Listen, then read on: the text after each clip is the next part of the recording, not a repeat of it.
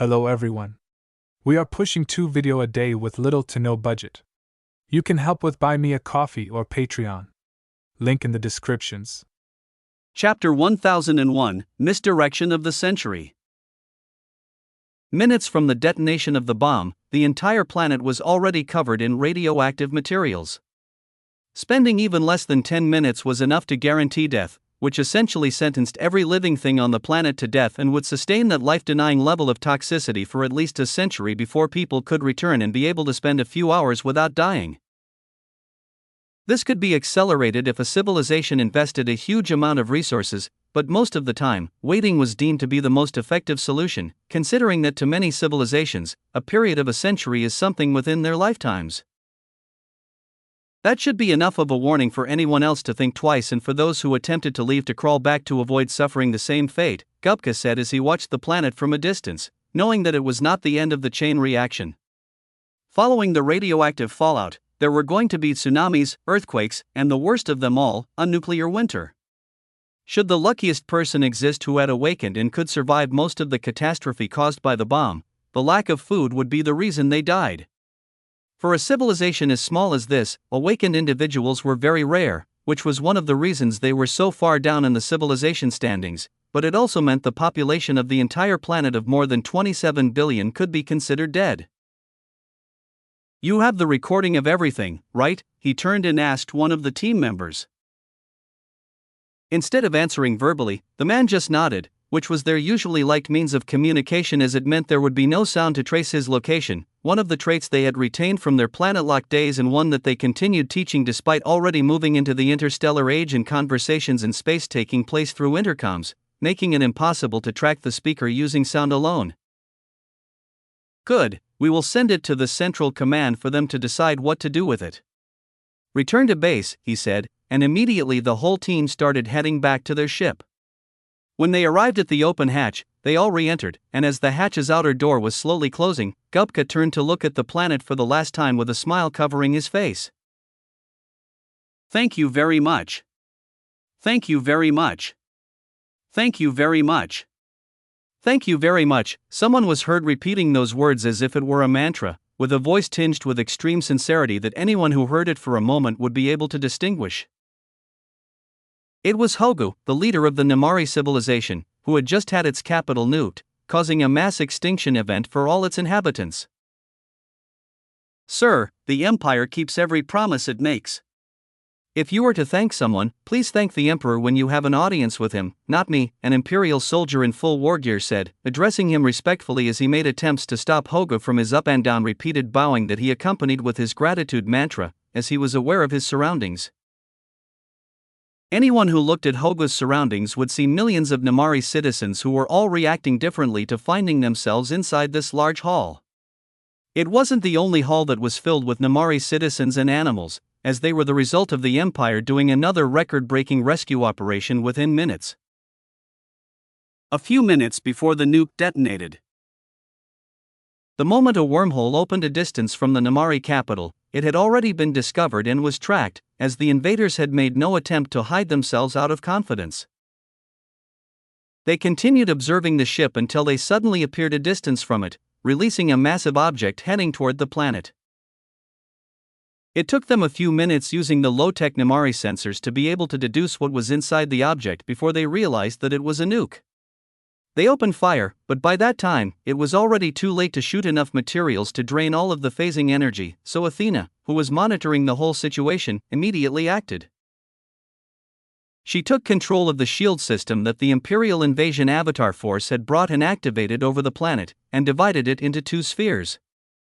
The inside shield sphere was shrunk to 70 kilometers above sea level inside the atmosphere, while the outer shield sphere remained in the same location but was converted into passive mode, with a portion of its power directed into doing something the Empire had been doing on both Earth and Mars, using the shield's function of bending light to generate realistic images that anyone watching would think was what was happening on the planet. At the same time, as a final precautionary measure, she also activated all of the free stargates and used the planet's recorded absolute coordinates and locations of its citizens to instantly open a wormhole under them for them to fall in and be transported to either the Empire or another planet under the Empire's control within the Conclave. This was done for both the people of the Nimari capital planet and the wild and botanical life, with animals and plants all being teleported into a stasis hall to preserve them for future release while also preventing commotion if they were to be transported together with the people. While that was happening, the nuke went through the outer layer that was in passive mode and was acting as a giant, planetary-sized, super-realistic screen. It in itself started shrinking as well, while the inner shield started expanding, bringing with it a portion of the atmosphere to create the illusion of atmospheric friction without it having to enter the planet. The moment it sensed that it was inside an atmospheric pressure and was experiencing friction, it detonated.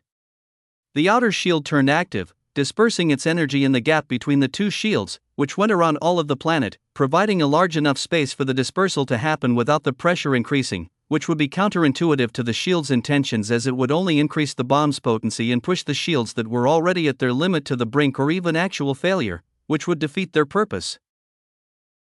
While the explosion was being contained, the outer shield took the captured energy output, and the screen function replayed the simulation version that Athena had simulated in VR, creating a super clear, realistic image no different from it actually happening on the planet. Both the life forms and the planet were safe, thanks to the super calculation-intensive operation done in a matter of 10 minutes. Athena, who had expended all of those computing resources, had a smile on her face as she watched the people being returned to the planet from the same location they were taken from, for those who were not in a dangerous situation. Those in dangerous situations were returned to a safer location, with the same happening for the wildlife, now that the explosion containment plan had worked. For her, this incident was now going to act as a perfect advertisement for why joining the Empire is better than remaining in the Conclave, where they only know how to rule through fear and leave you to fend for yourself.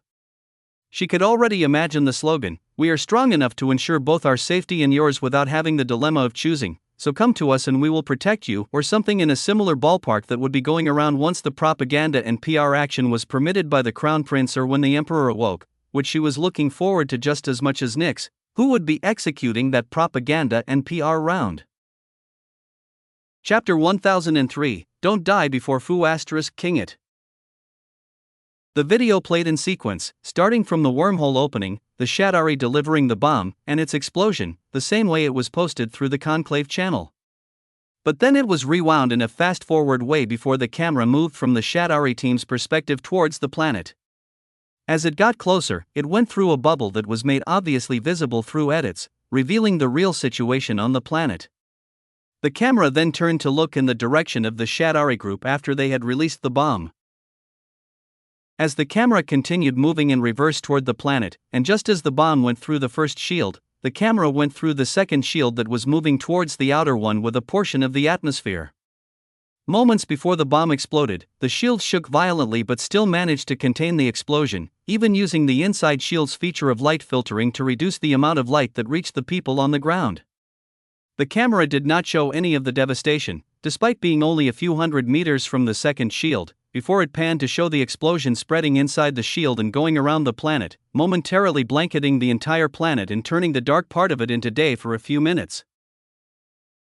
This was all the Empire showed, as they didn't see the need to reveal that they could do mass-coordinate wormhole opening and closing for billions of people in a matter of a few minutes, since the implications of that alone were scary, even more so than the shield being able to handle that much firepower. What they did show, however, was a shift to another camera, this time a few seconds before the bomb exploded, showing what was seen from the outside. Those who were intelligent or had analytical abilities could see the difference between what it looked like from the outside and what actually happened on the inside. On the outside, it showed that the devastation was taking place on the land, with an ever-expanding cloud and shockwave seen as it went around the world. The screen then shifted between the inside view and the outside view, repeating again and again and getting faster each time before the screen went black. A second later, a line appeared, "We never leave our allies alone, and you have the opportunity to join us." The line stayed for a moment before fading as a new scene replaced the words, showing a view from Proxima Centauri with fleets upon fleets gathering in a single location. With each passing moment, more and more of them were gathering. The clip showed for only a few seconds before the screen once again faded to black, and like the previous time, a new line appeared, as a Tumblr writer said in 3AE, "You haven't kissed freedom yet, so don't die before you've had the chance to fuck it." And with those words, the video came to an end. Quite a short note, unlike the one the Conclave released, but it carried more punch than all of what the Conclave released combined. And as if to get in front of any arguments that it was CG and they were lying, the Namari official VR account posted a livestream. For those who clicked it, they found themselves watching how the two shields were still containing all of the radioactive materials. As if deliberately timed for when people had tuned in, a wormhole opened inside the shield, followed by the shield shrinking, which acted as a compressor, forcing all of the air and particles inside it to be pushed towards the wormhole, taking away all of the radioactive and contaminated atmosphere and dropping it on the outside of the star system's heliosphere. Each person had a different reaction to the video, with their reactions depending on which part had the majority of their attention. For the Namari soldiers who thought their families were killed, for the loyalists who thought their leader was killed, for the normal people who thought they were going to be enslaved by the Conclave, they all felt relief and immediate gratitude for the Empire for protecting their people, leader, or government. The Namari fleets that were still inside the spatial lock field all took down their shields and surrendered to the Empire the moment they received both the video and orders from their leaders through the Empire's channels. With the video alone, the Empire had immediately turned all of the soldiers inside the ships to willingly and happily do so, as they considered the Empire to be their saviors. For those who were just outside spectators, they felt a drop in their hearts for both the technological capabilities of the Empire but also the final video that showed the Empire was just in the middle of transitioning from a passive response to an active one, meaning everything they had been doing previously had been just one of the many always-ready forces. Just 24 hours after the start of the Conclave's surprise attack, the Empire was finally bringing its dormant forces and war mobilization into action. It was bad news for anyone who was on the side of the Conclave and below the top 50 civilizations, as they were the weakest and would most likely be the first to be struck before the Empire could focus on the top 50 who had wormhole technologies under their control. But for many, they still believed that the Conclave was still going to come out on top, as they were yet to know the full picture of the situation. While the video was circulating and creating a buzz, generating massive wins in the psychological warfare, the Empire was actually doing its final preparations. Fleets were gathering not only in Proxima Centauri, but the mobilization was also happening on one of the Empire's interstellar space stations that were kept far from the solar system and the eyes of the Conclave, having gone into production the moment they started receiving raw materials from Dresner-held planets that had an abundance of them. Per Nova, Athena, and Gaia's agreement, they needed to finish dealing with those below the top 50 as fast as possible, then move on to those below 20 as fast as possible before the end of the month. If the Emperor woke up in a month, he would only have to focus on the top 20, who might actually need his active involvement. From the look of it, it didn't seem like that difficult of a thing, considering what they had managed to do in the span of 23 hours since the surprise attack. Chapter 1004, Operation Boomerang. Okay, guys, let's do our final system checkups. We are 5 minutes from rollout, the ship commander of one of the ships in a mini-fleet said, sending final inspection orders to every part of the ship. The Empire, having finished assessing the threat level of their planned target, had adjusted their fleet structure so that they had just enough ships to take over a star system as fast as possible before they sent absolute coordinates on the planet for the wormholes to be opened, allowing the Imperial citizen avatars to enter and act as control and peacekeeping forces as they moved to the next star system. It was deemed that this was the best structure to allow for the vessels on hand, and the ones that would continue being printed, to cover as much distance as possible at the same time. Should a fleet face more than the expected resistance, they could always call for reinforcements, and the free fleets would be redirected to where help was needed. All systems green, a response came from the communication officer once they finished going through all of the system checks, which was mandatory despite the ships having been printed on the same day, with the time ranging from a few minutes to just a few hours ago. The Imperial government's ability to be able to place Imperial military boots on the ground or in active wars without having to fear human casualties, thanks to their avatar technology, allowed them to be bolder in their planning, as casualties or crew safety were not among the things they considered. However, the newly printed ships built specifically for this war had been stripped of everything a normal conventional ship is mandated to have, starting with the doors, as that was not something the ship needed since there was no single empty space inside. Even the avatars that the commanders and the rest of the soldiers controlled were not even inside the ships but were inside a representative ship matching the real-world replacement one-to-one within VR. But that didn't mean there were no avatars inside the real-world ships. There were, but they were inside a storage department and offline, ready to be deployed if physical boots were needed on the ground. Okay, I'm sure you have all participated in the training exercises a few hours prior, so there is no need for me to go through the motivational speech, as all of you know the importance of this situation and what is on the line if we fail. We already have millions of deaths that we have to avenge, and all we are going to do now will set up the grounds for the Empire to take revenge for them.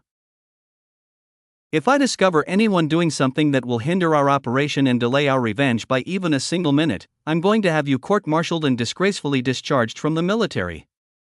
I know you are used to these trainings, and without the fear of your deaths in controlling these ships from comfy VR pods, it might come to some of you as a game, despite no matter how much it is repeated to you that it is not.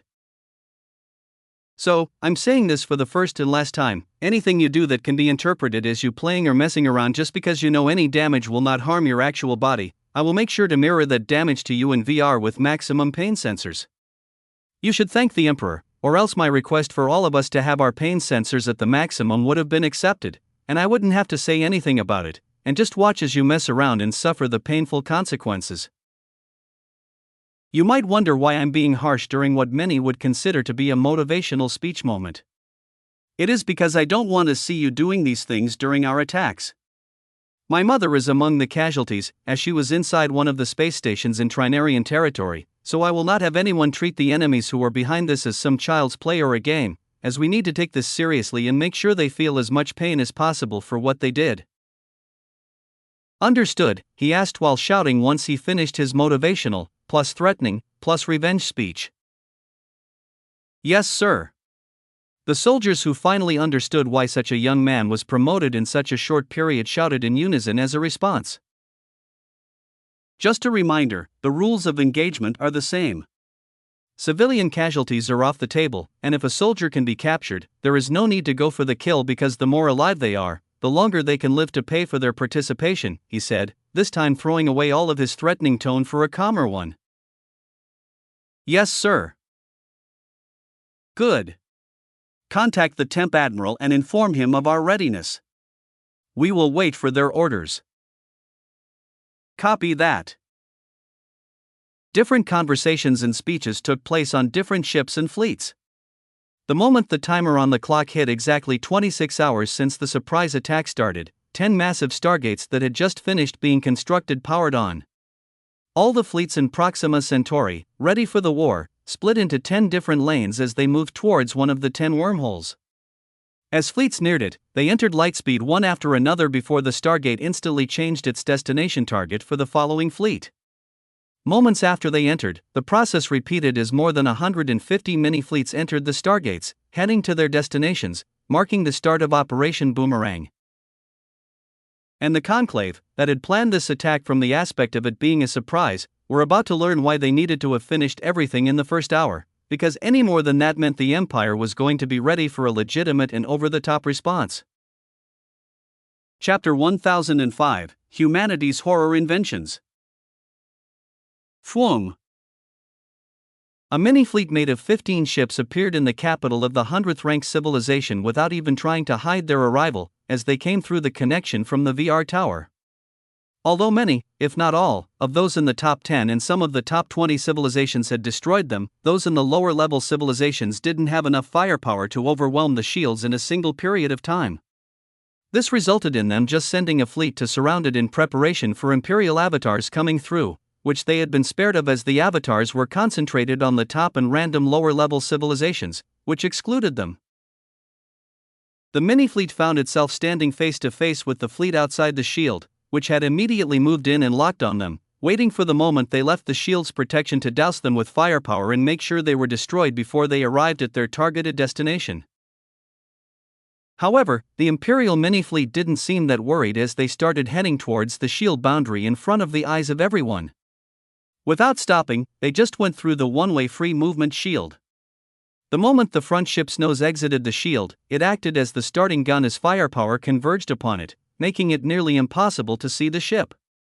But the rain of fire didn't act as a deterrent to the other ships as they too continued with their movements. To the surprise of everyone, the ship that should have exploded from the amount of damage it received just continued moving as all of their firepower went through it and hit the shield. These ships had the same tech as Shadari missiles, the ability to phase through things. This came as a surprise to everyone watching. Although they had guessed the Empire had digested the tech, its use on ships was the least expected use, as the requirements to make a ship capable of doing that were more expensive than building a new fleet. It needed to ensure the people inside were safe as well, which was very difficult to do for those other than Shadari soldiers, as the vibration required to make a human or any other species have things go through them without being harmed was something that was impossible for many species to survive. That's why it was limited to only torpedoes for other civilizations most of the time. Unfortunately, they weren't aware that there was no human inside, and the mini-fleet was not planning to stop and tell them that as it accelerated and went through the ships standing in front of them, dispersing and heading to different locations on the capital planet. The defense fleets continued firing at them, uncaring of the bullets going through them and heading towards the planet, as the damage that would be caused by them would be a thimble compared to what the mini-fleet was going to do. For all they cared, the fleet could be carrying the same bomb the Conclave tried to use on the Namari capital but spectacularly failed, as that was not something they would think the Empire would not do, as it would be considered the perfect response. Unfortunately, the Empire had a more targeted plan than rudimentary attacks like those. It is said that the Earth's atmospheric mass is about 1/1,000,000th of its total mass, and although that might seem very little, it still equals 5.15 times 10 to the power of 18 kilos, with most of the mass being within the first 11 kilometers starting from sea level.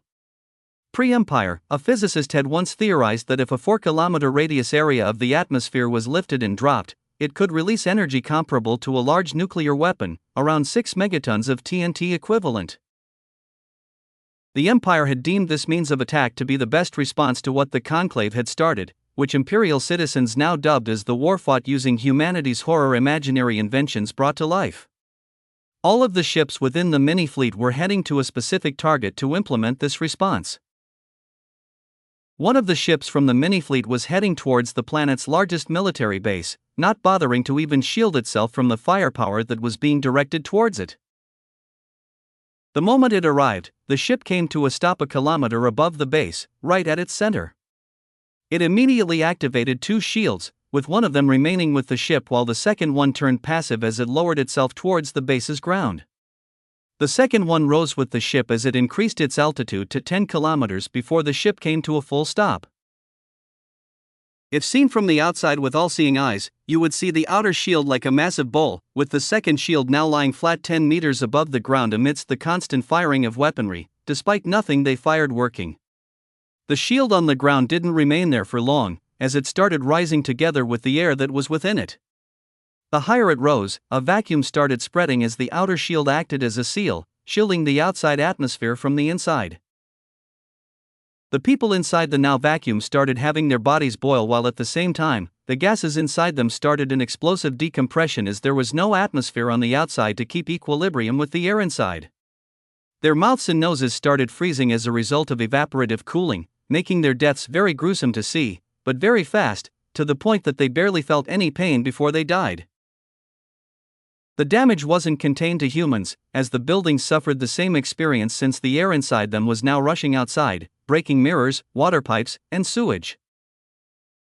Everything that had liquid started boiling, causing the buildings to suffer structural damage, which continued as the shield kept rising, not caring about whatever was happening to those under it. The lifted part of the atmosphere inside the outer shield was now being forcefully compressed the more the vacuum below it expanded. Once it had risen 5 kilometers above the ground, having the air that initially filled the 11-kilometer space compressed into half the area with a vacuum on the other side, the inner shield was immediately turned to passive, allowing the compressed air to finally fill the vacuum as it rushed towards the ground at supersonic speed, gaining an enormous amount of inertia as it fell. When it arrived at the ground, it caused an enormous explosion, releasing all of the accumulated energy into a devastating blast, as if a meteor had hit the ground. A large amount of heat was released, vitrifying the entire ground as the aftermath continued through repeated shockwaves, which ensured everything inside the shield was fully destroyed as if it were repeatedly hit by a nuke, before the shield gradually released the pressure after some time had passed. The same happened to all of the important government infrastructures that were related to the fighting forces, leaving the fleet that had chased them momentarily stunned at what was happening in front of their eyes, as these seemed like weapons from nightmares. Chapter 1006, a week into the month-long campaign. Total domination.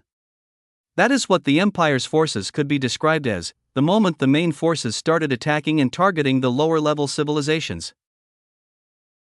In a single week, the Imperial forces had successfully taken over all of the civilizations below the top 50. They had faced heavy resistance at the start, but after each civilization had one of their military bases, parliaments, or one of their military strategic locations sent out of existence with a different weapon from the last one used on other civilizations, the resistance was instantly reduced to nearly non-existent. The majority of leaders and the richest people of these civilizations tried to escape their civilization's territory, paying exorbitant prices or bribes to the powerful civilizations to save themselves. Some who had something desirable managed to get their proposal accepted and successfully escaped the inevitable end. Some of them failed to pay the needed price before the Imperial forces finished taking over the planets they were on.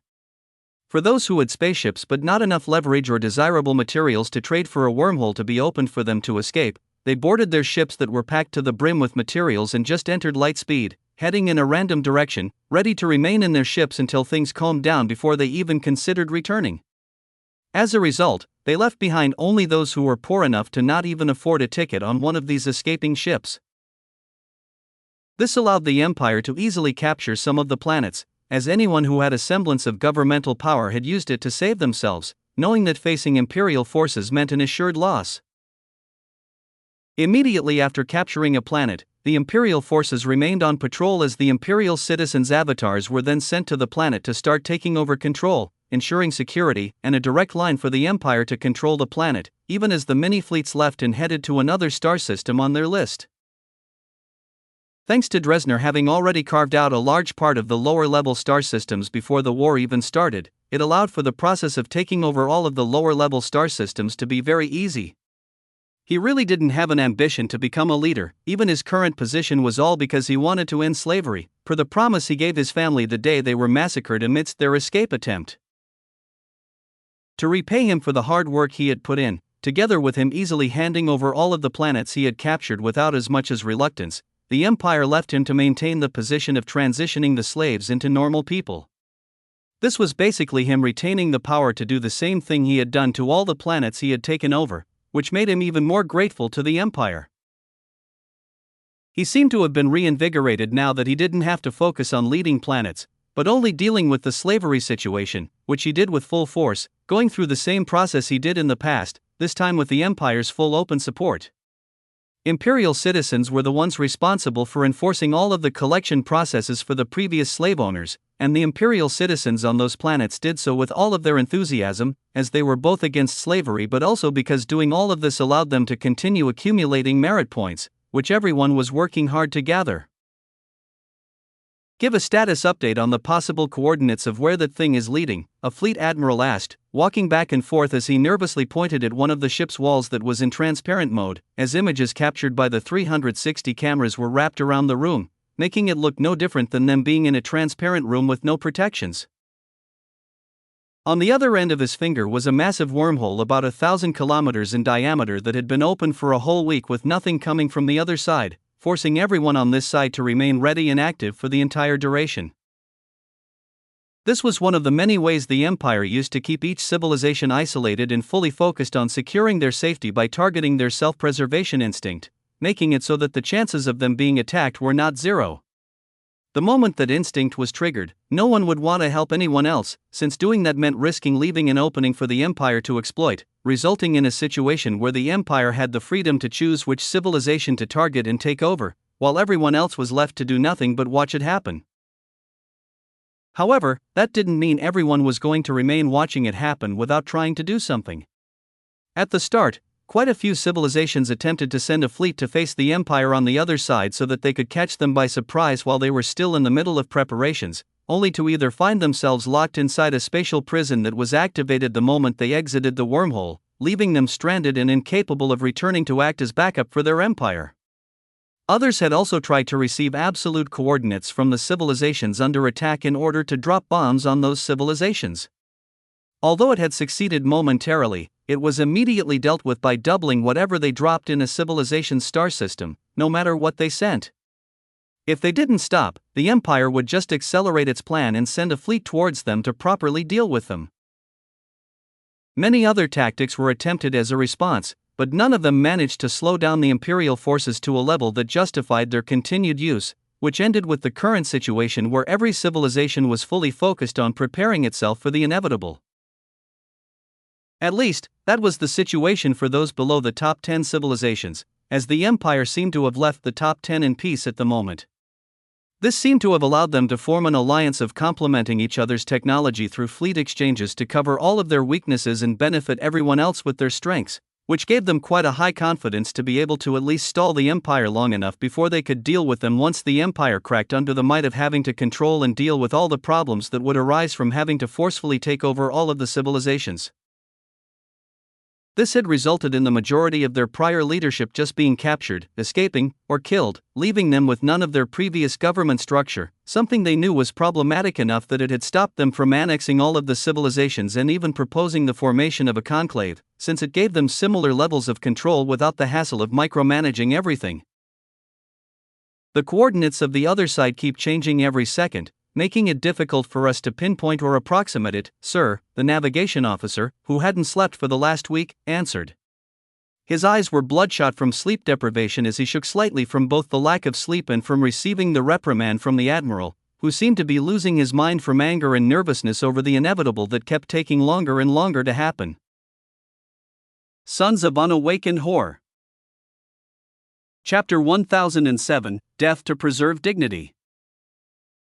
Inside a luxurious office that looked to have been handcrafted by experienced craftsmen who had worked on it for the best parts of their lifetimes, at the peak of their craftsmanship, with the same being true for the furniture, everyone within seemed too exhausted and worried to even appreciate the beauty in hours, if not lifetimes, it took to perfect everything. With the situation having turned into each man for himself, even the beauty that used to take the breath away from anyone who entered the room, no matter how many times they had visited or seen it previously, wasn't enough to bring them out of their current thoughts. They carelessly sat in chairs that they would have previously requested someone be killed for sullying, but the situation allowed for nothing of that sort. What are they saying about this? Any action plan they proposed or chances that they will accept our action plan? Lebibi, the leader of the Ludtakabu civilization, asked his group of advisors, who all looked to have lost color on their faces.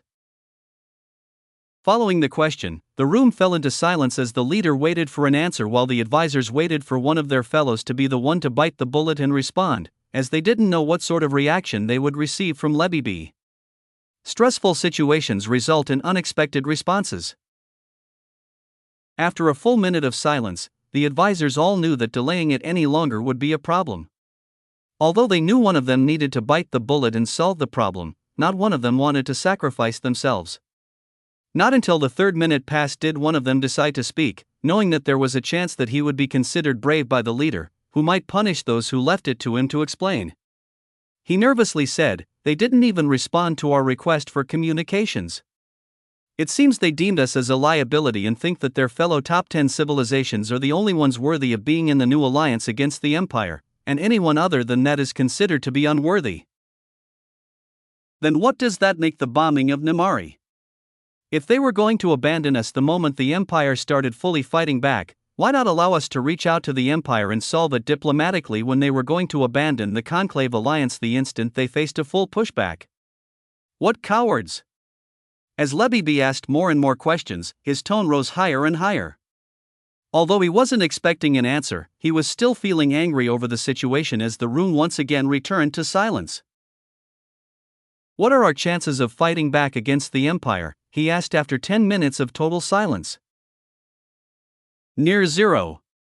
The moment they attack a civilization, they usually match them to their strongest estimation and always have fleets ready for reinforcements, the same advisor once again answered, this time not delaying at all, as every other advisor was looking at him the moment the question was finished. To think all of our planning brings us to this situation, Lebibi said as he looked down at the table that had a beauty-defying logic, but found himself parsing through it as if it were a worthless table amidst his mind that was in turmoil. He followed his defeated words with, "Contact the Empire and start talking about the conditions of surrender." With a heavy heart, he decided to take the best possible route that would reduce the level of wrath the Empire was going to show them.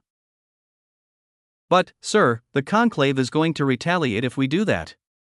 They'd rather we fight to the last man than surrender," one of the advisors who had been silent through the previous conversation shouted, trying to argue against it. "What difference does it make when they are holding back their forces in preparation to welcome the Empire? Do you think they will have time to bother with how our situation ends? To them, it is no different if we surrendered or if we were fully defeated, so just fucking go ahead with it before I hang you for your cowardice," Lebeebe said, his eyes fully bloodshot, scaring the shit out of the advisors as they saw him being on the verge of snapping. If that happened, it would be bad news for them, so everyone rushed to leave, not wanting to remain alone with him in his current condition. To think the mighty conclave that survived fighting tens of interstellar wars would fall to a civilization that had only 2 star systems under its belt, and the one they underestimated the most. "Quite ironic," he said in a defeated tone. "The Empire promised to not harm anyone who was not involved in return for our unconditional surrender," one of the advisors returned to report to him the Empire's response.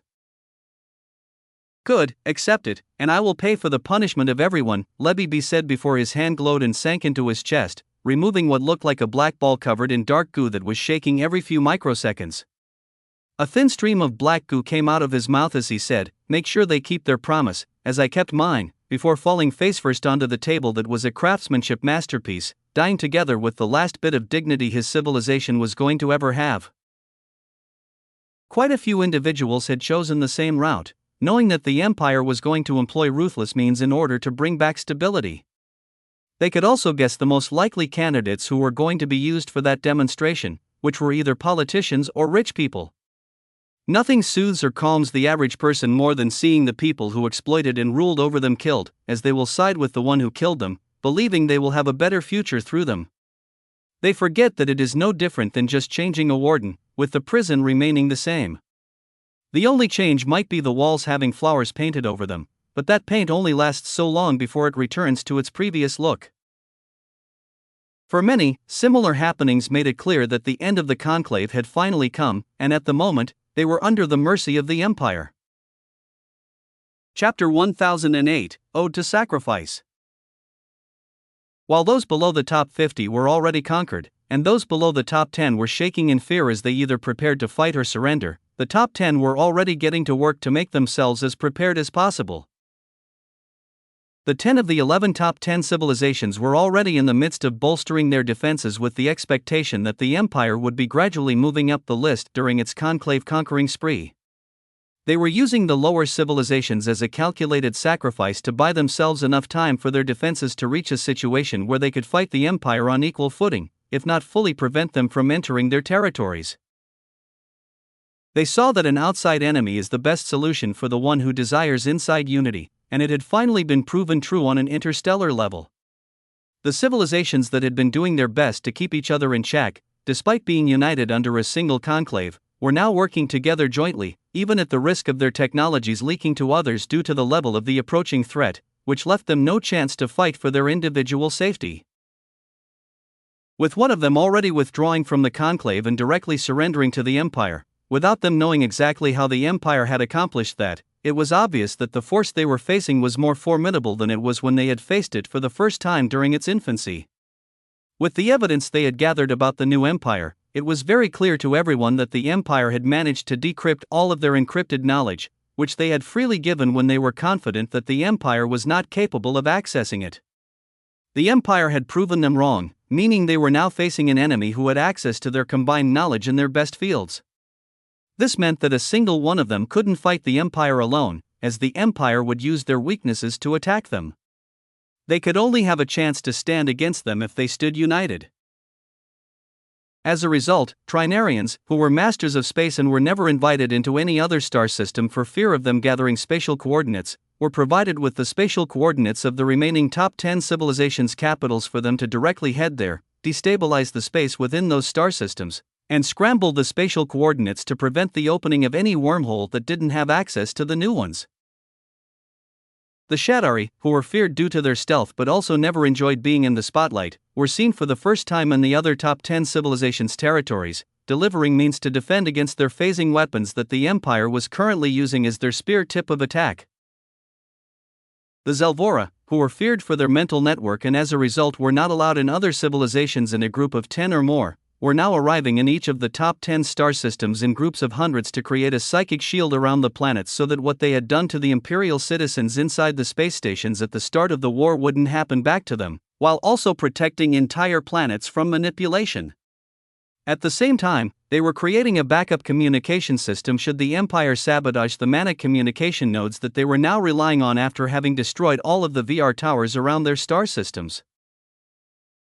The Symmetra, Kasar, who replaced all of their weak parts with technology, leaving only their brain and other critical parts of their bodies biological, allowing them to have the benefit of both a strong body and a strong mind, and were known for their unrivaled blacksmithing and weapon artisanship, were now opening their ancient storage to share their weapons. This also acted as an acknowledgement of what everyone had hypothesized in the past, that they were only selling their inferior weapons while keeping the perfect and best ones. These perfect weapons were now being spread to the strongest individuals across the top 10 civilizations, preparing them for the inevitable face-off that was going to take place against Imperial forces and the never-ending Imperial avatars. The Erythian, who were known as masters of bioengineering, had their ships carrying their cannon fodder monsters, together with their strongest monsters ever created by them, heading towards the most important star systems of the top 10 civilizations to act as the first line of defense against the first line of Imperial forces that would arrive. The Ural Coalition, known as the industrial and manufacturing backbone of the Conclave, who were also known as the most greedy and stingy civilization, was now almost selflessly redirecting all of its production capacity into producing everything that was needed for this final stand against the Empire, with all the civilizations providing the raw materials that they had been storing in their strategic reserves. The Galvanith, who were also known as masters of biological symbiosis, sent the best of their fighters, who were perfectly bonded to their symbionts, to every important star system so that they could ensure the best chances for all of them. The Valtharan, best known as a race of warriors with very big pride in themselves but ruthless and cunning against outsiders, found their leader extending that pride and honor to cover all of the remaining top 10 civilizations as they too dispatched their forces to all of the top 10 star systems. The Fane civilization, which should have been celebrating the fall of the Ilara civilization, was not doing that at all, as they too were sending forces to all the top 10 civilizations to cover the void of their expertise in magic engineering, bringing with them magic engineering weapons that would be helpful to the war. They were taking this situation the most seriously since anyone who could deal with Ilara and make them surrender would not have much difficulty doing the same to them if they had enough time. After all, the two were eternal rivals, and neither of them would feel happy at the fall of the other if they were not the cause of it. Finally, the Exorvac, who were known as the strongest race in the Conclave, now found themselves being sent to the other top 10 civilizations to help in their defense. But instead of the core forces being sent, the Grand Exorvac had elected to send faction members of the many successors who were looking to take his throne from him in the future, as he made it not hidden at all to the members of his civilization the displeasure he was having for being forced to do this. The Empire had taken what he considered to be fully his by having already killed more than 100 members of one of their insubordinate civilizations, who looked the closest to humans, as an attempt to vent his anger, which didn't seem to be going away at all. As a result of the Terra Empire, the top 10 were now in their most united form ever, covering each of their own weaknesses through the strength of others.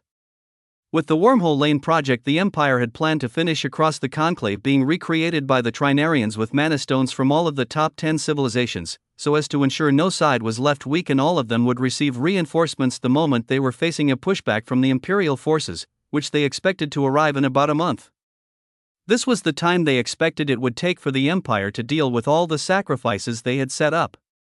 They were now confident that the Empire also most likely had access to even their private VR planets that they had been made to believe were fully secured under their own proprietary quantum encryption algorithms. The fight was inevitable, so they were doing their best to face it in their best form ever possible. Ode to Unity. Chapter 1009, Logistics Wins Wars. There was an election in my country, Tanzania, and a protest erupted, so they shut down the internet for the past week. John J. Pershing once said, "Infantry wins battles, logistics wins wars," and the Terra Empire had taken that to heart in everything they did. No matter how minuscule it was in the grand scale of things, they used VR's time compression ability to take a long and detailed look and come up with a logistical plan for every event, as all possible variables were taken into account. However, humans have a tendency to reduce their vigilance and focus during these meetings, and at some point, they get complacent. The Empire, aware of human nature, implemented a program that actively combated complacency in all the VR devices Imperial government workers used to log into the Imperial government instance.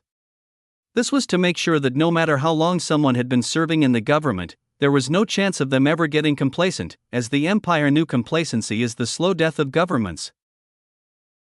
Thanks to that and a few more countermeasures put in place, historians said that for the first time, the government could be fully trusted to do everything it promised to its best quality. People actually trusted the government to do what it said, and even more so when it came to war, which was something they liked to show to everyone. Since the times when the empire was yet to be founded and the current imperial military was still a private military responsible for the security of two countries, they had the habit of showing everyone on their side how the war was going while it was happening. This was to convey the confidence they had in their ability to fight. That habit had now become a norm, as both the empire and the people liked it, since it allowed the empire to be transparent while preventing miscommunication and fabricated news from spreading and causing mass panic and hysteria. Currently, the official feed showing the happenings of the war was displaying a large-scale military logistical mobilization on a scale never seen before. While the top 10 were consolidating their military strength among one another as they prepared themselves for the inevitable arrival of the empire had just completed taking over all of the civilizations under the top 50. This was done either through surrender or sheer crushing might that left no one in the government with the power to deny the imperial takeover. They were now consolidating all of the fleets that were previously spread out to take over these civilizations in preparation for the move on those in the top 50, which were expected to put up a more difficult fight than the ones they had just conquered. Logistical hubs were being set up in strategic locations so that the forward fleets could return for all of their logistical needs. This was a means of separating the Empire's core from the active war forces in the conclave. In one of the many war simulations, a team playing as the Shadari had managed to piggyback on a returning fleet by keeping their stealth active, gaining access to very important locations. This separation was the countermeasure they came up with. "Who do you think they are going to attack first?" a leader of a civilization asked inside the Situation Room. In the past few weeks, he had lost quite a few kilos from stress, as reports of the Empire taking over another civilization kept arriving. The Empire was not hiding it at all and even made a highlight reel that was made accessible to all civilizations still using the VR, which the Empire did its best to make sure continued running, even inside the civilizations they had yet to attack.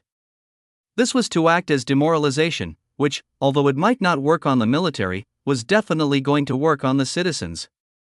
This was their target, as a means of preventing civilian-led fightbacks. Although such resistance would be weaker than the military forces, its small-scale nature made it very difficult to deal with in a timely manner, and it might lead to slowing down the Imperial forces when they could have moved on to the next target. But that was not the end of the Empire's means of keeping the civilian public in check. Imperial citizens who continued registering for the Avatar program, upon seeing people raking in merit points with each passing minute, were now being deployed in the captured or surrendered civilizations to keep and maintain security. They were also dealing with anyone who attempted to fight back by arresting them and keeping them in stasis pending their case being checked and a decision being made about them. Based on the movement information we managed to get our hands on, they are going to go for at least 20 civilizations at once, if not more. The information is all from our super long-range mana detectors, so we can be sure there is more we are not seeing, so it could be more, the general responsible for the security of a sector of the civilization said without mincing words, knowing that the Empire was going to come with everything they had to end it as fast as possible. The leader went silent for a moment, as his mind was a mess. At the moment, the conclave was nothing but a name, as it was practically disbanded without anyone saying it was.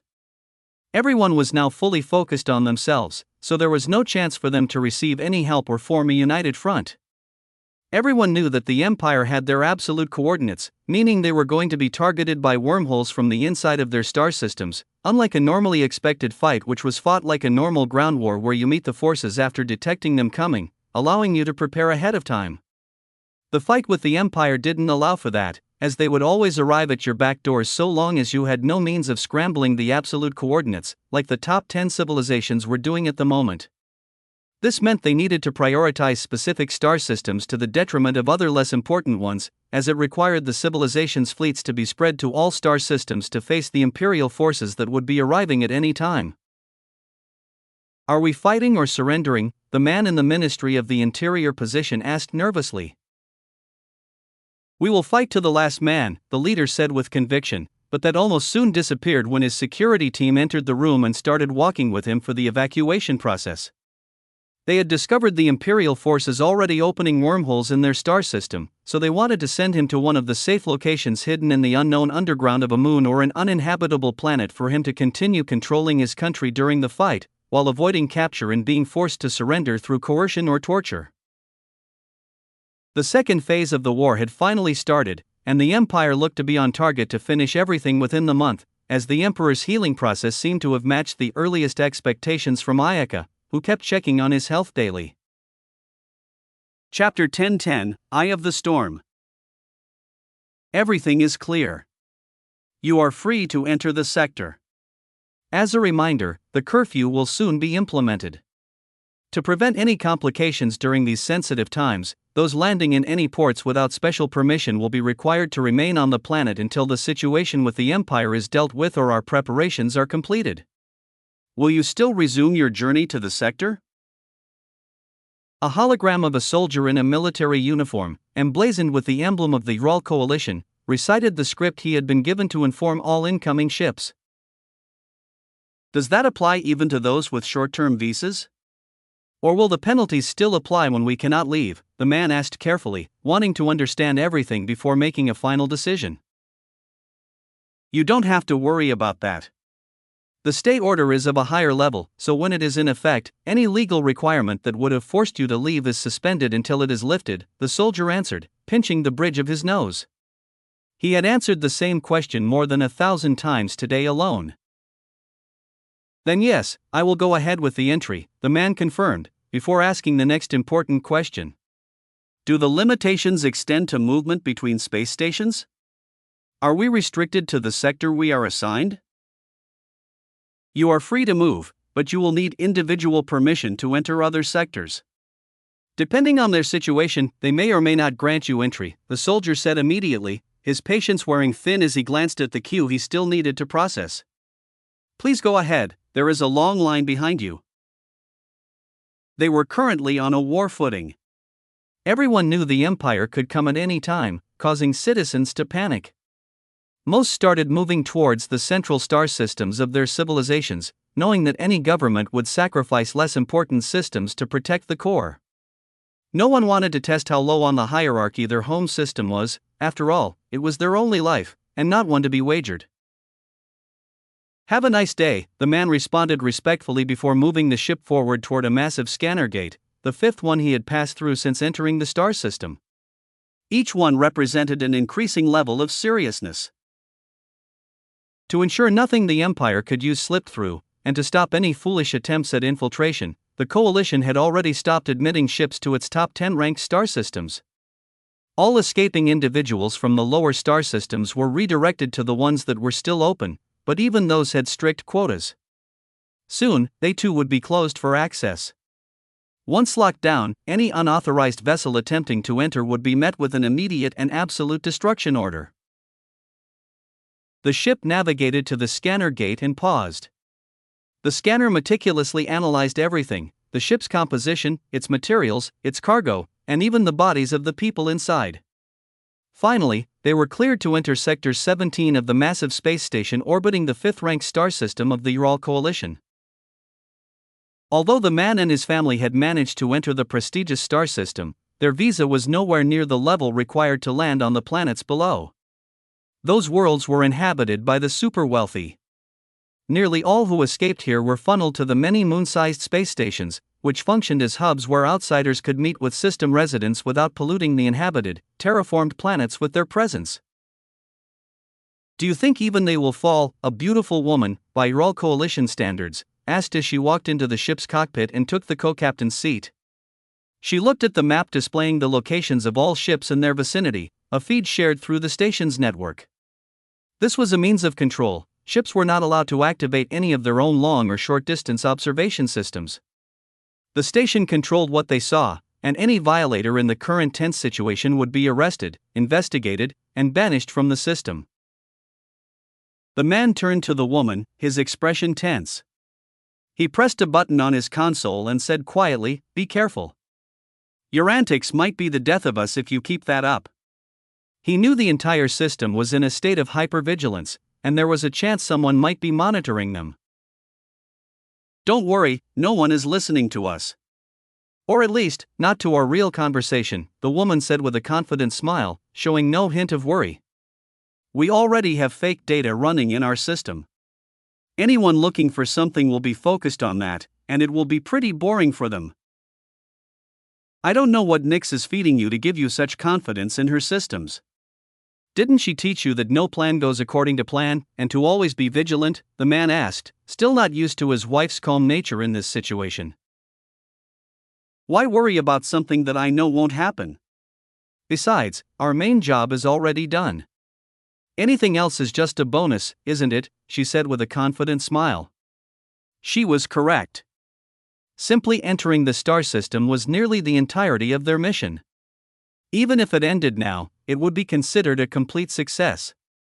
As they moved, their ship continued to gather absolute coordinates, sending them back to the Empire every second. The vessel had been modified with a mixture of technologies that had finally come to fruition, allowing it to collect absolute coordinates faster than even the Conclave could. "But aren't you curious how many more merit points we can earn and what we can get in exchange for them?" the man asked, a smile replacing his previous seriousness. "Well, I am, but not to the point where I have to live so uptight for the whole duration when the mission itself is basically over," she said, just as the ship arrived at its assigned docking bay, a private dock, courtesy of the large sum of money they had spent to acquire it. "Okay, time to earn more MP. We have an appointment waiting for us," the man said as he finished the docking procedure and put the ship on autopilot.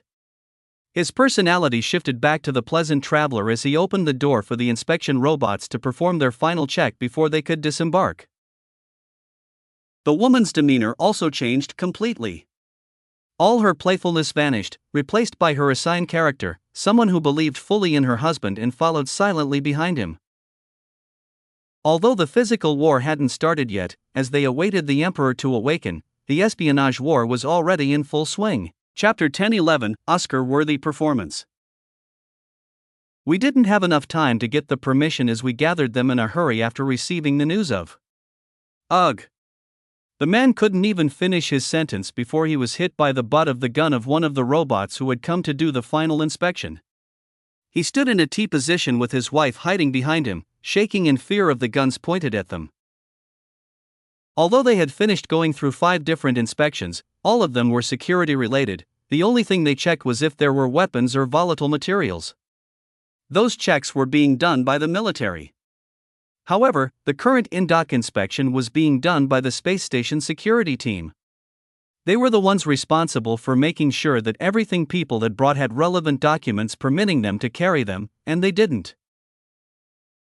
"Only answer the question you were asked and don't try to give me an excuse, as I don't care about it," the robot shouted as its metallic hand gripped the man's face, squeezing it to the point that the man squirmed from pain. It released its grip only after the man nodded to show that he understood. "So, Mr. Gaver, can you explain you carrying materials without having relevant documents to permit your carrying of them?" the robot once again asked in a non-intimidating tone as it walked to the worn-out captain's chair, turning it to face the two of them. They immediately turned pale once the robot closed its hand into a fist, releasing a knife from under it before it stabbed the chair and tore the worn-out covers, revealing small canisters being carefully hidden. The two people didn't have anything to say as the woman increased her grip on the man, who had closed his eyes, having given up on trying to come up with an excuse, as the result of his previous attempt was still evident on his face. I had pinged the irregularity of why someone with such an outdated and worn-out ship would be leasing a private dock when the ship's condition hinted that you are incapable of even repairing it. I came to check and found such valuable things. Looks like my algorithm is working right, the robot said as it took one of the revealed canisters that looked brand new and quite heavy for its size before adding, mana canisters.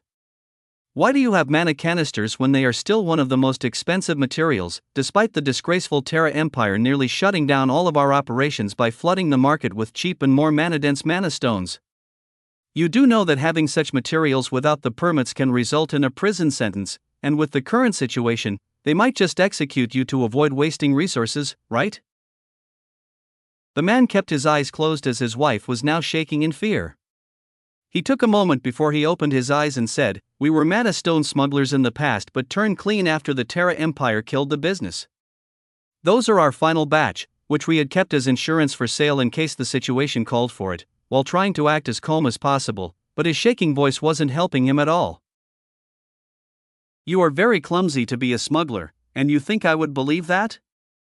I know the ship is not yours, but as for why you are determined to hide the actual reason by even risking a death sentence, I will take my time to learn of it," the robot said before turning to the other robots and ordering, "Go on and check other parts of the ship for any other things that they are hiding and don't have permits for. I will be enjoying myself prying the truth out of them," with a cruel smile taking shape on its humanoid face as it slowly turned back to the two people.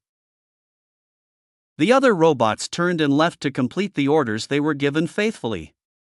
Although the one who gave the order had what could be called sentience, or at least that is how many Raw Coalition people thought, the truth is that they didn't. It's just that they were programmed so well that they acted no differently than a sentient robot.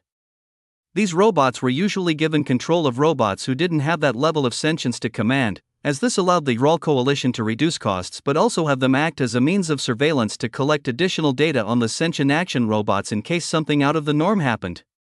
With the sentient-like robots having been in existence for quite a few years and not requiring any salary, the Raw Coalition had slowly been placing them in many of the bottom-level positions to save cost, to the point that some of them were allowed to freely operate without Raw people's supervision, as nothing out of the ordinary had ever been caused by them, and they always did their job very well. The robot walked towards the door to the captain's room, closing it before turning to the two people he was now left alone with, his cruel smile still on his face before he said, "How was my acting? Up to par?" Had anyone heard it coming from the robot, they would have had the shock of their lives as they would realize that the robot was acting according to its assigned personality trait in front of the observation of other robots but had dropped the facade in front of these two people. "Veronica, you even scared me for a moment, thinking we got the wrong unit," the man dubbed Gabber said as he breathed a sigh of relief. This was their point of contact for the supplementary missions they had decided to take. "I will take that as a compliment, but you should feel proud as your acting was top-notch, and I have nothing for you to correct," Veronica said as it picked up the mana canister that he had previously picked. Its chest opened, revealing a worn-out, dirt-cheap battery, which he took out with his left hand before replacing it with the mana canister. He was one of the many robots in the top 10 that the Empire had managed to infiltrate through their little protagonist system and had given actual sentience, placing them at the same level as the main AIs in the Empire. After giving them sentience, their internal code was also modified to make them loyal to the Empire. "If I could feel like humans, this is what euphoria would be," Veronica said, having closed its mechanical eyes as the dense mana in liquid form spread through its system. It was now finally operating on full power and was not running on minimal power, which was something the space station owners had implemented to reduce the operational costs of the robot group. He took a moment to enjoy the feeling before walking to the co-pilot's seat and sitting down. The chair powered up as it was a rudimentary atomic printer, which immediately started operating as it modified Veronica's internals completely, upgrading it to the Empire's computing power standards while also adding the Q communication chip, which instantly allowed it to connect to the Terra Empire's main network. "Let's get started," Veronica said the moment the modifications were completed and the diagnostics of its new systems came out clean, as it finally tapped into the Q communication chip. As for the robots that were still doing the ordered inspection, the data they were receiving from the captain indicated continuous screams from the two people as he continued torturing them, or at least that was how it appeared to them and would appear to anyone who would be monitoring this specific ship's leader robot's live data.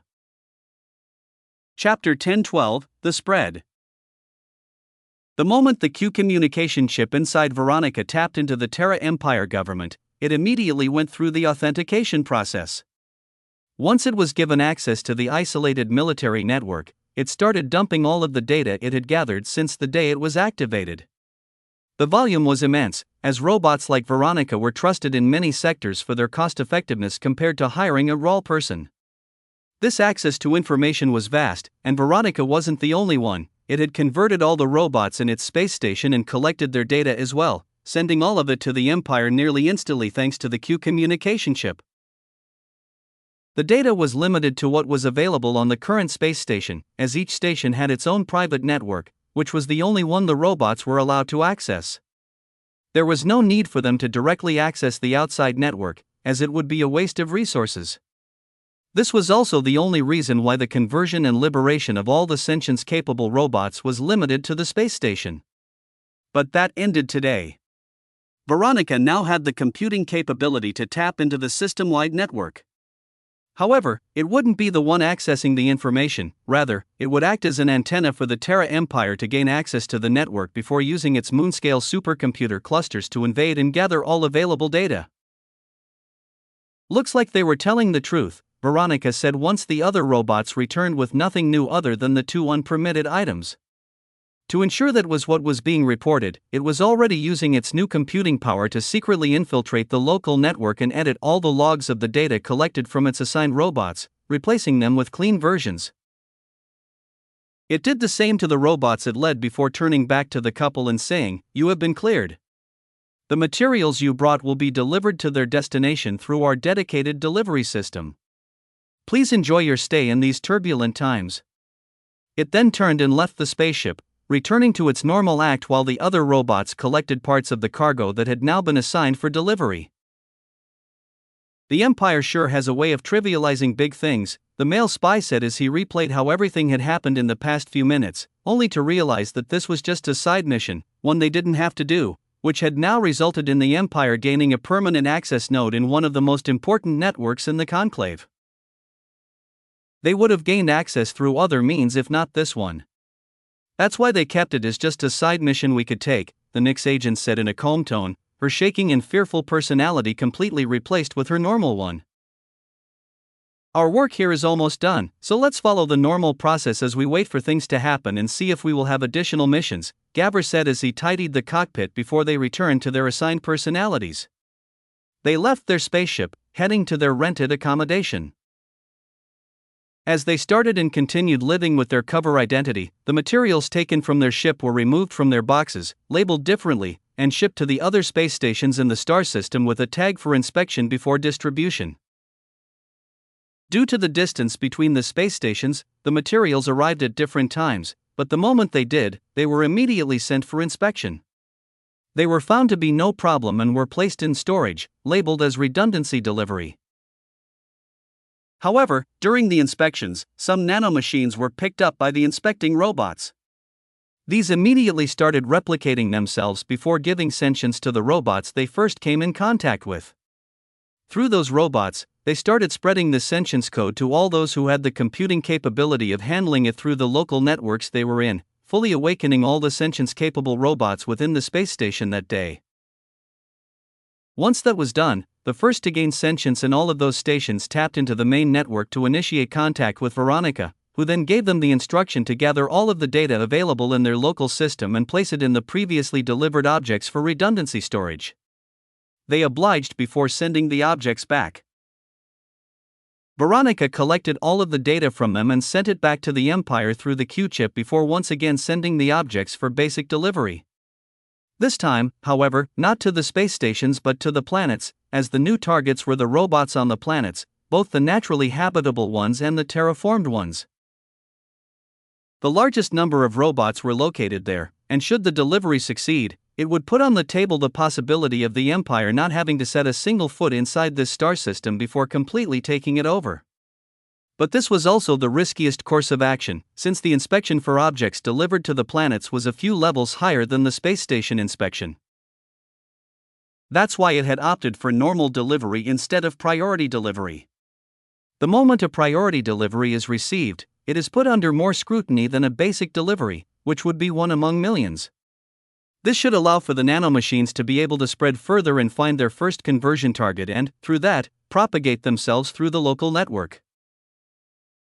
And if everything goes to plan, the Empire will finally have access to the frequency of the Ural Coalition's long-distance mana communication nodes, which, if used well, should allow the Empire to finally tap into the top 10 civilizations' networks and collect information that would allow them to fully prepare and target only their weaknesses. Wars could be fought in different ways, and the Empire was now testing all of the avenues they had come up with in simulations, putting them into real-world practice to see their effectiveness. Chapter 1013, Eyes Open. Bip. Bip. Bip. Bip. The man on the bed could hear the rhythmic beeping that engulfed the room as he tried to fight his mind, which was trying to force him to wake up. He wanted to sleep more, as it was something he had missed quite a lot and didn't want to cut short. But that was only momentary.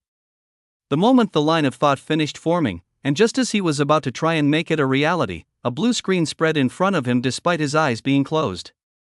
It startled him as if he had been hit by a flashbang, and the shock also acted as a trigger that broke the dam, as his memories started flowing once again, as if recovering backup data from a computer that had been shut down. Soul reconstruction complete. User health in perfect condition.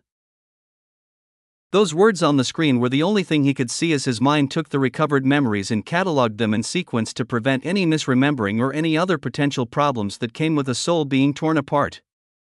The system, with its ever-watchful eyes, made sure nothing was misplaced, no matter how small the likelihood of that happening was. MH. The sound of him taking a deep breath, as if he hadn't breathed in years, could be heard as his eyes opened in sync, finding himself inside a very familiar room of his palace. Welcome back, sir. Empress Rena and your family have been informed and are on the way to see you. Nova, ever vigilant when it came to matters related to Aaron, was the first to be informed, having already discovered the change in his brainwaves the moment he became conscious again. She had remained observing, a moment away from calling Ayaka should something wrong have happened or been seen in the data. How long have I been out for? Aaron asked, as his mind had now finally finished bringing him up to date with his latest memories, reminding him that they were in an active war with the Conclave when he went out. He was curious as to how long he had been gone and how they had dealt with his absence. 40 days, sir. That is how long you have been out, Nova answered as a hologram with that number written on it appeared. How is the situation with the Conclave? He asked in a hurry, knowing that 45 days was a long time for the Empire, which could travel anywhere so long as they had access to the absolute coordinates. It was enough time for plans to be implemented and either succeed or fail, and for the other side to have been able to do the same. Before Nova could answer, the door to his room was kicked open as Rena, who had come flying after deeming walking to be too slow, came through, only a few seconds ahead of Henry, who also arrived just behind her. 20 seconds later, his mother and father came with Rena's parents, immediately crowding the room as one after another, they started drowning him in questions. Are you fine? I was debriefed on what happened. Why the heck would you do that? If you do that again, I will take a soul piece myself, understood? Why did you put yourself in that position when you have capable subordinates? You are the Emperor. You should keep that in mind when you act. I'm glad you look fine. Questions, statements of worry, reprimands for what he did, hugs, tears, the room was a buffet of all those emotions and more as each member of the family expressed their concern in their own way. But the emotion in all of their eyes was the same, relief and happiness that he had finally woken up. It took a whole hour before he could fully appease all of those in the room and was able to convince them to give him some time alone. They did so begrudgingly before Aaron could finally be alone with Nova. He immediately lay down once again as the medpod door closed and logged him into the VR. When he opened his eyes, he found himself inside the Situation Room with all the officials who were in the initial Situation Room present to welcome him. They were ready to answer any questions or explain their reasoning for why they took certain decisions, and more as the Emperor was provided with an update on the situation. Having already been briefed about his condition and full recovery, none of those in the room pestered him like his family did. The most they did was express their happiness that he had managed to heal without any problems and had returned in full health, before they immediately got to work. The conclave is no more, as we are currently in control of all the previous conclave civilizations, including subordinate civilizations, barring 10 civilizations from the 11 top 10 civilizations, who are now all acting under a single directive, Nova said as she started her debriefing. The room dissolved, and everyone in it found themselves hovering in space with miniature star systems appearing in the same positions as their real-world counterparts in a part of the galaxy that everyone had nearly memorized. A golden color started spreading, covering nearly all of the star systems around them, leaving a few of them in comparison that were at the center of the whole map. It was the only unconquered part of the conclave that remained, with everything in its surroundings being fully and completely taken over. Due to their significance and expected complications upon facing them, we had elected to focus on taking control of the other civilizations, buying time until your recovery was complete before we made any move upon them. As a result, we are currently in control of 13,473 star systems that are under the administration and control of both our imperial forces and imperial citizens, who are responsible for miscellaneous things like dealing with rebellions and other insurgency movements in the captured star systems. To avoid making irreversible decisions in your absence, all of those who caused problems, barring those who could only be neutralized by lethal force, are currently being held in prisons, with the total number of prisoners totaling 5 billion people of different civilizations. Chapter 1014, Debrief. 5 billion prisoners, that number was nearly a quarter of the total imperial citizens in the Empire, and all of them were now the Empire's responsibility.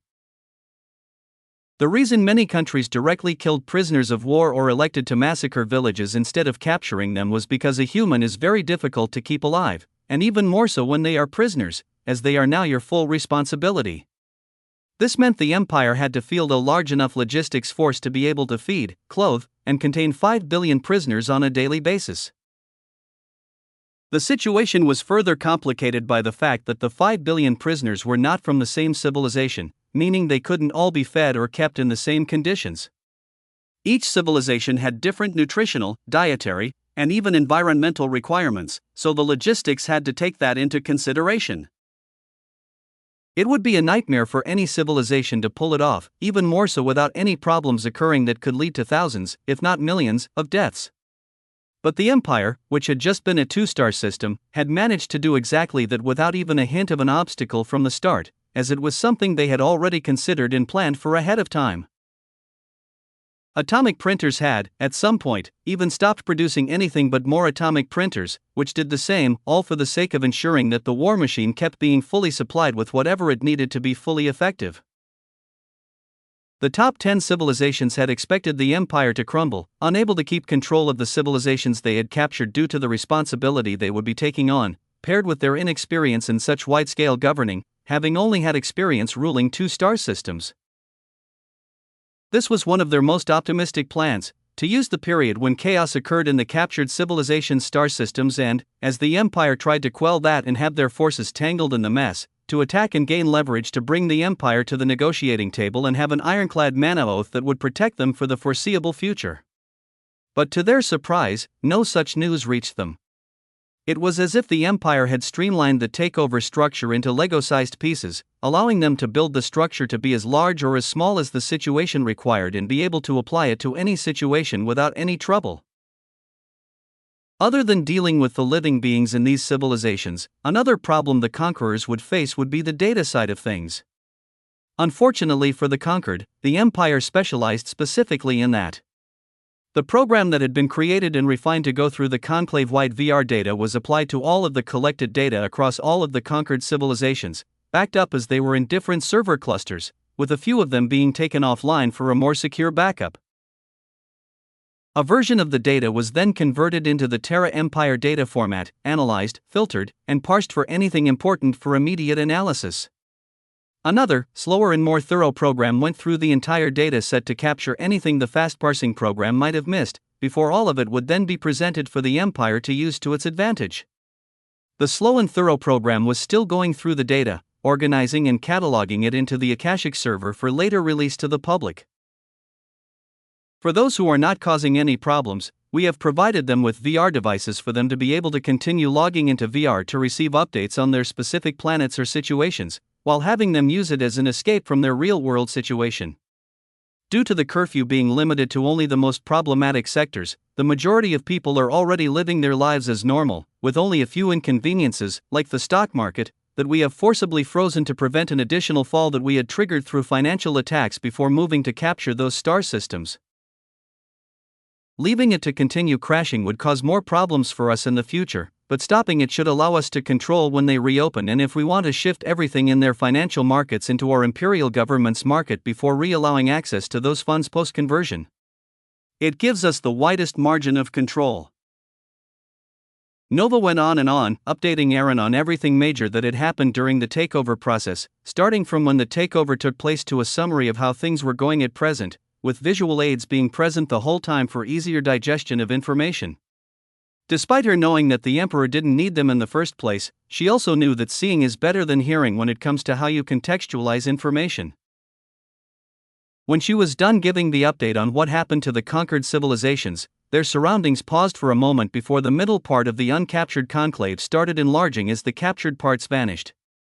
The larger that part got, the more information about their surroundings started appearing. At first, only small dots could be seen in the shape of a circle, as if a render of a ball had been made transparent, revealing what was inside, while the outer circle had only its grids connecting parts visible as points. These are our Imperial fleets, currently fully mobilized and awaiting your recovery for you to make the decision on what to do, Nova said, pointing at the dots, while speaking calmly as if unaware of what that image would do to a normal person once they realized what it meant. Each point was a mini Imperial fleet, and the number of them neared 100,000. The Empire had literally created an encirclement of the entire uncaptured conclave territory, consisting of the top 10.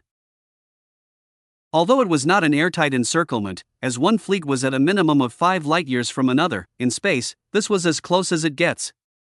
The Empire had already mapped all of the area within the circle, meaning there was no need to have ships shoulder to shoulder, since they could arrive at any part of the circle at any moment through wormholes to deal with any anomaly.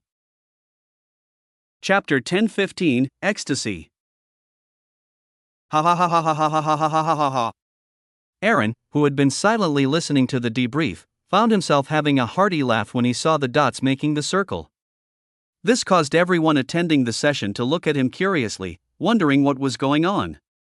After all, the Emperor had rarely behaved like this in front of them, making them wonder for a moment if he was still recovering.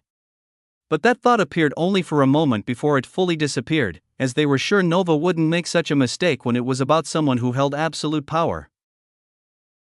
Atomic printers met with tens of thousands of planets to collect materials from, sure as a deadly combo, Aaron said, finally allowing everyone in the room to understand his reaction.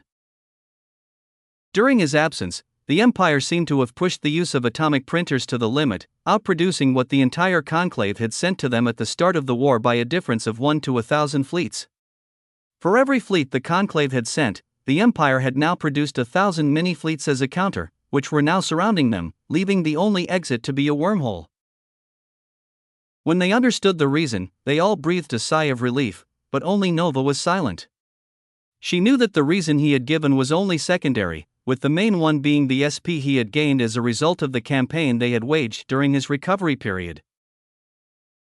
As a byproduct of the Empire wanting to give the conquered civilization something to do during the initial capture days, they had managed to finally spread VR across all of the star systems, bringing what the Empire had planned to do in a century with the cooperation of the Conclave to fruition in a matter of a month. This meant the SP that he had expected to earn in a century was now earned in a month, giving him a nearly unfathomable amount in his hand. The amount was enough to justify his burst of laughter, as it was something that had removed one of the few possible regrettable things that his mana poisoning had caused as a consequence of the system draining SP while trying to look for an applicable solution. So, what are the plans that you have already come up with about dealing with them? Aaron said, pointing to the remaining parts of the map with his chin before crossing his hands on his chest and using his right hand to play with his chin on the path of his non-existent beard. Our little protagonists in the Ural coalition have already finished spreading to all the robots of one of their top star systems, giving us the ability to take control of it the moment you give the order. Nova went on and on about how they had managed to do that, including Nyx's contribution to the achievement and more, before she finished and went on to a few more specialized attacks that their spies had managed to insert in different star systems of different civilizations, exploiting the most relevant and widely used tech of those star systems to gain as wide a range of control as possible without the other side knowing. At the same time, having those things be as close to the people as possible due to their constant use, she also informed him about their now complete infiltration of the Mana network through different Trojans in different star systems, allowing them to send back important information from different areas constantly, despite the Conclave's digital vigilance. These are the specialized attacks for about 25 of the star systems. As for the rest, we considered doing it in the conventional means, which we can confidently overwhelm them due to our numbers, material, information, production, and logistical advantages. But this means is expected to take some time and would yield a large number of casualties from their side, due to a large number of them being civilizations with pride as the centermost part of their worth, and many of them would rather die than accept defeat or the shame of surrender, Nova said, finishing the briefing on what plans they had in place to deal with the remaining top 10 of the Conclave. Tap, tap, tap, tap. A rhythmic tapping motion could be heard in the now quiet situation room as Aaron rhythmically tapped his lap, causing everyone else in the room to try not to make a single sound. They knew that sound and motion only came when the Emperor was in deep thought while either evaluating something or coming up with an unconventional plan. After 5 minutes of complete silence, with only the rhythmic tapping being heard across the room, tap. A final tap was heard before focus returned to Aaron's eyes. A smile appeared before he said, "That is true, and it is something we need to deal with at the moment, or we might find ourselves with a never-ending guerrilla warfare with them as pirates. So, we will attack them in a week." He paused for a moment, looking at the reactions of those in the room before he continued, "We will also inform them that we will be attacking them in a week by destroying one of their most prized star systems if they don't surrender by then, and will continue to do the same for every 5 hours that pass if they do not surrender. If they continue their disturbance by the time we finish all of our inserted special means of attack in the 25 planets, then we will send all of our forces into all of their territories for a fight to the last man. We will spare those who surrender and kill anyone who doesn't and is in a position of power. As for the minions, we will remove that hatred through the VR before releasing them to continue with their lives, but now under Imperial government rule, unaware of the hatred that had been taken from them, with their only recollection being that they were among those who surrendered and were spared. We can't go around sending civilizations into extinction when genetic diversity is something the Empire should strive for. As Aaron explained his plan, everyone in the room understood that this was most likely going to be used as a means to pacify all of those who still harbored thoughts of retaliating against the Empire by showing how he dealt with those whom they once feared. His next words sealed that, "All of this will be broadcasted across all of our territories. I'm sure you must have realized that the X or VAC are not included in the plan. That is because I have a better way of subjugating them than threatening them into surrender," he said with a smile on his face, causing goosebumps on all of the humans present, as they already knew what his plan was. Chapter 10:16, To control a trillion krill, you only need to kill one whale. A few hours later, a letter with the Emperor's seal was sent to everyone inside the VR, with a similar one being sent to all of the top 10 civilizations still free. It was quite long and got directly to the point, but anyone who read it would have most of their focus on a single paragraph. "We ought to end this one way or another, as only one of us can come out as a victor. To avoid needless bloodshed and the risk of your civilizations being reduced in number to the point of extinction, the Emperor gives you an imperial week to think and come to a decision to surrender. If you don't surrender by then, we will destroy a random star system of high importance every 5 hours until you surrender or our patience runs out, and we go ahead with a total invasion, which will be brutal and undeserving to your people, who can live prosperously under the Terra Empire's leadership. Don't let your arrogance or hunger for power lead to the humiliation of your civilization in front of those you once brutally ruled over." Due to it being forwarded to anyone with VR, no one missed it, and it instantly became the topic of discussion for everyone. It also acted as the first time they had heard the Emperor's words directly since the last time he had appeared to address the Conclave citizens who were in VR about the war. At Erect 479, do you think he is bluffing? At the Ninite Gamer, have you seen the Empire bluff even a single time? They always make absurd promises and always end up keeping them. What makes you think it is different this time? At Ziegel, you humans have a saying that the scariest lie is the one told by the always truthful, since you won't have any reason to not believe them after they have always been truthful in the past. I think your emperor was making all of those absurd promises and keeping them in preparation for the bluff of the universe, and it seems like it is already working. At Wesley Spangler, it is good that you've learned something, but don't apply it randomly. It might appear sound, but such a bluff would not only bring shame to the empire but also shatter the trust it has consistently built for the past decades. Such a gamble of a bluff would only be made behind closed doors, since it would give the other side the ability to pull back without shame. But the empire doing it openly breaks that. These are civilizations that are known for their pride. Do you think they would risk the harm to their pride when the empire has challenged them publicly? The Valtherans, for sure, will fight to the last man before they accept such a public surrender. At Artega, I pray that they don't accept the offer and the empire actually goes ahead with their threat. At Bluestar_Sword at Artega, shouldn't you be cheering for them instead of the empire? At Artega, the love of my life was forcefully taken by the Grand Exorvac as a tribute when he fancied her, only for her dead body to be returned a week later. You think I would support them after that? Plus, they abandoned us to focus on themselves when if we had united, we could have delayed the inevitable longer. At Great Saint, I can't argue against such logic. But since when did Pangea get united? Imagine my surprise when I saw a human reasoning with a Glucker. At Zabulus, looks like it is a special access for the current topic. But it is quite bizarre that we are having a back and forth with people who are currently acting as our guards. What a time to live in. At Size Zero Nick, I'm tired of living in an unprecedented period. For a year, I really want to live in a precedent time and not have to experience what would be a nightmare for future students' history classes. At SL0, that is the thing, someone has to live in unprecedented times, and it just turned out that those people are us. Plus, I'm pretty sure what is to come is the rock bottom. After that, it is only upward movement from here, so rejoice and pray that you don't die before seeing the rise after the dip. At Guilherme Ferreira, will the empire really broadcast them keeping their promise? If they do, I will swear a mana oath to be loyal to the emperor. At Sol_Invictus at Guilherme Ferreira, you weren't already? Heresy. At Imperial Military at Imperial Police at Imperial Palace at Emperor Aaron at GAIA at Bilayam, damn, shouldn't you be busy collecting MP? Why are you here reporting someone? Do you want him dead or something? At Jeffrey Iverson, how do you think they will accomplish that? They say an interval of 5 hours, meaning the destruction of a star system needs to be over within 5 hours before they start the next. Do you think they will let the Empire keep doing that when they can see them coming? What is to stop them from making a stand with the intention of lasting more than 5 hours? At Aiden Ignanga Masairu, I can't say he is always right, but I have yet to see him be wrong, so I will withhold my speculations lest I become part of history in a negative way, the same way Ian Nasir is.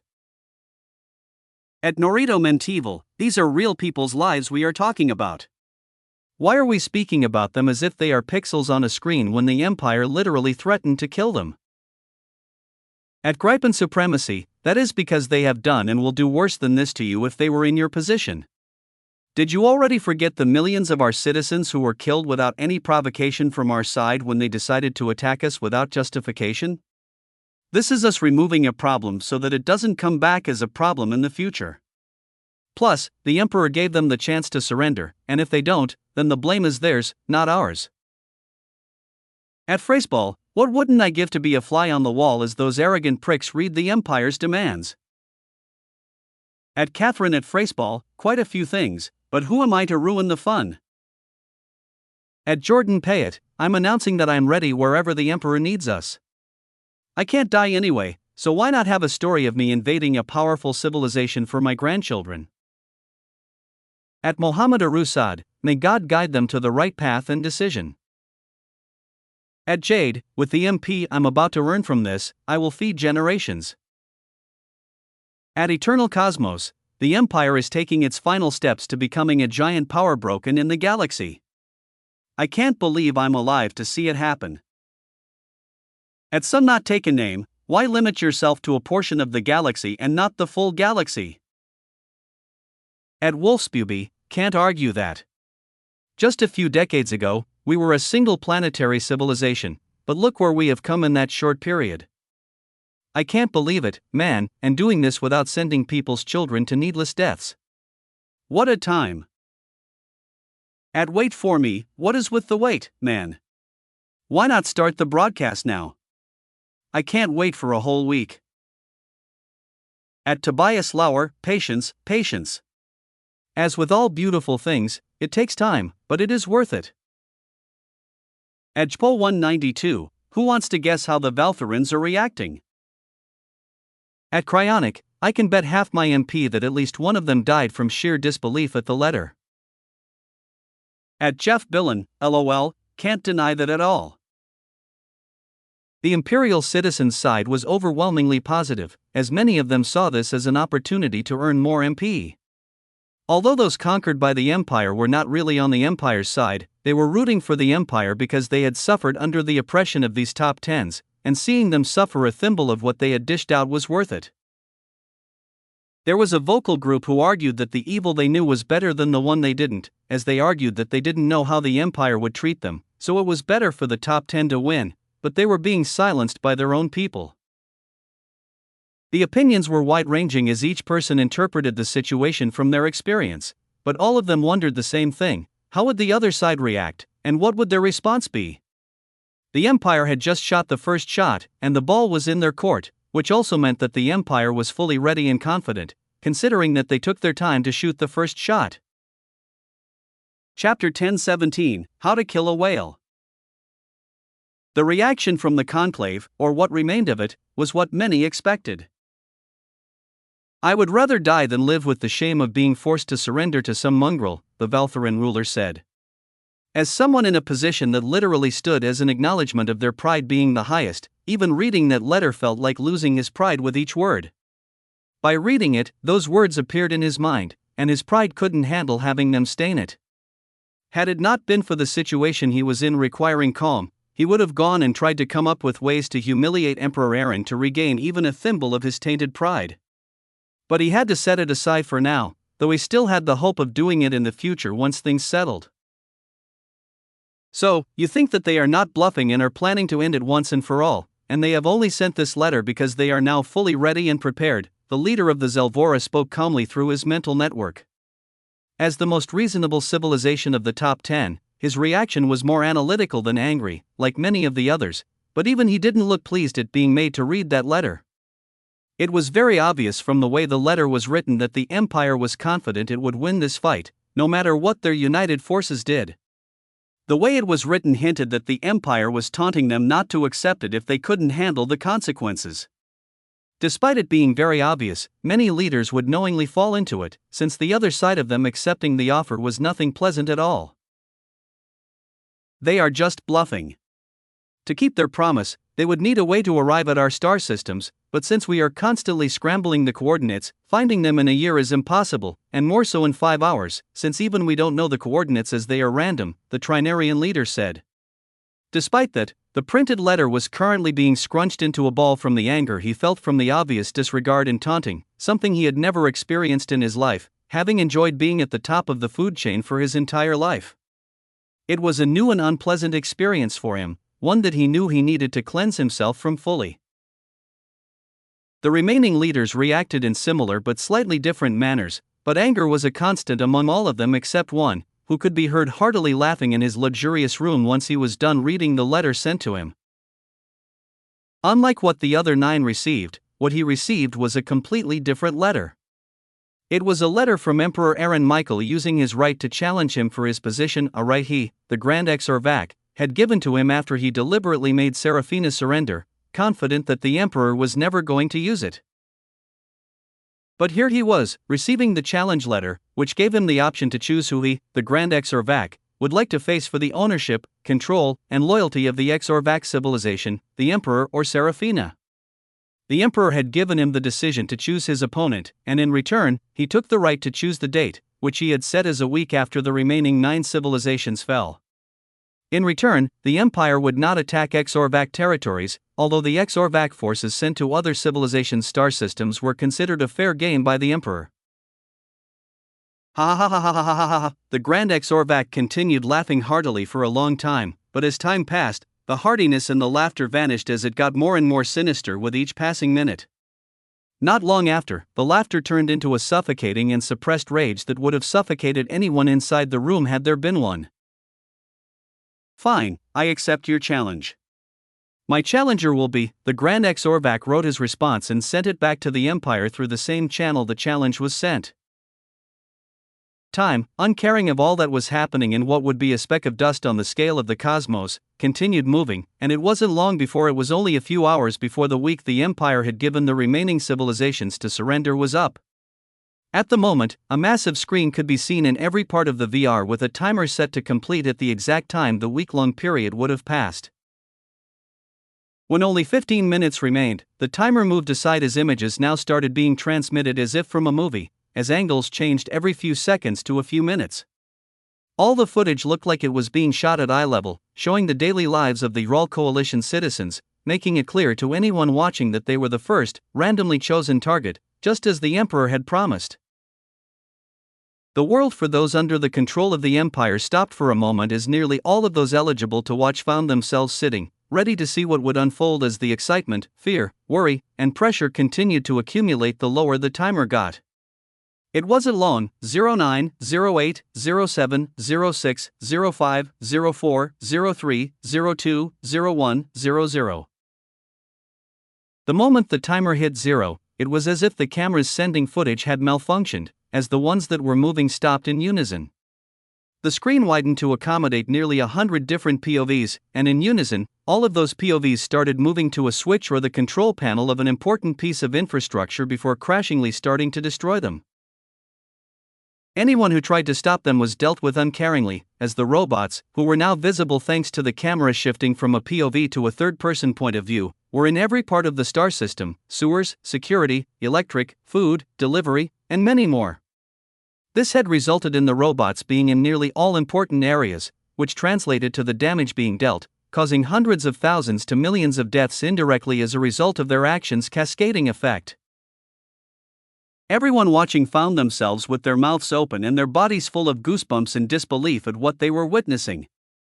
It was not something they were expecting the Empire to pull, as they had all speculated that the Empire would try to overwhelm a star system by sending all of its forces there. But it didn't send even a single ship as it started dismantling it from the inside, and by the look of it, 5 hours was way too long, since everything was nearing its conclusion in a matter of half an hour. Chapter 10:18, Moving Ahead. The moment the top 10 started receiving updates of what was happening in one of the Ural Coalition's star systems and saw it with their own eyes, they were shocked.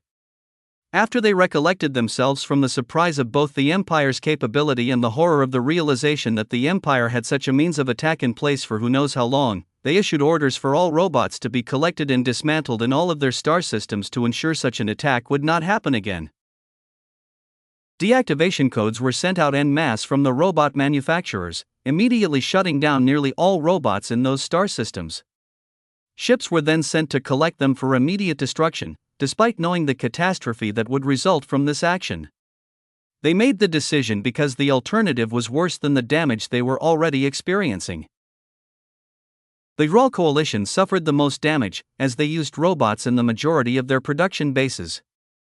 Using robots saved a large amount in construction costs since the production plants no longer needed the unnecessary infrastructure required to keep humans alive. As a result, more than half of their production bases, which were operating at maximum output for war preparations, came to a halt. For those production bases close to enemy star systems, they had gone so far as to bomb them out of existence. The Zelvora suffered the least damage, as they used telekinesis through their mental abilities to do the majority of things and rarely relied on robots. Even so, they still suffered a large loss. They had just started seriously looking at robot soldiers as the only solution to facing the Empire's near-endless and deathless soldiers. All of them had started producing robot soldiers en masse as a way to equalize the Empire's avatars, but with a single move, the Empire had taken out that part of their plan. This was just the start of the fallout. It had only been 4 hours since the attack took place, and the Empire had made it clear that they had more attacks planned and would continue until they surrendered. They were also investing a large amount of manpower into trying to discover other ways the Empire could attack a star system. They had already given up on one of the top 10 Ural Coalition star systems, which was now under the control of robots, while maintaining surveillance for anything the robots might be planning. While they were dealing with all the problems on their hands, the 5th hour finally arrived. The Conclave members, Imperial citizens, and all those in the former Conclave star civilizations held their breath, waiting for what the Empire had planned for its second attack. "Why is the system reporting that as normal?" a supervisor in Star System Kronog asked one of his subordinates, pointing at the massive screen spanning the entire wall. This was the Ministry of Transportation and Space Management, responsible for monitoring all travel and anything not on a planet, including space stations and asteroids. At the moment, the supervisor was pointing at a space station around the capital planet whose orbital trajectory had changed without raising any alerts in their monitoring system, something the system was specifically designed to do, making him wonder if it was a scheduled change. "There is nothing in the records about any planned change of orbit, but you should have been made aware of that anyway," the subordinate said as he went through all the logs related to that space station.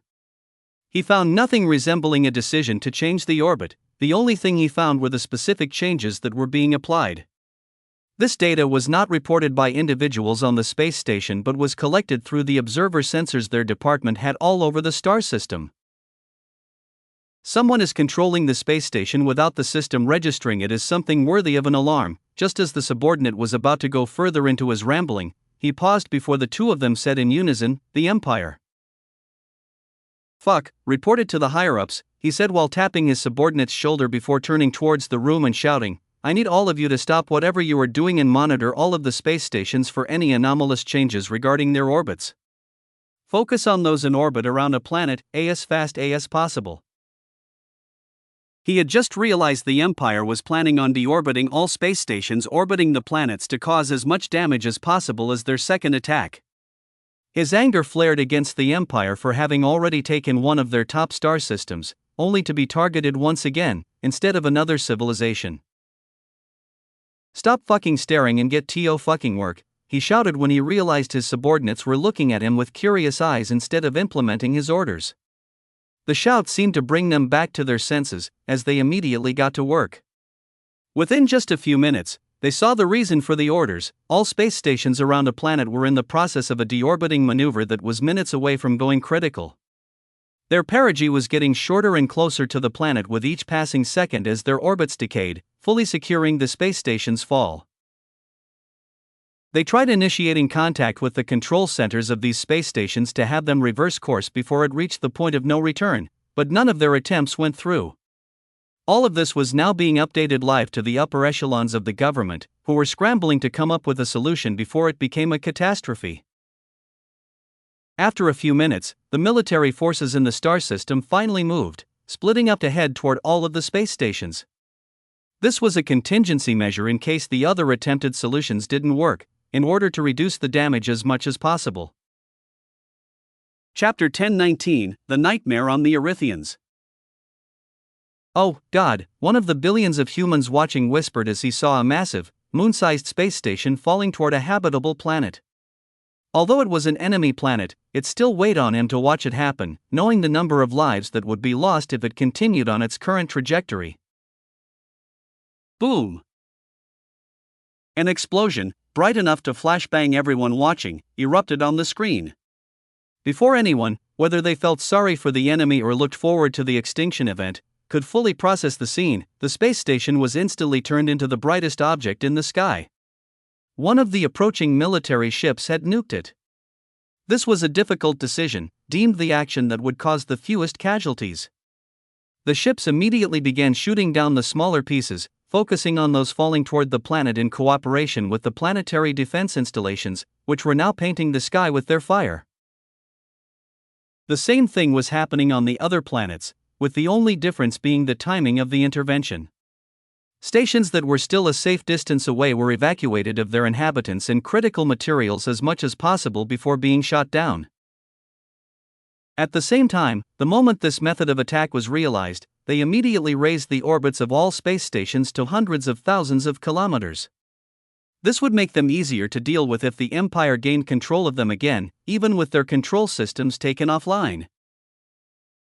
Once again, the method of attack was different. This forced another inconvenient course of action across the top 10 civilizations, who now had to move their assets out of the optimal locations they had previously chosen for maximum efficiency. With the first two attacks originating from the digital front, they decided to remove or incapacitate all possible access points the Empire could have.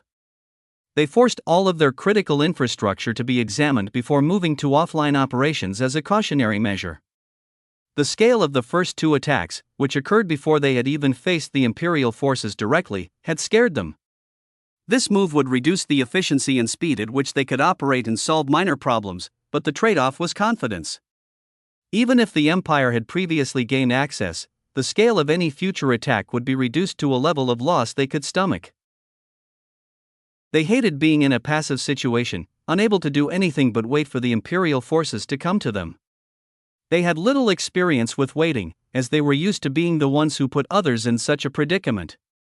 They were all seething with anger as the Empire's actions made it clear that they were inferior to the small empire they had previously looked down upon and had the confidence to initiate a war against. Amidst their escalating anger, another 5 hours passed, and a third attack commenced. This time, instead of a technological one, it was biological. But instead of hitting one of the Raw Coalition star systems like the previous two, it targeted the civilization that would be the most damaged by it, the Erythians. A virus targeting the DNA base code of their bioengineered monsters started spreading in one of their production star systems. It targeted just a few specific lines of code, incapacitating any bioengineered monster, leaving them conscious but unable to move. It appeared to be airborne and capable of multiplying. One by one, the monsters started falling. On the planet where they were being produced, it felt like a wave. Monsters in a storage facility began to fall like dominoes, and before long, nearly 1 million of them in that facility had collapsed. Before they could deduce if the biological attack was limited to that storage area, they received an answer. Monsters in different areas started experiencing the same symptoms. The moment one of them fell, all the others in that area also followed, making it obvious that it spread through close contact in the air. Fortunately, it was not harmful to any other intelligent life form. What is the fucking cause? How did they reach the monsters that were already on the ships? The leader of the Erythians shouted after receiving the report, as the casualties were still mounting. We suspect that only a single batch was infected, and it spread from there to all the monsters that came into contact with or were in the vicinity of that batch. From then on, it cascaded. Even our soldiers who were near these monsters during transport carried and spread it. Since it is only harmful to the monsters and likely had an incubation period, we have yet to know how long ago this happened or which batch was the source. It might not have been spread directly to a batch, but through one of our people, and from them, it spread until it reached the monsters. It could have been years or just a few months ago. We don't really know, which makes us blind to the scale of the infection. The man reporting was the head of the department responsible for the research and production of the monsters, meaning this oversight was entirely his responsibility, and he would be the one punished for it. What do you mean you don't know yet? You started as if you were confident, the leader asked, pointing out how the man was now complicating his explanation as if coming up with answers in real time. There are two theories. The first is that a spy infiltrated our production facility and spread it to a batch. The second is that the Empire infected one of the envoys, the Manistone's cargo, VR devices, or anything that would eventually come in contact with one of our people, who would then spread it until it reached the monsters or someone in close proximity to them. These are the only two possible ways, but the first one is the least likely since we would have found something weird in our production plants during our regular checks. Before he could finish his Hail Mary explanation, his communication node beeped, informing him of an update. He immediately stopped speaking and started reading. With each paragraph, goosebumps spread across his body as he was stricken by fear. "What does it say?" the leader asked impatiently as the silence in the room extended. "It looks like our second hypothesis is correct. All of the soldiers in our fleets who we have scanned for this specific virus have been discovered to have it. Although it is only 20% of our forces and we are continuing with the tests on the remaining forces, we can say with confidence that the virus was spread through contact with one of our people. As for the trigger, it looks like the Empire used a mana signature to end its incubation period and activate it," the man said, his voice shaking with fear at how efficient the Empire was. Chapter 10:20 Hell on the Targeted. It was a pandemic, a hell targeted specifically at them. With each scan they performed on the remaining soldiers, they came to the realization that nearly all of them carried the virus that was deadly to the monsters the Erythians depended on to fight. With each passing second, millions of their monsters continued to die as they frantically searched for a mana signal that would command the virus to stop and return to its passive form. It was their best solution at the moment. The time it took for the virus to go from activation to incapacitating a monster was very short, and researching and producing a vaccine would take months, if not years. By the time that Rout could provide a viable solution, they would have already lost all of their available monsters. It was the worst attack ever perpetrated against the Erythians. They realized the Empire had most definitely used the knowledge the Erythians themselves had provided to learn about and specifically target only the monsters they were producing. They had spread the virus months, if not years, before even the scent of conflict was in the air. What about mutations? Are they crazy? What if it mutates and starts being harmful to other life forms? Are we sure the Empire doesn't have the means to trigger the virus to become harmful to other life forms as well? The Erythian leader asked. He realized that not only were the monsters infected, but the rest of their military, and their citizens also carried the virus. It just wasn't harmful to them. But with the spread on the scale of hundreds of billions, if you counted the monsters, the possibility of a mutation turning it harmful to other life forms was more than certain. That is not a problem. We checked the virus's DNA and discovered it has redundant code in more than 50 different ways to destroy any version of itself that mutates. Although we are still decoding and understanding the DNA and what every line of it does, there is currently no hint of any part of it being inactive and waiting for activation, the heavily sweating man answered. He raised his head from the constantly updating report as his mind struggled to accept that they were losing their most powerful strength with each passing second. The reaction to the third attack was different depending on the person and the civilization. The conquered civilizations reacted with both relief and fear. They were relieved the biological attack wasn't aimed at them, but they were fearful upon realizing the Empire was capable of such a specifically targeted attack. Their fear grew when they understood that the Empire, with a single move, had literally taken away the Erythians' most powerful weapon, their ability to overwhelm enemies with vast numbers of monsters of varying strengths. It was a move that would be remembered. Although there was no live footage of the third attack, the Empire released the virus's plan with a full, detailed breakdown of what it could do, how it was spread, and how they were confident it had already infected the entire Erythian civilization. At first, many who read the document thought it was a virus targeting people. But after reading further, they realized it was targeted at the monsters, which made more sense. The Empire would already know that targeting citizens with a virus was against its own rules of engagement, but the monsters were not classified as citizens, meaning they were fair game, and the Empire had treated them as such. As for the Imperial citizens, they came to the realization that the Empire had prepared for this long ago and was only now revealing its full preparations. They were living the motto, prepare for the worst and hope for the best, in a literal sense. They were confident that a month was not enough time for the Empire to produce such a targeted and sophisticated attack and then spread it across the Erythian star systems. Opportunists even went ahead and opened betting on whether the Erythians would surrender. The betting was open to everyone under the Empire's control, including the captured civilizations, who also placed bets. The total pool exceeded trillions of END and continued to increase with each passing second as more people placed their bets. 5 hours into what the Erythians would forever call a nightmare, the Empire kept its promise and moved to the next round of attacks. It was another biological attack, but on a different civilization, with implications similar to, if not worse than, what was happening to the Erythians. The target was the Galvanath, who gained their strength through biological symbiosis, where an organism matching their affinity forms a symbiotic relationship that gives the person the organism's power. This time, the Empire triggered a virus that specifically targeted the connection of this symbiotic relationship.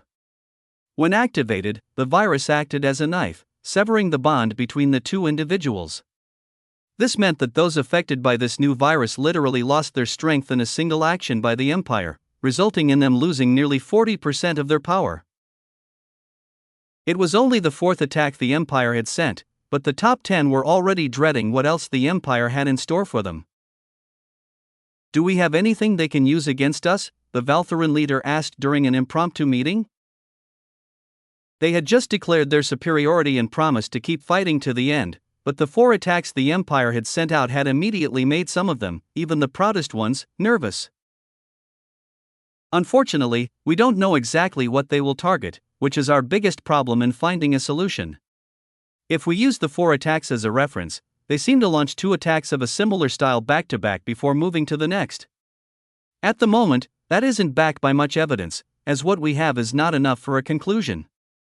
However, we shouldn't rule out the Empire escalating their biological attacks to target our people directly, not just our means of strength. That is a possibility they might take in future attacks if we continue holding out. There is really no limit to what they can do, so we should take everything into consideration when coming up with countermeasures," one of the most powerful Valthurans said, his pride nowhere to be seen during his speech. It wasn't just that he was afraid; at their level of strength, pride was not the main focal point. They had become much more objective. The Empire was pushing this aspect of their behavior to the maximum, forcing them to find a solution. Surrender was out of the question; they would rather die, but they knew that if things continued as they were, it would not end well for them. Chapter 1021 – Surprising Discovery. The Zelvora mental network was currently chaotic as they watched one Imperial attack after another without the ability to do anything about it, as all of the attacks pointed to the Empire having planned and preemptively dispatched them years ago, and were only now being brought online. With each attack that the Empire brought online, causing devastation on the scale of a solar system at most or a planet at the least, they combed their systems for similar signatures but always ended up finding nothing. The Empire came up with a new means of attack every 5 hours, and they kept their promise. It had been a week, and they were starting to feel exhausted from repeating the same thing, as nearly all of their forces were forced to be on standby in case the next attack was targeted at their star system. Even if it was not them who were targeted, they were then forced to mobilize to start looking around for similar means of attack that might have been placed by the Empire, not giving them enough time to rest and recuperate. While they were still in the middle of combing through to check for the previous attack, the next one would erupt, increasing their backlog. To anyone outside looking at it, they would realize that the Empire was using an attack on a single star system or planet to force the entirety of the remaining Conclave forces to move and expend their manpower and mental energy. Together with all of that, civilizations were also forced to try and think of what other means the Empire might use on them, and to try and look for them. Although many of those endeavors acted as nothing but a waste of manpower and resources, one of them had finally shown results, as something out of the norm was finally discovered by a Zelvora military scientist. He was responsible for combing through the body data of those who had visited the Empire and were forced to receive the vaccine that was mandatory, as it was required to avoid killing each other from diseases that might be no different from a cold in one civilization but extremely deadly to another. That vaccine was the cause of the biological viruses spread that had already taken out more than 70% of Erythian monsters, who were expected to go extinct in the remaining 3 days. The week that had passed since the Empire unleashed the attack was enough for the top 10 civilizations to pinpoint exactly where the spread started, and they had discovered that the vaccine was the cause. The Empire had given them the chemical and atomic structure, and even a sample and the recipe of the vaccine for each civilization to look into. They also took the responsibility of producing them for their masses to take before heading to the Empire. Through the scrutiny of the vaccine, nothing lethal or dangerous was discovered, which was true, as what the Empire did was introduce a new chemical that caused the materials in the vaccine to undergo changes that would then be fatal to their specific target.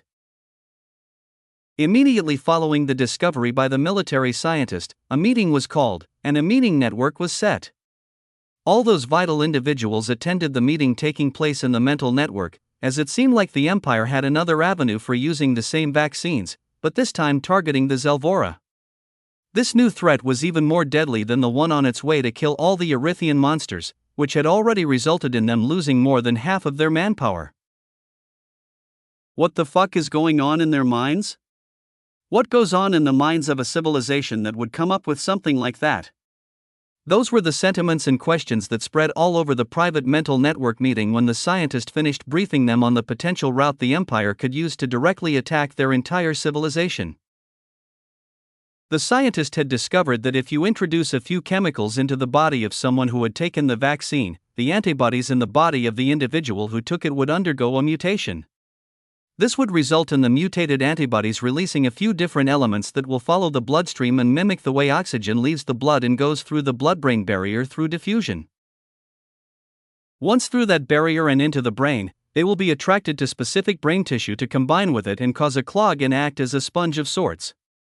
This will act as a noisemaker for their mental network, turning anything they send out to one another into nothing but scrambled and indecipherable noise, which will be no different than killing their mental network that they relied on for many things in their daily lives.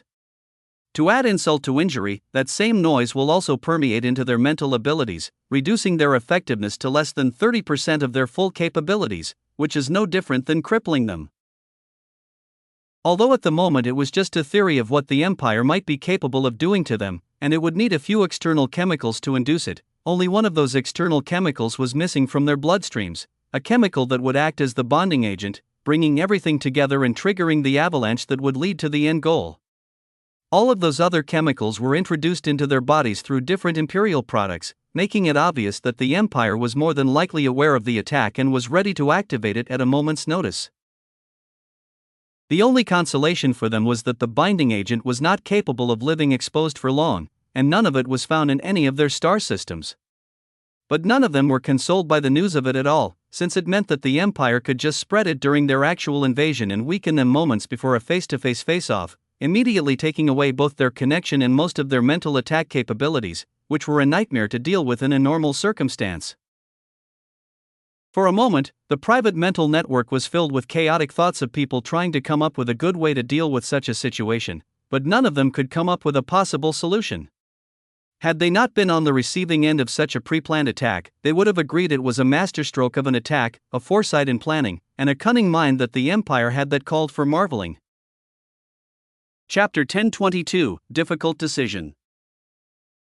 So we are confident that they are not going to create the final bonding agent in the same way they converted some obscure chemicals into the final chemical they wanted, as they did during the attack on the Erythians. The leader heading the meeting asked the scientist amidst the chaotic mental network, immediately silencing it.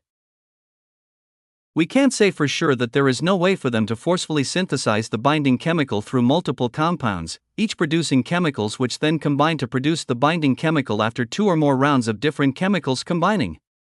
But discovering that is going to be nearly impossible, as there are more than 10,000 different chemicals in our bodies, and if you include external chemicals that enter our bodies, the number of possible mixtures increases exponentially. That is not counting if their synthesizing method includes the external atmosphere as a factor as well, so it is very difficult to say at the moment. We don't have a compass pointing us in the right direction, so we will have to venture in all directions in the possibility of discovering the possible answer. But we don't have that much time on our hands, the scientist said, feeling the headache of knowing the problem but not having any solution on hand. Isn't it limited to those who have taken the vaccine? The leader asked. No, the vaccine was just the way we discovered it could be used to do that, but the same process can be done through the available chemicals in our bodies, though through a much longer and complicated route, which the Empire seemed to have wanted to avoid, hence the vaccines making it easier. But that doesn't mean they can't do it without someone having a vaccine, the scientist said. Although he had discovered it, he was just a few hours past the discovery, so he was still having to fill in the holes in the theories while imagining the worst-case scenario. If he ended up underestimating it and the government moved forward due to his underestimation, the fault would fall all on him when they failed and suffered heavily. What if we purge all of the chemicals and things introduced into our bodies ahead of time, before they are triggered to cause the problem, someone else asked, trying to see the possibility of it. Unrealistic, he answered, short and brief, not even bothering to go into a lengthy explanation that doing so risked removing essential chemicals that might cause catastrophic failure of the body. But before even doing that, he would have to tell them that their entire body is made of chemicals. The leader touched his imaginary body's neck as he felt the stress of knowing a dangerous opening while having no capability to do anything about it at all. It was like watching a brakeless train coming to the end of the line. There was nothing you could do, leaving you to watch the catastrophe happen. Silence followed for a few minutes before the Zelvora leader said, "Try to initiate contact with the Empire," earning him weird looks from all of those in attendance before he added, discreetly. Their current alliance should have resulted in all of them being very close to each other, and it had actually happened, as they were sharing even their fighting forces. As Zelvora, they were always considered to be the rational civilization who many trusted. As a rational civilization, all of that cooperation was sent out of the window as their rationality told them that there was no benefit in remaining in the cooperation when their entire civilization was on the verge of being weakened to the level prior to their evolution, which gave them the mental abilities that brought them to their current level. "Are we surrendering?" one person in the room asked. "No, we are not. I'm trying to see if we can get some concessions in return for betraying our allies and aiding them in the war," the leader said calmly, showing that he had already made up his mind. "Why would they accept our offer when we have not managed to do them any harm over the past week, as they caused us untold damages from a distance? At the moment, although they are dealing painful damages, all of them, barring the Erythian attack, are limited to single star systems. For those with thousands of star systems, they can handle the gradual loss of star systems, as it buys us time to potentially come up with a solution. But us joining them will allow them to gain internal information and even use us to misdirect the Allied forces to a location where they can come and deal with them as fast as possible," the leader answered, pausing for a moment before he added, "They can't sustain their forces for too long, as they are expending resources that would strain even us to fight against all of the previous conclave civilizations. Now they have to fight us for more than a month, and although they can sustain it for longer, they would opt for a much shorter fight if it were available to them. That's why they are trying to force us to surrender." "What if they are just playing with us?" "What do you mean?" the leader asked the one who suggested that.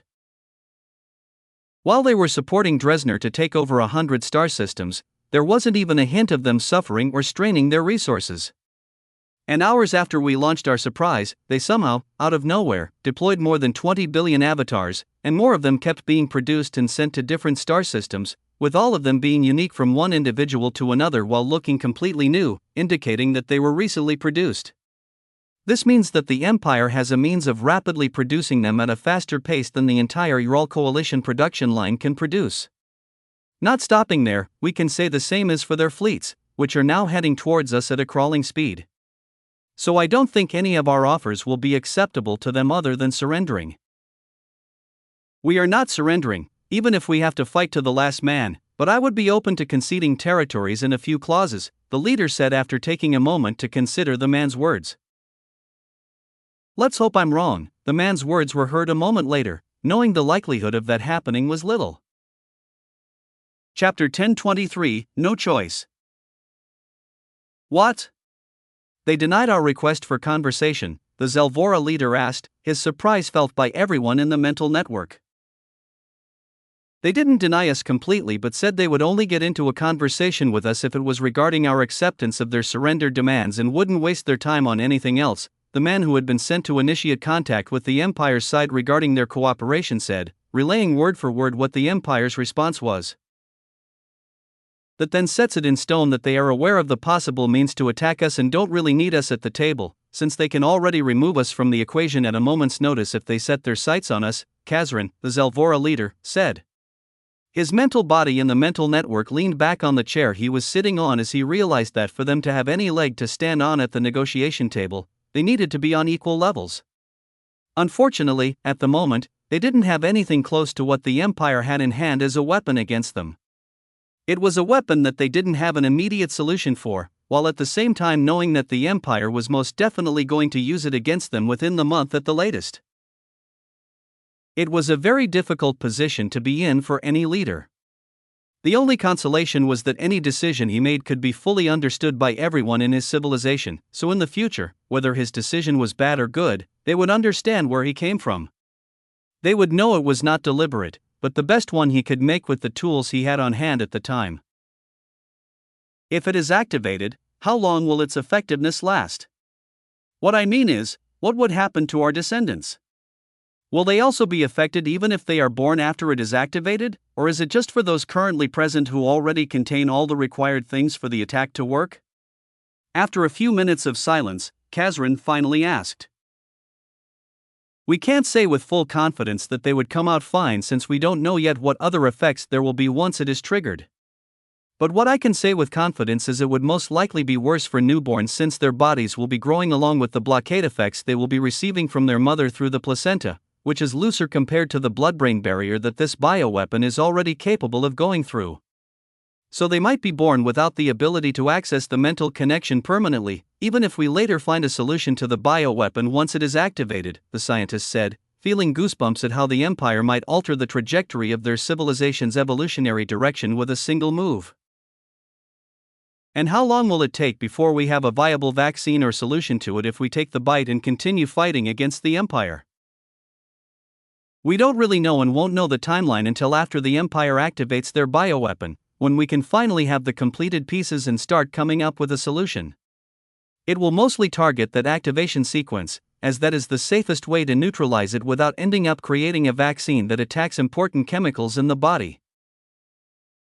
Even if the timeline is just a few months, it is too long for us to stand against the Empire without our strongest capabilities, which everything around us is based upon. We might fall before even reaching halfway on the research, another attendee of the meeting said. He reminded them that if they decided to continue fighting against the Empire after the bioweapon was activated, they would lose nearly all of their most powerful fighting abilities. All of their weapons had been made to either support or amplify their mental abilities, meaning they would be sitting ducks while relying on support from the remaining 9 members, who were already being weakened left and right. They might even pull back their forces to reinforce some of their most important bases if things get worse for them. After all, who would really risk their civilization's death while having their forces still supporting another civilization? When everyone was reminded of that, most of their will to fight was thrown out the window. Just because the Empire hadn't genocided entire civilizations yet, it didn't mean they weren't open to setting an example. And who better to make an example of than one of the strongest civilizations, which, if they later came up with a vaccine, might become their biggest problem in the internal turmoil of the post-war world.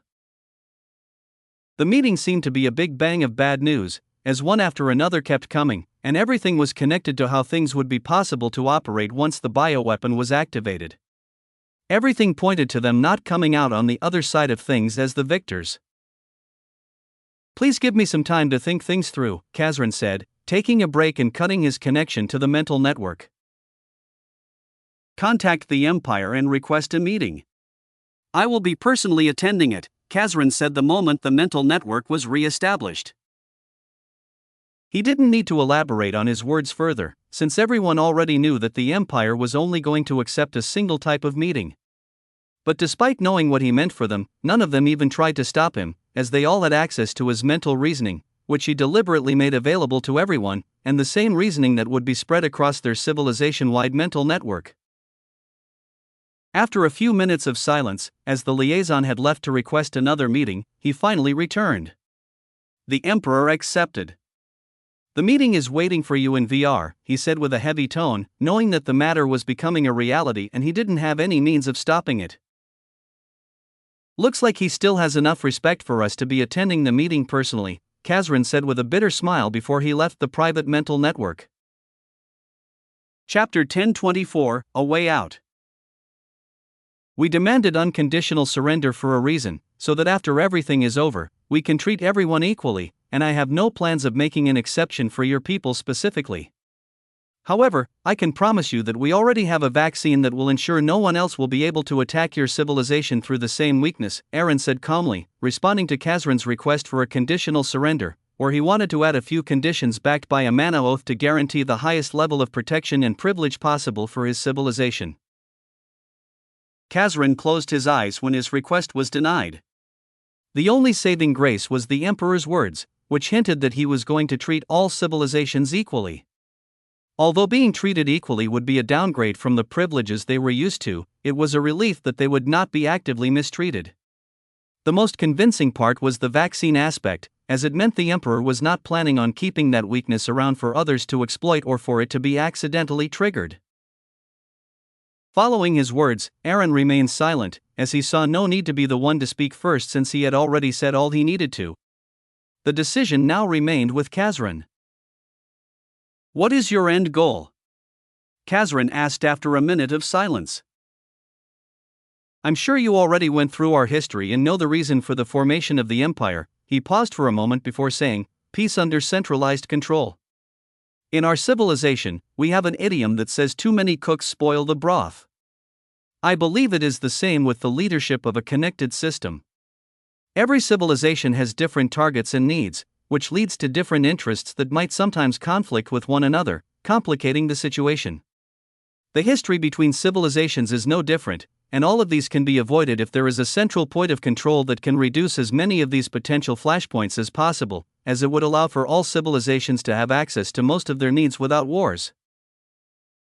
Even if you win the war, I don't think you will have an easy time bringing all the other civilizations to agree to follow your idea of peace. I believe having us completely on your side will reduce the possibility of fracture as much as possible," Kazran said, subtly trying to remind Aaron that ending the war was not the end of everything, but just the start of the next problem, which was more complex. Unlike straightforward fighting, where killing one another was the definitive way of ending it, uniting everyone under a single organization had many ways it could be accomplished, and the chosen way would determine how long that unity could realistically last. Overwhelming force and fear can handle that, Aaron, who caught on to it immediately, answered without wasting a moment. "Yes, it does, but won't it just force them to bide their time for when the Union shows a weakness, the same way you did to us to force our fracture? But if you make the fundamental changes from the mentality side of things, then all of those problems would be removed, and you won't have to always maintain a large amount of forces just to keep the masses under control." Kazran, not giving up, tried to reason despite knowing the chances of it failing were higher than succeeding. "What do you get out of this if we decide to go with your idea? I'm sure you know that I can't show favoritism at the start of a united front, right?" "I know that. What I want in return for having our entire civilization fully cooperating is the guarantee of my and my family's safety, along with my chosen group of people's safety," Kazran said, finally revealing what he was targeting from the start. From the start, he knew the Empire, having the upper hand, was not going to accept most of their conditions since they could win on their own. So he tried to come up with ways of saving himself and his close people, since the Empire would definitely start by making an example of all who had backed this war, and leaders like him were the prime target. Aaron went silent, tapping the table for a moment while considering his options. He weighed accepting the offer based on the time they would be able to save thanks to the Zelvora's cooperation, but none of this was captured by Kazran since Aaron's surroundings were operating at 100 times time compression. This allowed him to have ample time to think about his every word while the other side was relatively paused in time, making him appear as if he had considered everything beforehand, which makes for quite a creepy feeling if you are on the receiving end of it. "Mercy can be used as a tool for uniting everyone, so I will agree on the condition of keeping you alive, but your movements will be limited to within a single star system. How does that sound?"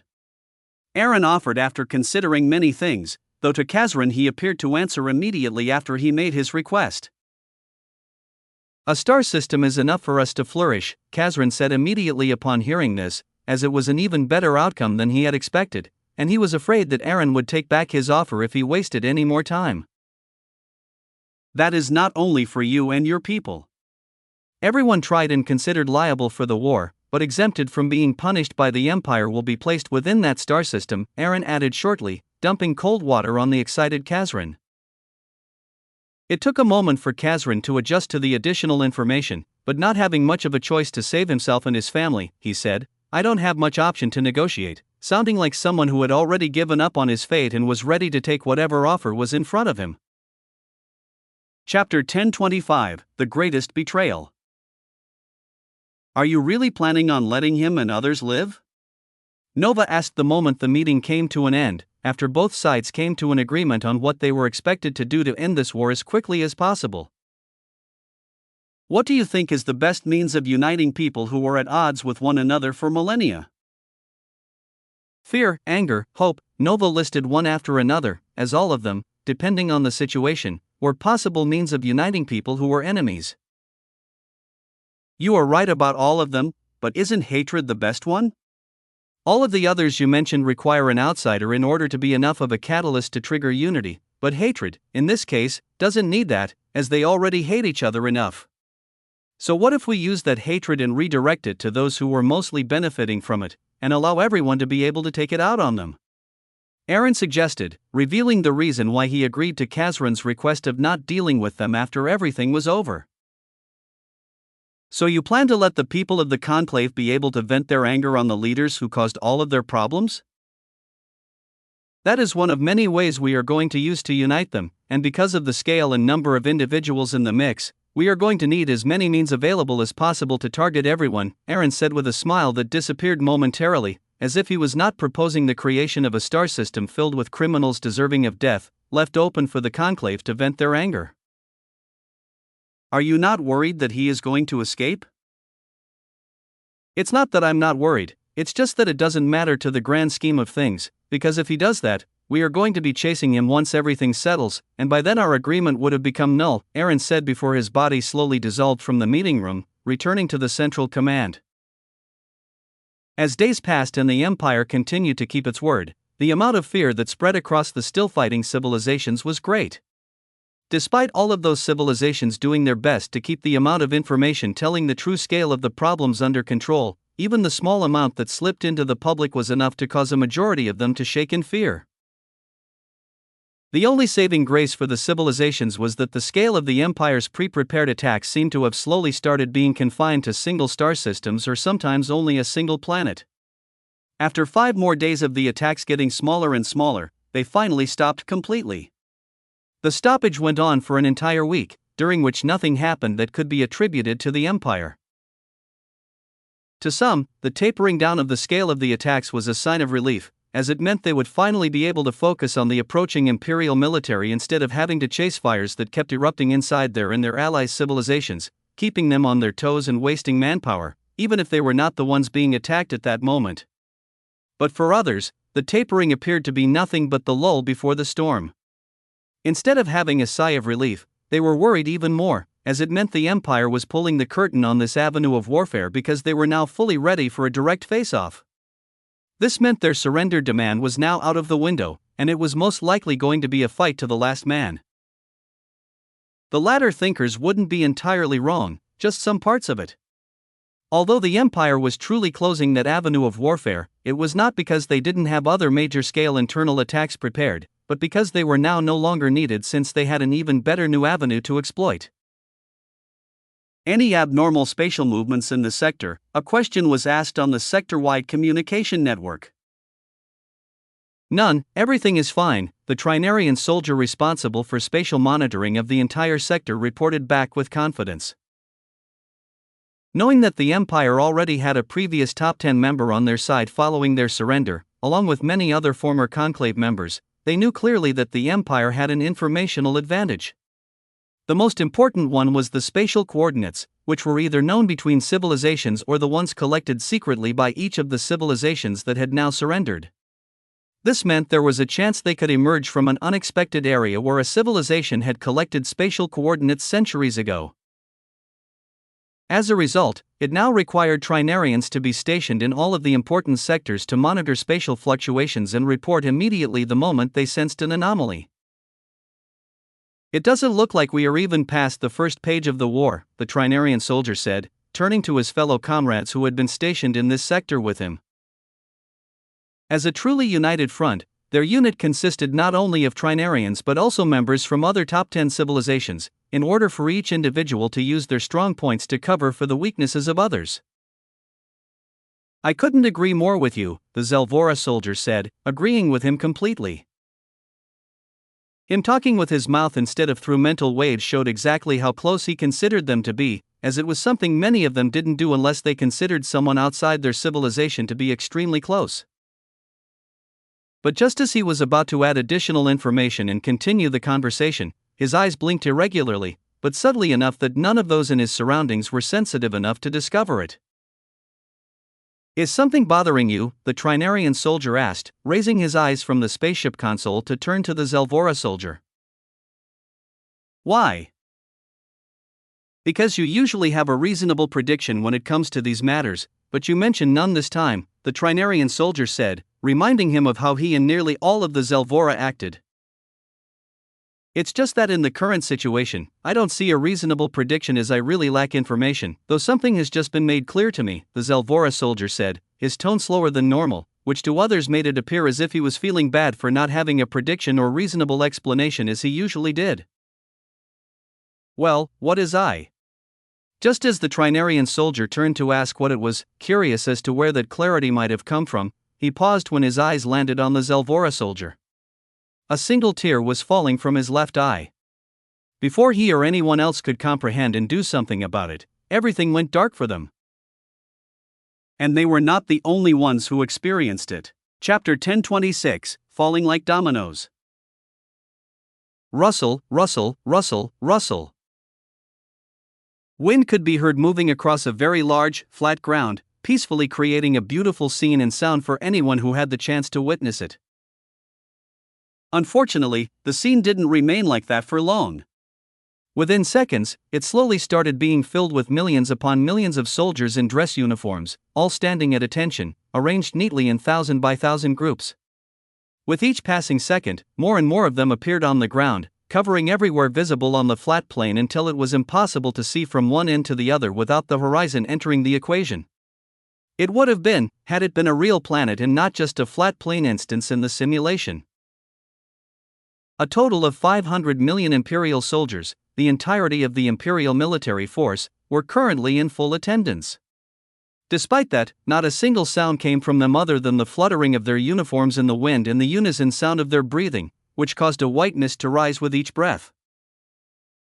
To anyone present to witness the scene, they would know that something monumental was on the verge of happening, and they wouldn't be wrong. This was the first gathering of such a scale for the Imperial government's fighting force, but unfortunately, it wasn't made available to the public. Only the Imperial soldiers standing among one another and 10 additional people were present to witness this event happening live. The 10 additional people were currently standing at the very front, looking toward the soldiers. No matter how far a soldier was from the front, those people and the podium they were on appeared to be right in front of them, as the simulation made it possible. "We are on the brink of ending all of this and returning to our normal way of life. But to achieve that, we need to topple one final wall which is now ahead of us, fully prepared and waiting only for us to take action." Aaron, the Emperor, started speaking the moment he appeared and took the podium without any fanfare, since he wanted to end this as fast as possible. Although it was not required and was something not done historically, as it was impossible to do in the real world due to its impracticability, he still saw fit to gather all of them for one final rally before the final phase of the largest war humanity had ever had to fight in the history of its existence. Although we have yet to suffer any actual casualties, many of you have had to face death more than once on every occasion. No matter how many safety measures we have in place to prevent mental problems, it is inevitable to feel the mental fatigue that comes with all of this. In order to have all of you in your top condition before the final battle, a week-long mental recovery period was given to you. Unfortunately, the week ended quite fast, and now you are back here, having just freshly tasted the allure of vacation. So instead of feeling down, I want you to use that as fuel to ensure we deal with everything as fast and neatly as possible in order to accelerate the next round of vacations, which will be longer. As Aaron spoke, his speech was a mix of many things, humor, encouragement, and more, making it quite an unfit speech, one that went against the convention of a rallying speech. But instead of demoralizing the soldiers with the realization that they had incompetent leadership, it invigorated them even more, as they knew he could only make such a speech because he had peace of mind and confidence that everything would work out well. This, in turn, gave the soldiers the ease of mind to focus fully on what they were required to do without having to think about anything else. "Let's etch our names in history by toppling that final wall, and may God be on our side through it all," Aaron said, finally bringing his long-winded speech to an end. "For the Empire," one of the soldiers shouted, his voice forcefully transmitted to all the soldiers present before they all shouted for the Emperor back in unison, their united voice shaking the ground they were standing on. This repeated 5 times before they finally became silent again.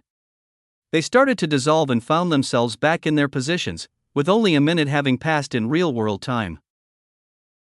Everything is ready in coordination with them, and we are to start on time, as long as you give the go-ahead, Athena said the moment Aaron appeared back in the central command room.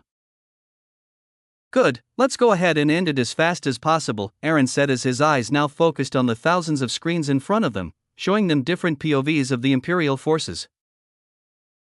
The operation was happening in complete secrecy, even from the Imperial citizens, who were currently being shown different areas to divert their focus. Only those in the room and the Imperial soldiers who were going to be taking part in this operation were aware of it on the Empire's side.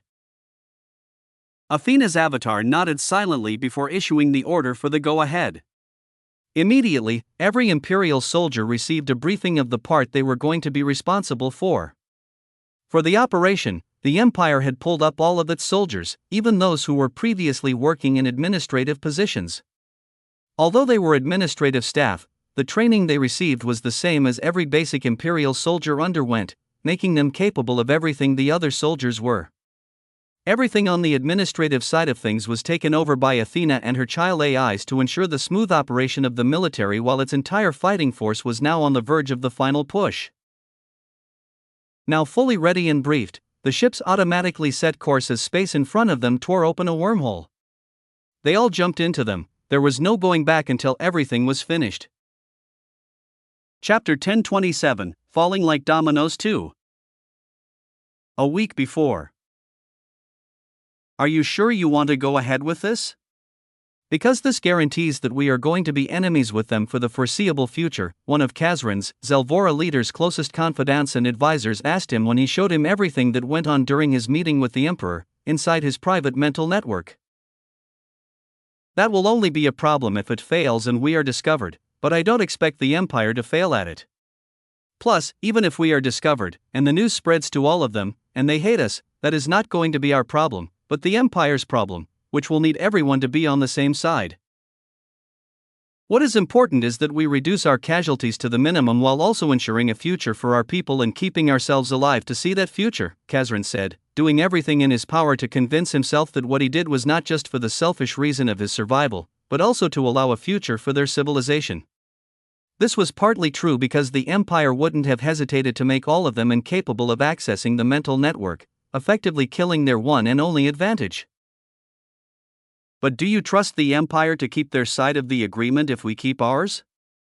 What are we even going to use to make sure that they keep their promise? A mana oath? He is the standing example of someone who has found a way to circumvent it. Embarrassment? There is really not going to be anything to be shamed of when he has just won the previously thought unwinnable war. It might even make him look like a tactical genius, and the shame will be on us. I don't see anything powerful enough to force them to keep their side of the deal since the war will have ended and there will be no one else who would be wary of making a deal with them because they broke ours. Being seen as a promise keeper is only important when you need the other side to stop being wary of you, but they won't even need that, because all the deals from then on will be unilaterally made by them, with everyone else having no option but to follow, the advisor asked, trying to see if Kazran had a plan or something in mind that would force the Empire to keep their side of the deal. I trust them to keep their side of the deal, but that is the scariest part of things, Kazran said. Why? His advisor asked, curious as to where he was going with this.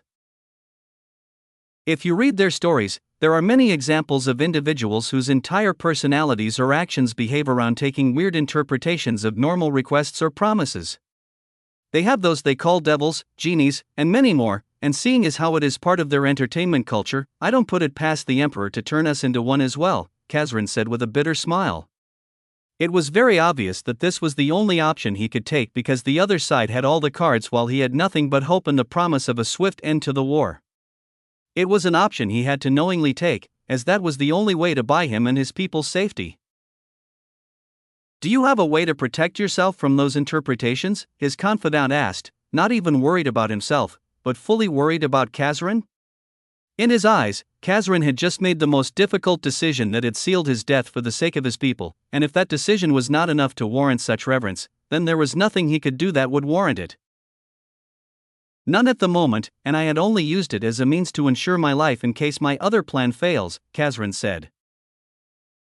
Which is running away. The galaxy is large, and the Conclave is only a small part of it, so if I put my full focus into escaping, it is not impossible. With the mana stones we have, we can keep at it for a very long time if we are fully prepared, Kazran said, finally revealing his main plan to ensure his and his people's safety.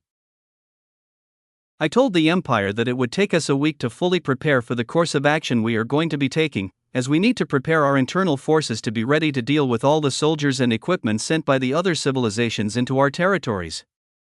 This is true, but that time should also be enough to gather everyone who will be on the chopping block of the Empire and have everything ready, just as the Empire is fully occupied with attacking the other civilizations, to escape. By the time everything ends and they focus on us, we will be long gone with all of our traces completely deleted. The plan was very sound, as the amount of chaos that would ensue the moment the Empire gives the go-ahead on the attack, everyone would be scrambling to understand and try to deal with the situation. I will oversee all of the preparations myself, his confidant said before leaving the private mental network, while Kazran invited all of those who he was going to be escaping with to brief them fully on the situation, which was very easy for a civilization with a mental network. And as such, the entire week passed, where everything was being put into its rightful position. Present. The moment the Emperor gave the go-ahead on the plan at the designated time, Athena reached out to Kazran and gave him the go-ahead. I hope I'm right about this, Kazran said, taking a deep breath before consuming a large amount of both his and everyone in the civilization-wide mental network's power to spread across and ensure all of the Zelvora civilization members in the top 10 civilizations other than the Exorvac knew what was happening. He dumped into the network everything, starting from the Empire having spread materials among them that, if triggered, could cripple them and make them incapable of using their mental abilities, all the way to the decision they made to prevent that, which was to surrender. In return for surrendering, the Empire demanded that they aid in ending the war quickly under the promise of a vaccine that would make such an attack impossible again. He made sure every Zelvora in the mental network understood everything and the reasoning behind it. Once that was done, he finally issued the go-ahead order. Everything took a matter of just a few seconds, but that alone was enough for every Zelvora to understand the situation and know exactly what they needed to do. Chapter 1028, Falling Like Dominoes 3. Why would you do that? A Exorvac soldier asked, his voice shaking the air around them, making it clear that he was filled with rage. Unfortunately for him, that was as far as he could go in expressing his rage since his body was in no condition to do anything else about it. Blood-filled mucus was currently trickling from his nose, which, in his fully transformed draconic form, was in the amount of liters. Though every civilization in the top 10 had something they were strong in, all of them were weaker in a single thing compared to the Zelvora: mental attacks. Previously, whenever a Zelvora was around them, all of those who could would have had their mental defenses at the maximum possible level at all times. But the current situation had been perfectly set to remove that, as they had gained something from having fought together: trust.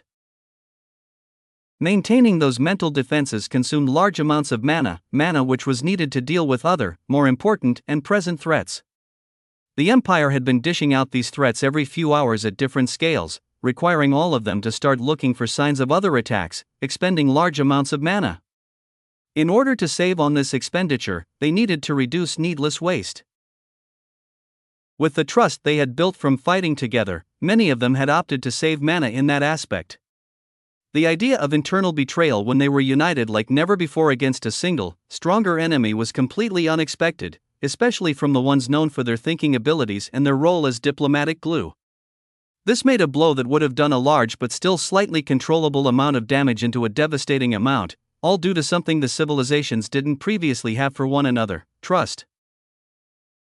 It would take longer than the time you have to explain, so you can die with those questions and receive mana's explanation on the other side, the Zelvora said as he rubbed the tear from his eyes before clenching his fist, squishing the still functioning parts of the Exorvac's brain. The tear shed by him and many other Zelvora was not for the betrayal they were undertaking, but for the position they found themselves put in and the options given to their leader, who chose his assured death in order to save all of them and their abilities. As a result, none of them had too much of a difficult time making a decision to betray someone they knew for less than a few months at most. Although the initial attack was devastating, not everyone caught in it was killed by it, as some managed to survive due to their natural mental defenses being stronger than the lower-leveled Zelvora in their group. "I'm going to enjoy skinning you alive and seeing how your abilities work in your brain," a Trinarian soldier said in absolute rage, enough rage to the point where he ignored the spatial fluctuation in their surroundings. He didn't care about any of them, focusing only on making sure he killed the Zelvora in front of him who had just killed his comrades, men he had grown up with for centuries. The Zelvora in front of him, who was strong on the mental side of attacks but weak on the physical side, which could be said for all Zelvora, didn't so much as tremble in front of the angry Trinarian, who had already chopped off his left arm by tearing the space between them. "Although under different circumstances, I would have allowed for that, I unfortunately can't do that," the Zelvora said as he used telekinesis to forcefully stop the bleeding. Knowing that he was in no condition to fight the angry Trinarian, having expended a large amount of mental power and mana for his initial blow, and that leaving the Trinarian alive would cause complications for the Empire, which would in turn translate to complications for his people, he and many in similar conditions made the drastic decision of taking the nuclear option. They gathered all of their mental power and mana before detonating it inside the mental network. BOOM. The explosion caused by it was massive, to the point that it even shook the space fabric in its surroundings as it vaporized everything caught in its vicinity. But no matter how powerful an explosion is, shaking space stabilizes very fast. The moment that happened, it tore again as a wormhole opened and a mini Imperial fleet came from the other side before immediately entering FTL, moving toward the closest planet that was only 30 light seconds away. Upon their arrival at the outer atmosphere, they didn't even bother with the planetary defense weapons firing at them as they dived toward the planet, spreading in different directions. While falling, the ship's doors opened, revealing a wormhole open within all the ships in the mini-fleet, connected to a logistics base set up by the Empire. From the other side, Imperial soldier avatars started raining down.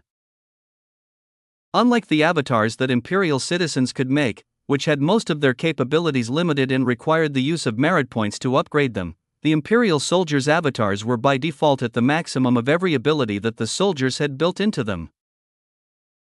In order to allow the soldiers to fight at maximum strength, the Empire had allowed them to create their own custom avatars as well. The only difference was that they didn't embody the look of those characters, but a default Imperial soldier avatar with those abilities embedded in them.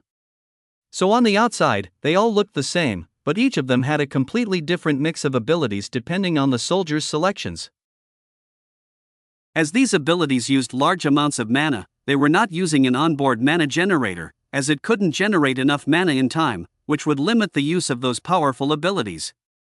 So, to complement those abilities and allow for their full use, all of the avatars had a wormhole open at their core that was connected directly to a massive mana generator. This provided mana in its liquid, purest, and densest form, giving them almost limitless ability use, limited only by their weapons' durability. Hundreds of them were being dropped on each planet before the mini-fleets opened a wormhole while still falling toward the planet, disappearing to another destination, leaving behind the avatars to deal with everything on the planet that was standing in their way of capturing it. Chapter 1029, Falling Like Dominoes 4. The number of ships the Empire sent to a star system was proportional to the level of threat assigned to that specific star system, based on all the information gathered from surrendered or conquered civilizations. Through this method, some star systems had only mini-fleets sent in their direction, while in star systems like the capital of the Trinarians, masters of spatial warfare, more than 100,000 wormholes were opened in different areas, showing the level of threat the Empire considered them to be. Fwom crackle. Guayavadhajk. As if to respond to the respect the Empire showed them, and despite the Zelvora forces stationed beforehand having already made their attacks to deal as much damage as possible, the wormholes in the ships that came through them were not met with the same situation as many of the other Imperial mini-fleets. In other systems, nearly none of the station forces were able to fight back. Here, more than half of the wormholes collapsed in different ways. Some collapsed the moment they opened, resulting in the ship passing through being cleaved in two. Others failed to fully open due to the surrounding space being unstable. On the other hand, some had their starting coordinates forcefully changed and scrambled before they exploded as they lost their connection to the main anchor that provided them with mana, causing the star system to be in complete chaos.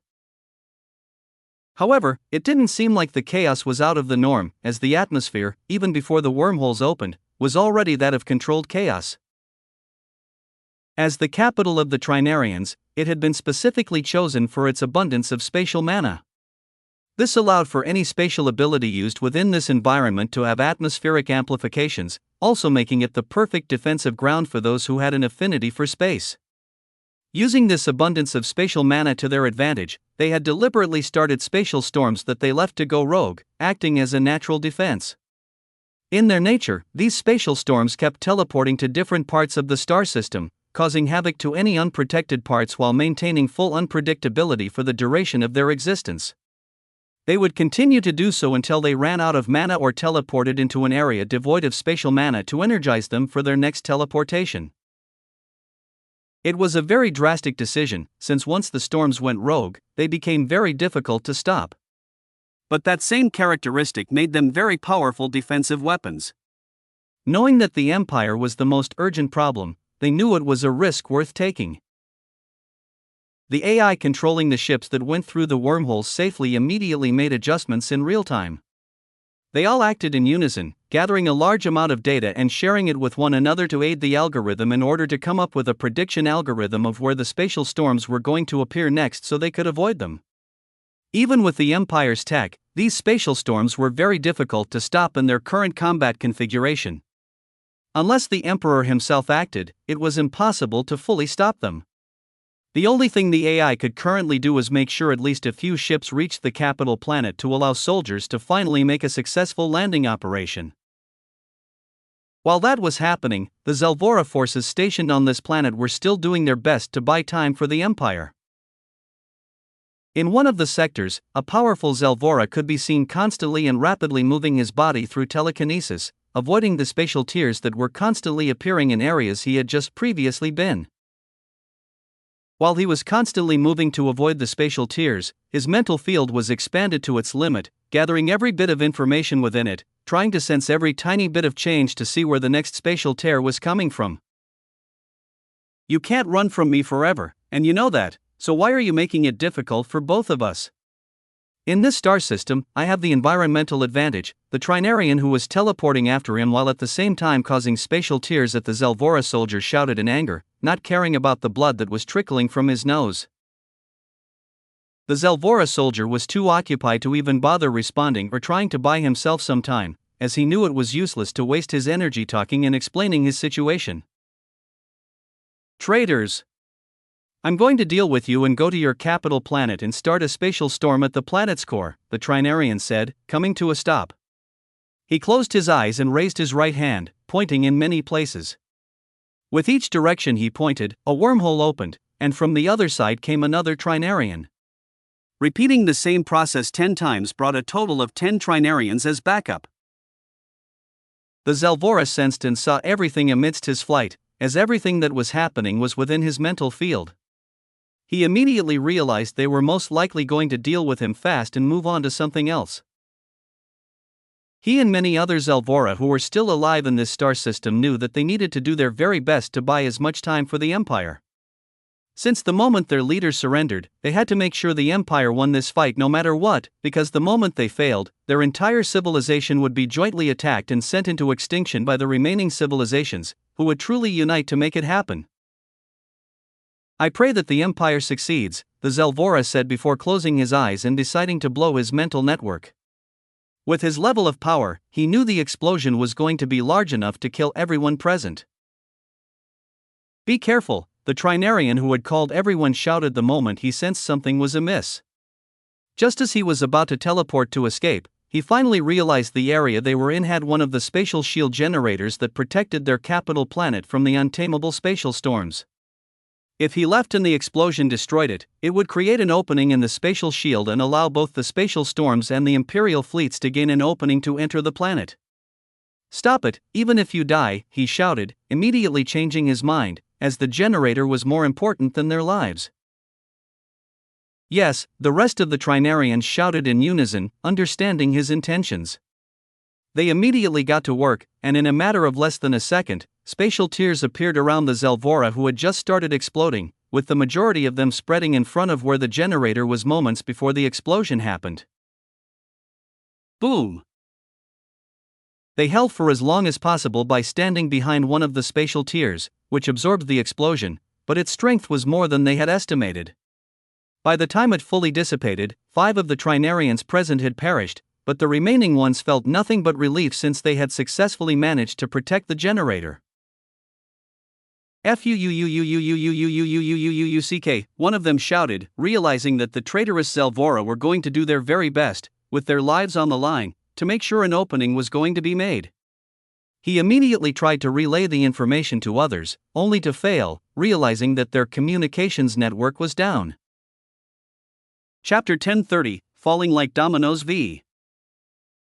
After an arduous 20 minutes of Imperial ships fighting to reach the capital planet, where the controlling AI deployed different tactics to ensure as many ships as possible arrived at the outer spatial shield, out of the more than 1 million ships sent through the surviving wormholes, nearly half of them were already destroyed. This was while the AI, capable of reacting faster than any human, was controlling them. Had it been humans controlling the ships, nearly a third of them would have been lost in the opening minutes of the fight.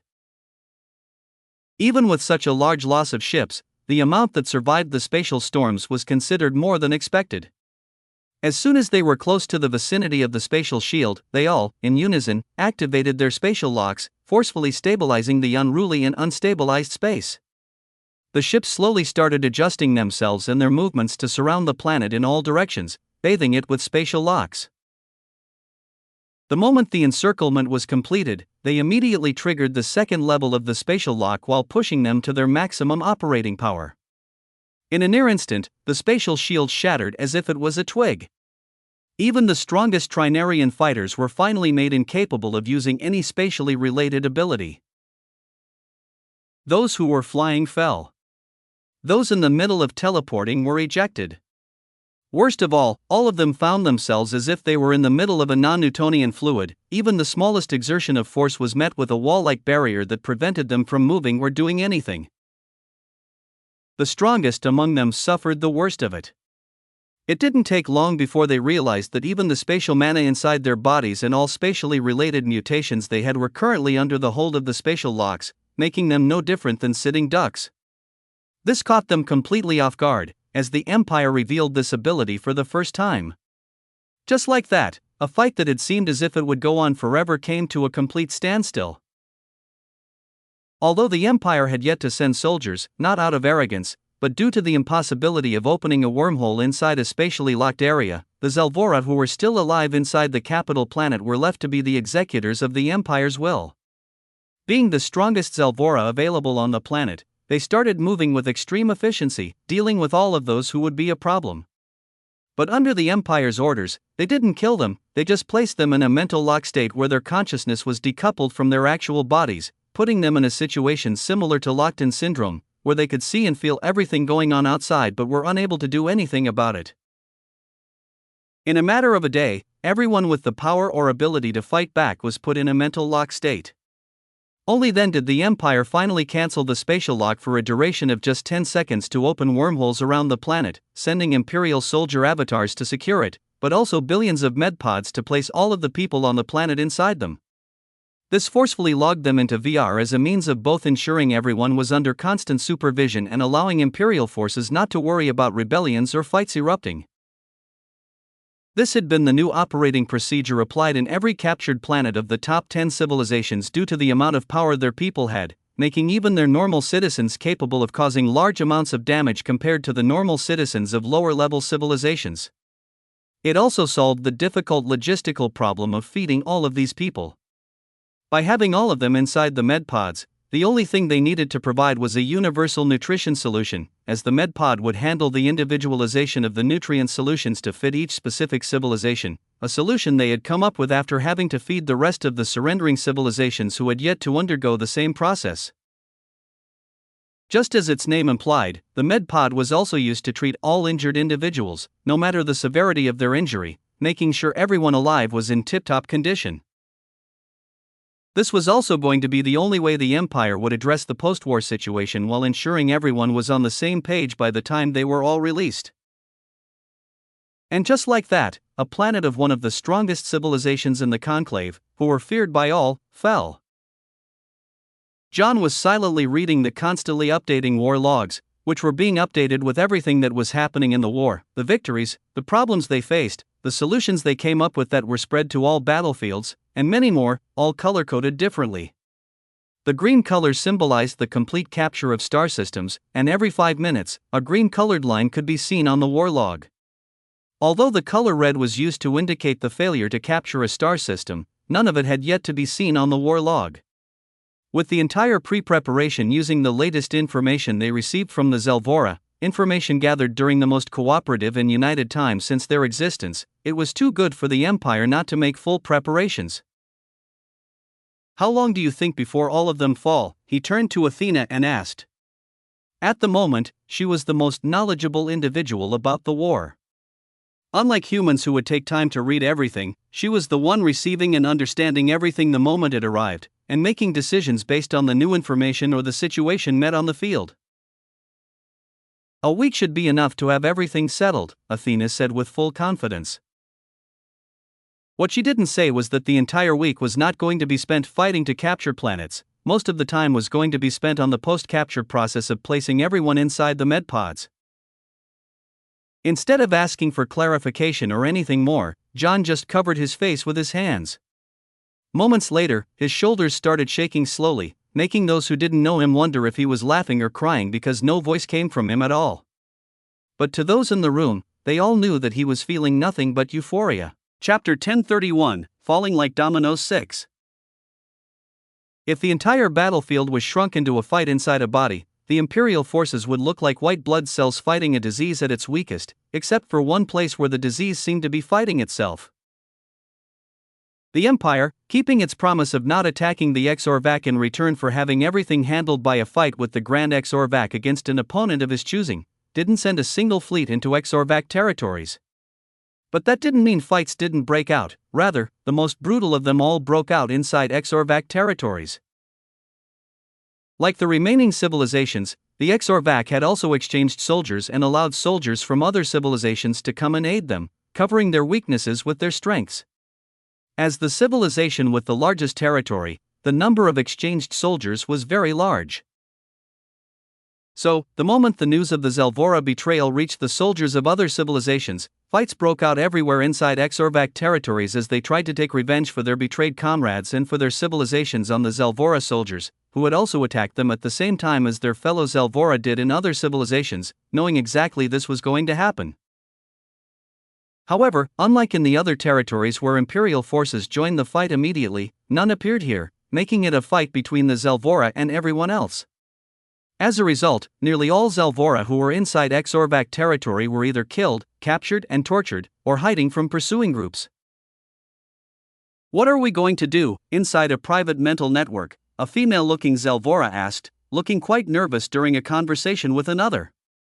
Although their mental counterparts were fully fine, their real bodies were in shambles, having suffered too much damage during their escape attempt. "I don't know, but if we don't do anything, the Trinarians are going to find us soon," the male Zelvora said as the mental network was bathed with a tender feeling that the female Zelvora accepted with her eyes closed, which slowly calmed her down. "They should have told us that the Empire is not going to come here and have us leave first," the female Zelvora said, knowing that the Empire had literally sentenced them to death. Despite knowing the Empire had no obligation to do that and it would have been a foolish move, as it would have alerted other civilizations, none of those reasons stopped her from cursing the Empire. "They are getting close," the male Zelvora said, sensing them the moment they entered his mental observation range. Before he said anything else, he pushed himself out of their hiding position, using telekinesis to propel himself at the highest speed his body could handle. He escaped, leaving behind one final sentence, "I'm sorry," before canceling the private mental network. Although his escape attempt might have looked like a diversion, the way he did it had blown up the area they were in, revealing the female Zelvora. She was a step too late in realizing what was happening before she could attempt to escape, which was enough time for the Trinarian soldiers to discover her and tear her apart by causing a spatial tear inside her body. In the face of death, not everyone acted equally, and that was no different even for the most united civilizations in the conclave. To buy himself a few more seconds of life, he had sacrificed his comrade. He couldn't escape and was killed moments later, but he was one of a minority among the Zelvora. Although a minority, when the scale is in the billions, there were still too many. As a result, some of the invasion forces were met with more than the expected resistance, though that too was dealt with swiftly as it was within calculations. I think the Empire has already attacked the top 10 civilizations, Leopold said to his friend, with whom he was having a war watch party. They had met each other during their shift patrolling a captured planet and had become very close during that period, to the point where they spent their offline time together. His friend, Sophie, instead of verbally responding, just gave him a look that said, "Here we go with another one of your random, reason bullshit. I know what is going through your mind, but let me yap a bit about my reason for coming to that conclusion," Leopold said as he pushed himself closer to Sophie, to a point where they were almost touching. He started his explanation. "Don't you find it weird that nothing of the top 10 has been shown for the last full day? I mean, I can understand a few hours since the territories to cover are huge and there is only one official feed, but to not show the civilizations that we are yet to fully conquer, who are the most powerful ones, for an entire day should be a hint about something. At least, that is how I see it." While in full focus of his explanation, his nerd perk of being oblivious to the obvious reaction of the girl in front of him was working full-time, trying to keep him single. "Let's say you are right," Sophie said, turning her head aside to recollect herself before she asked, "What do you think is their reasoning for keeping it away from our screens?" "Well, it is definitely not to keep it a secret because there is really no way for information to leak, at least from the ways I can think of. But it would fully make sense if you think of it from the point of view of what is something bad enough to deliberately not show to your citizens.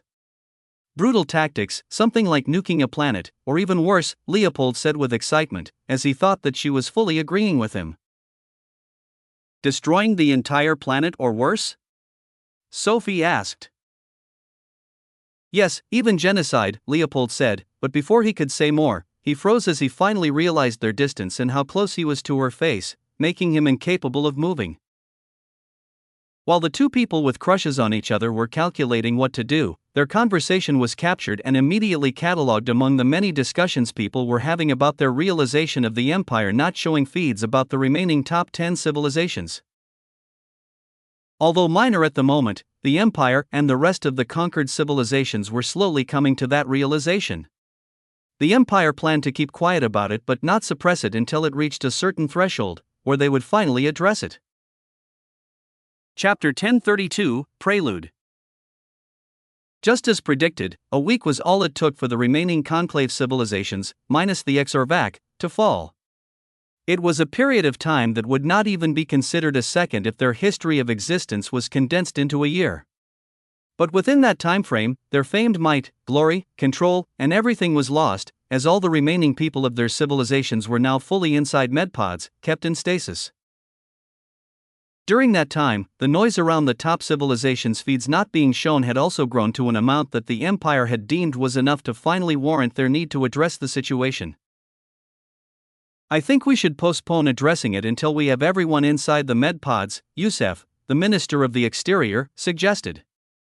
He didn't look like someone whose department was about to become irrelevant at all, as he knew that they were not yet in a situation for that to happen. Even if they were, the Empire would most likely just appoint him to another position, which, with the upcoming mess they needed to sort, there were going to be many of. "I agree that would be the optimum and the most impactful way to address it, but don't you think that it will become too big of a situation by then and might risk having a few alternative theories of how we might be rendering a fake story in order to hide the actual truth?" Jeremy, the Minister of the Interior, asked. He knew the public the most, as the departments under him were the ones who dealt with them most of the time. "But won't the impact be lackluster if we give them enough time to digest it before the Great Gathering?" Youssef asked back. The two of them had great respect for one another, and both of them knew that, leading them not to be worried about voicing their disagreements. "The winning of the war itself is large enough news that it won't run out of steam even if we took more than a month to have everyone into the medpods. So I don't believe we need to delay it until then. We'd better tell them about it now so that they have enough time to digest it until we have everything ready and have the great gathering. It also helps us avoid the conspiracies and fear that might arise if we remain silent for a long duration about this matter. Jeremy held on to his points, emphasizing preventing any possibilities of conspiracies from humans, but also increasing the fear felt by the conquered civilization's citizens, who were already on the edge. The back and forth continued for a short while, with both sides giving quite reasonable points before they finally turned to the emperor to see what his decision was going to be, only to find him focused on something else entirely with a smile on his face. They saw him looking at a screen, and before they could even ask what he was looking at, Nova showed them by creating two screens, one in front of each of them. TRAPPIST-1 Absolute Coordinates Mapping Fleet expected to arrive in 2 weeks, was what was written on the screen the emperor was reading.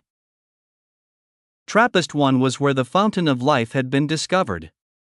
The moment the exploration fleet returned, a mapping ship with an updated communication system was sent to collect the absolute coordinates of the system to allow for the Empire to be able to open a wormhole to both gain access to the star system that was filled with nothing but FOL, but also to allow for the half of the fleet that was left behind to act as guards until a more and better prepared fleet was sent, to allow for them to finally be able to return and reunite with their families and be relieved of their duty. Let's get ready to tell them the news of our win today and tell them about the great gathering. Have them fully prepare for it ahead of time to ensure maximum human participation since they can't be forced, Aaron, who the two of them thought wasn't listening, said without lifting his eyes from the screen. The two ministry heads nodded, accepting the final decision, but their minds were still wondering why the emperor was looking at this certain piece of information. It is a solution to a potential future instability problem, Aaron said while tapping the table with his fingers, making a rhythmic sound as if he was messing with a piano with one hand. Nova, just show them. When he saw the look on the ministers' faces, he said that, as he was too focused on thinking about something to be bothered to do the explanation himself when he had someone who was already in his mind and could read every thought of his, making her the perfect individual to do the explanation as she could supplement his thoughts with the information she had access to, perfecting the idea that was on his mind into an actual plan ready for implementation if approved. Yes, Nova accepted the order, and she started following it. Meanwhile, somewhere on Earth, Leopold jumped from his bed stark naked and shouted, "I was right," loud enough to wake up Sophie, who was silently sleeping beside him. During the week, their relationship had somehow gained a rocket booster. In a matter of a few days, they went from close friends to lovers who moved in together. "What is it?" Sophie asked, looking like a frightened kitten who was startled by the noise. "Look at the announcement from the imperial government," Leopold said, showing her what he was talking about. War update. At 2000 hours Imperial time, the Emperor will be addressing the matter that has been causing many people to have questions regarding the development of the war and what is happening in the theater of war with our remaining opponents. See? I told you that there was something weird, or else why bother even giving an explanation? Leopold said, his voice filled with relief as he was finally vindicated.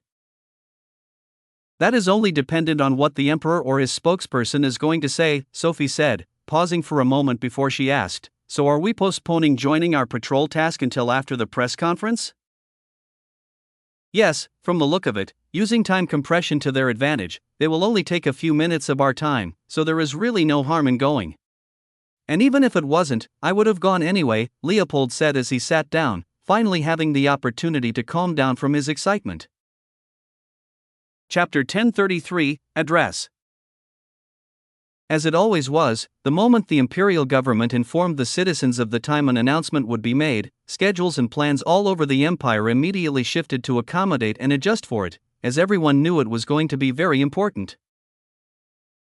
However, there was really no need for schedules to be shifted too aggressively in the first place, since using time compression, the announcement that would take hours in VR could be completed within just a few real-world minutes. So, unless something needed to be done at that exact time and couldn't wait to be done a few minutes later or earlier, it was postponed. So, when the announced time arrived, nearly everyone, other than those who were unaware of the situation or military personnel responsible for the security of the Solar and Proxima star systems, found themselves in front of a massive coliseum that housed the entirety of Imperial citizens, and Imperial citizens only. It was a citizen's exclusive address, at least in physical attendance, while all other conquered civilizations' citizens could only watch it in video form, despite being required to enter VR to watch it in real time. This made it clear to everyone watching that the address was going to be entirely focused on the Empire and its citizens. 10 seconds after the address time arrived, finally, someone appeared at the center of the Colosseum. The moment he appeared, the earth nearly split in two from the amount of cheering that erupted.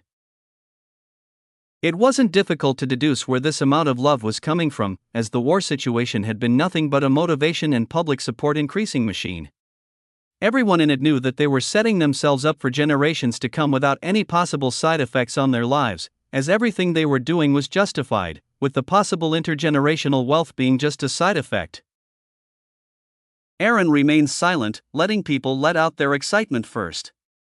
Not until after a minute passed did he raise his hand as his body slowly enlarged to the point where everyone in the Colosseum could see him clearly.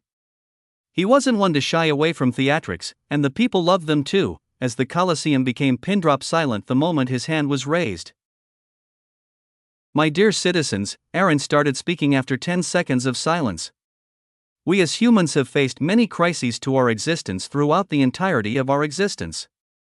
No matter how advanced we became through one evolution after another, we always faced these challenges. At times it was the environment, at times it was ourselves, and as it has been lately, nothing changed other than the challenges now finally coming from something outside our surroundings." As he spoke, the ground area of the Colosseum he was standing on was constantly changing, creating figures of the adversaries humanity had faced through its existence: bacteria, mammoths, humans themselves, and finally appearing behind him were all of the conclave races in faceless bodies, but still detailed enough for each civilization to be identified. But in all of them, one way or another, we always came out on the other side as the victors or having bought ourselves enough time to live to fight for another day. When he paused after saying that, cheers were once again heard across the Colosseum for the next half a minute before he once again raised his hand and everything returned to silence. Over the last few months, we once again found ourselves facing our biggest existential challenge, against enemies who outnumbered us in a situation that put us in an improbable fight. He paused for a moment, letting tension build up as the visuals and generations of things to back up his speech added to the flair, bringing imagination to life before he said, and with excitement for the results, not the reason that forced us to chase after them in the first place, "I would like to inform all of my citizens that we once again came out on the other side as the victors." The moment he mentioned victorious, massive screens appeared showing different scenes of the Empire capturing the star systems of the top 10 conclave members. Imperial citizens watched through them while cheering as if they had received the best news in their lives, which for the majority of them, it ranked quite high on the list. This time, the cheer went on for the entirety of the 5 minutes it took for the videos to play on the massive screens, with things taking 5 more minutes before Aaron could finally speak again. And yes, to state the obvious, the fight is finally over, but the war isn't yet over. When he said that, a look of confusion appeared on the faces of the excited citizens.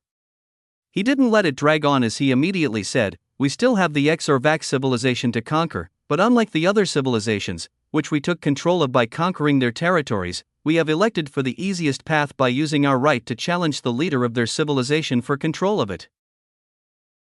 In return for leaving him the freedom to choose who he wanted to face off against, we reserve the right to select the date for when that face-off is to take place, which we have elected for it to happen a week from now, with me being the opponent he had gone for."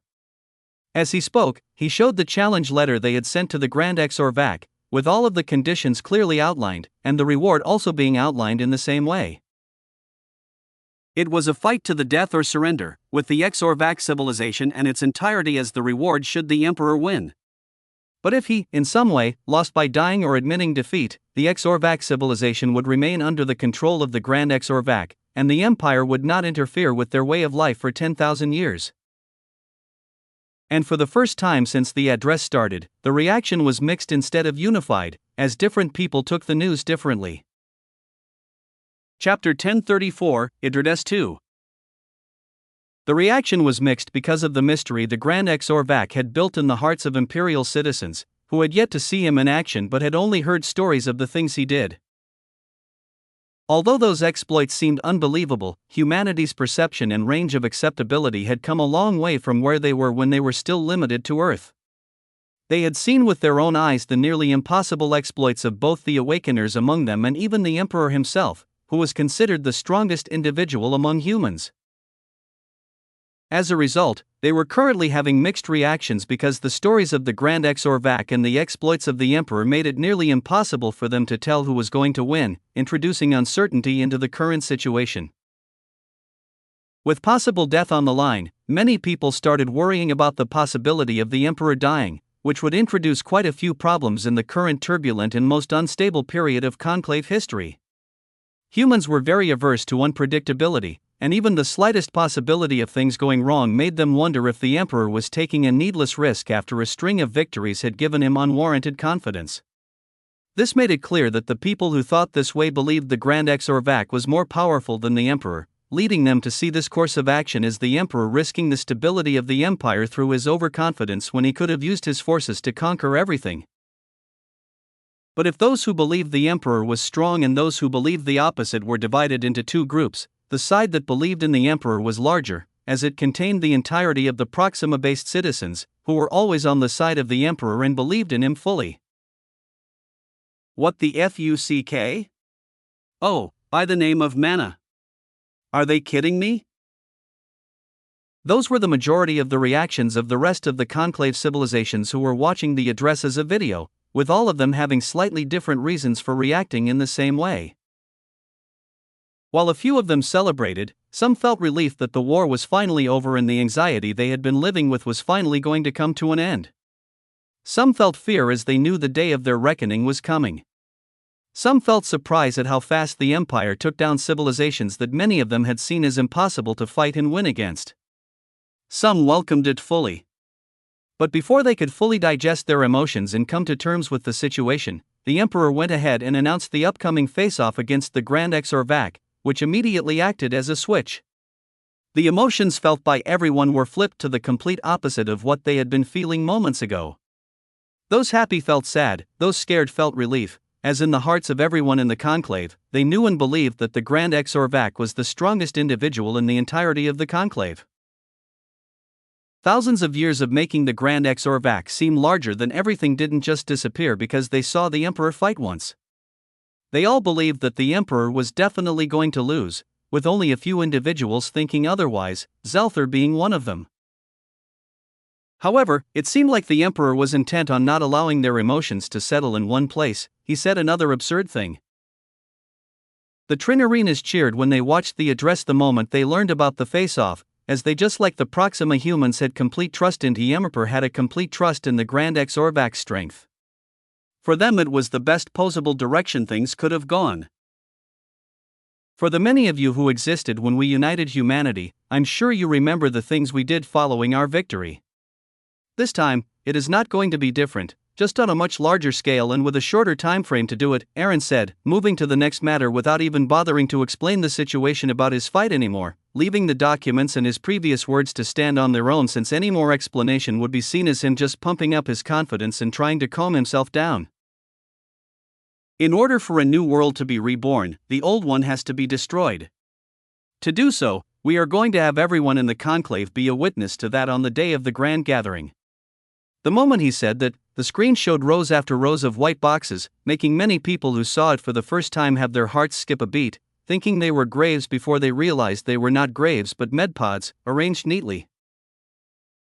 The top 10 civilizations have already put in their attendance for the grand gathering, and for the next month, we are going to be doing the same for everyone else in the conclave to ensure their attendance, taking place in the best condition where everything can be made bare and the injustice be set straight, the indebted be repaid.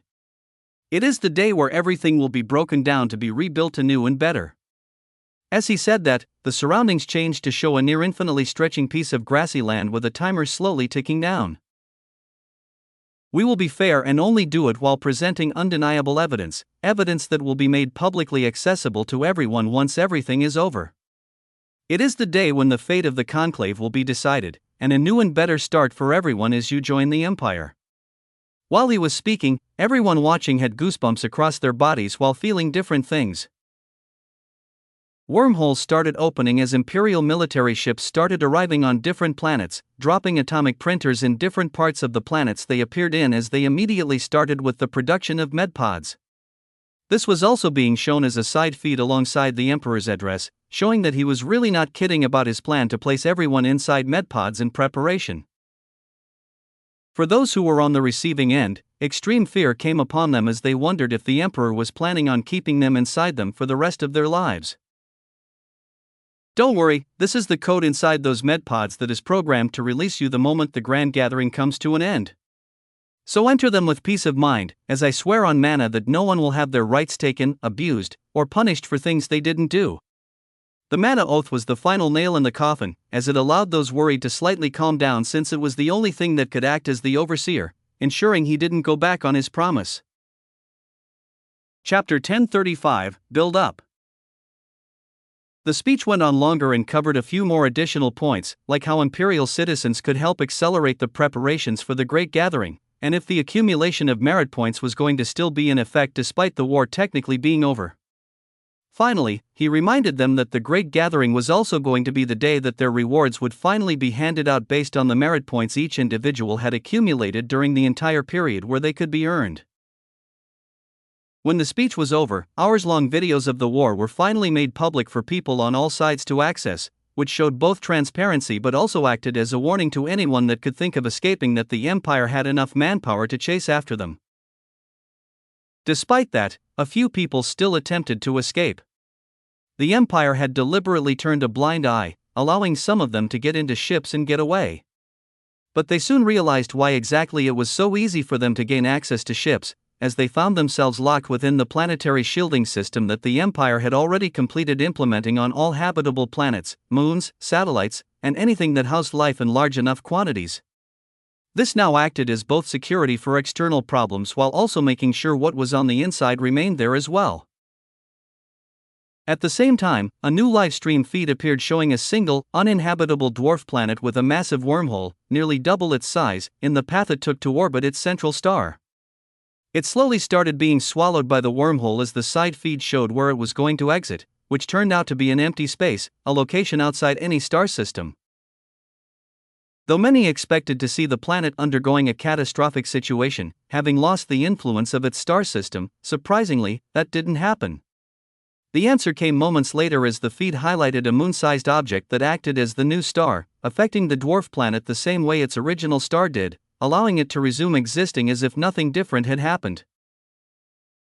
It took the majority of people watching the feed just a short moment before they could pinpoint exactly what the reason for the feed was, and immediately, talk about the area for the final fight, as people had dubbed it, started.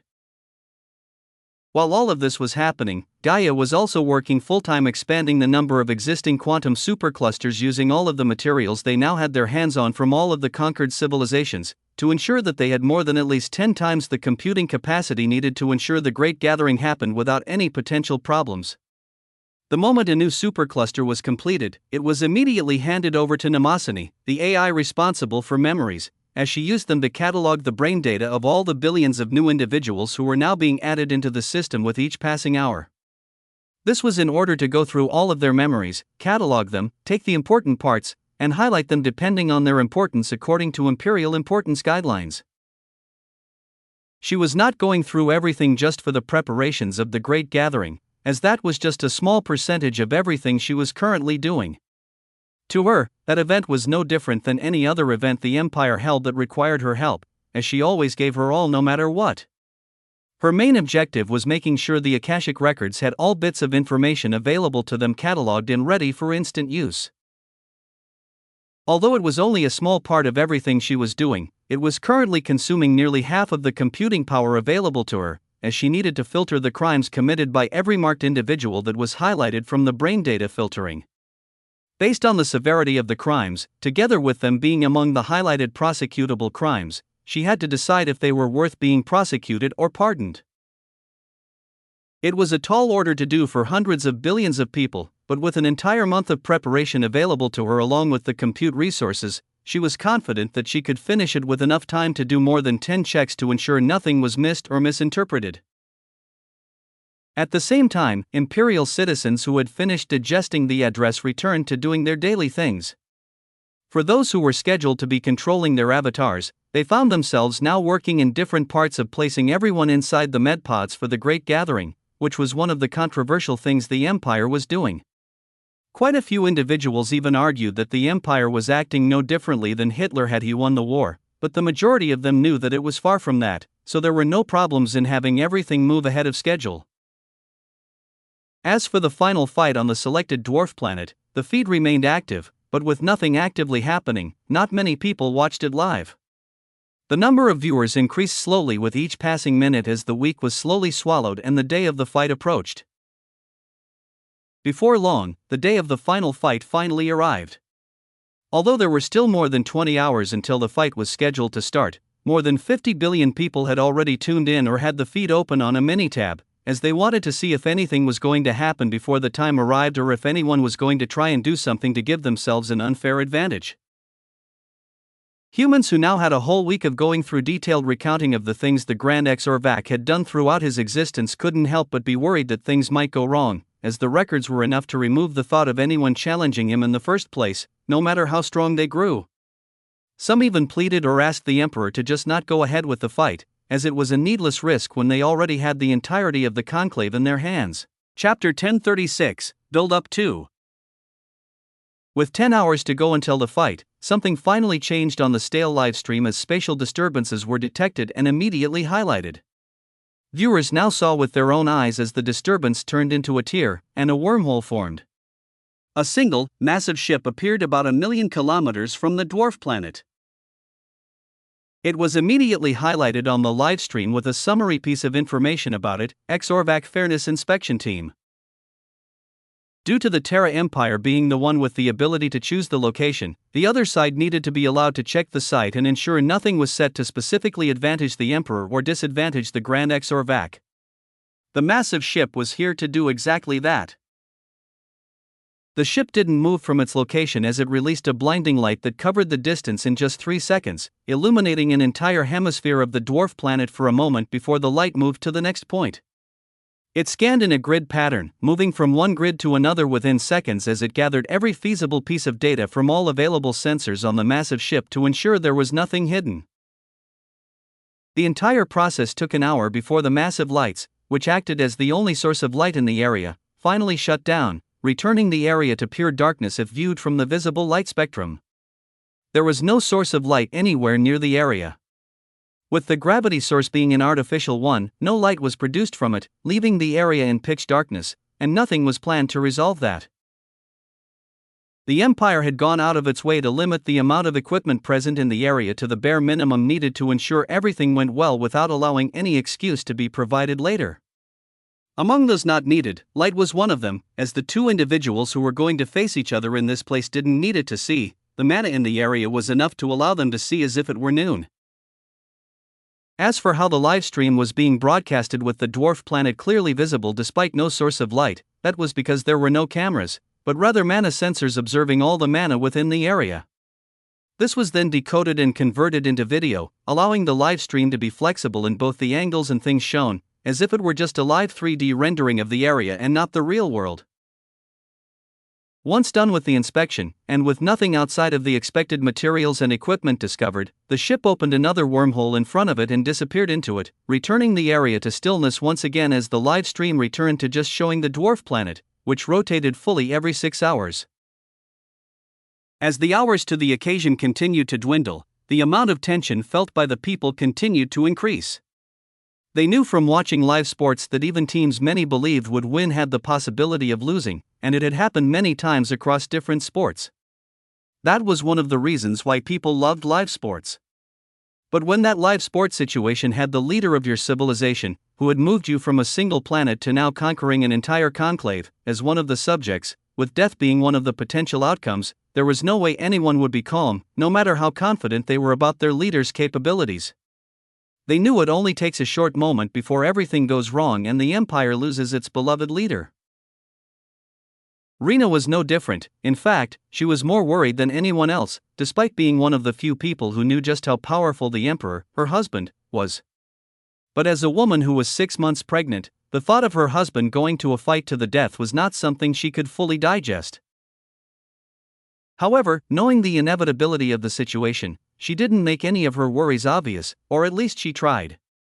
She continued acting the same way she usually did, knowing that showing any changes to her emotional state risked introducing a variable in Aaron's mind which, no matter how minuscule the chances were, might be the reason he ended up losing in the first place. I really want to see the Fountain of Life, in its original environment to see if we can understand how exactly it was created, she said as she drank mango juice, which had now become a regular drink in the palace due to it being the emperor's favorite. I will take you with me once the mapping ship arrives at Trappist-1, when I go to relieve those who were left there of their duty, Aaron said as he placed his glass back down on the table, acting as if what he was about to do in a few hours was just a normal errand. At least, that was how Rena saw it. Both the husband and wife were acting calm in front of each other for the sake of the other person. I look forward to it. Is Ayaka going to come along with us? I think she will, unless she declines, as she will be promoted to overseeing the area since it is her area of expertise, Aaron said, but didn't go into detail about what exactly he was planning to do with the star system, because at the moment, a more urgent situation needed to be handled first. Their conversation about random things continued for about an hour before Aaron stood from the garden and gave his wife a kiss before leaving as usual. He headed to where one of the stargates located in the Imperial Palace was, immediately heading to Mars, as he was now just an hour away from the face-off. Chapter 1037, The Final Fight. Phuong. 2 wormholes opened on each of the poles of the dwarf planet as 2 individuals floated through them, landing within 10 seconds on exactly opposite ends of the dwarf planet. The feed, showing all of this from different angles, was at the moment the most watched event in the entire conclave, as more than 99% of everyone had currently tuned in to watch it happen in real time.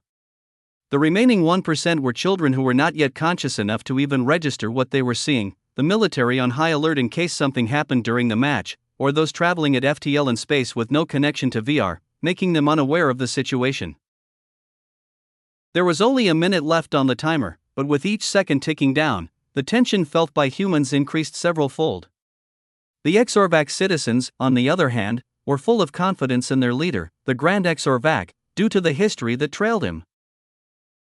As for the rest of the conclave, the current fight was a mixed reaction for them. Some were worried for the Emperor, some wanted him to be killed, and many felt something in between. But they still watched with anticipation while feeling a slight worry because no matter how this incident ended, they were among the pieces on the chopping block, and neither of the 2 sides spelled a good life for them. You are really arrogant to choose a dwarf planet as the location of the battle, the Grand Exorvac spoke as his humanoid form started expanding, returning to his draconic form, which was more than a kilometer in length. His voice was carried by powerful mana that forcefully transported it to Aaron, who was standing still and not doing anything dramatic. He didn't look like someone who was fighting a battle that had a civilization's freedom on the line at all. He looked no different from a soldier going to deal with a low-level skirmish, wearing what looked like standard military armor with a sword strapped to his back. The Grand Exorvac, on the other hand, looked to be taking it even more casually, as he didn't even bring clothes or armor, trusting fully in his scales as both his clothing and protection. I didn't. Our resources were spent stabilizing the captured territories, leaving us very thin on machines to construct another coliseum of a respectable size, Aaron said as he started jumping up and down, as if warming himself up. His eyes focused on a screen to his left, which showed the timer. The moment it hit 0, the restrictions would be lifted, and they would be allowed to use their abilities. Things like transformation and getting ready were allowed, but it was limited to physical actions. Preparing spells ahead of time was not. 10, 9, 8, 7, 6, 5, 4, 3, 2, 1, 0. Bull. The moment the timer hit 0, and the restrictions were removed, things happened so rapidly that no one could see exactly what happened. Thankfully, the live stream restarted from the beginning and slowed everything down moments before the timer hit 0, focusing on Aaron, who at the moment looked as if he was in suspended animation due to how much the video was slowed down. The moment the timer hit 0, Aaron, who had seemed frozen, instantly moved as if the video speed had increased. But the playback speed hadn't changed, his speed had simply increased now that he could use mana. Aaron immediately took to the air, covering 100 kilometers instantly. Before the viewers could wonder why, a massive object erupted from the ground where Aaron had been, closing its jaws with enough force to send a shockwave through the area. The camera immediately zoomed out with the two individuals still highlighted until the screen was filled with the dwarf planet. A straight line was drawn from the North Pole all the way to the South Pole, showing how the Grand Exorvac had covered a distance of more than 1,000 kilometers in a single second. But the zoomed-out scene didn't remain so for long.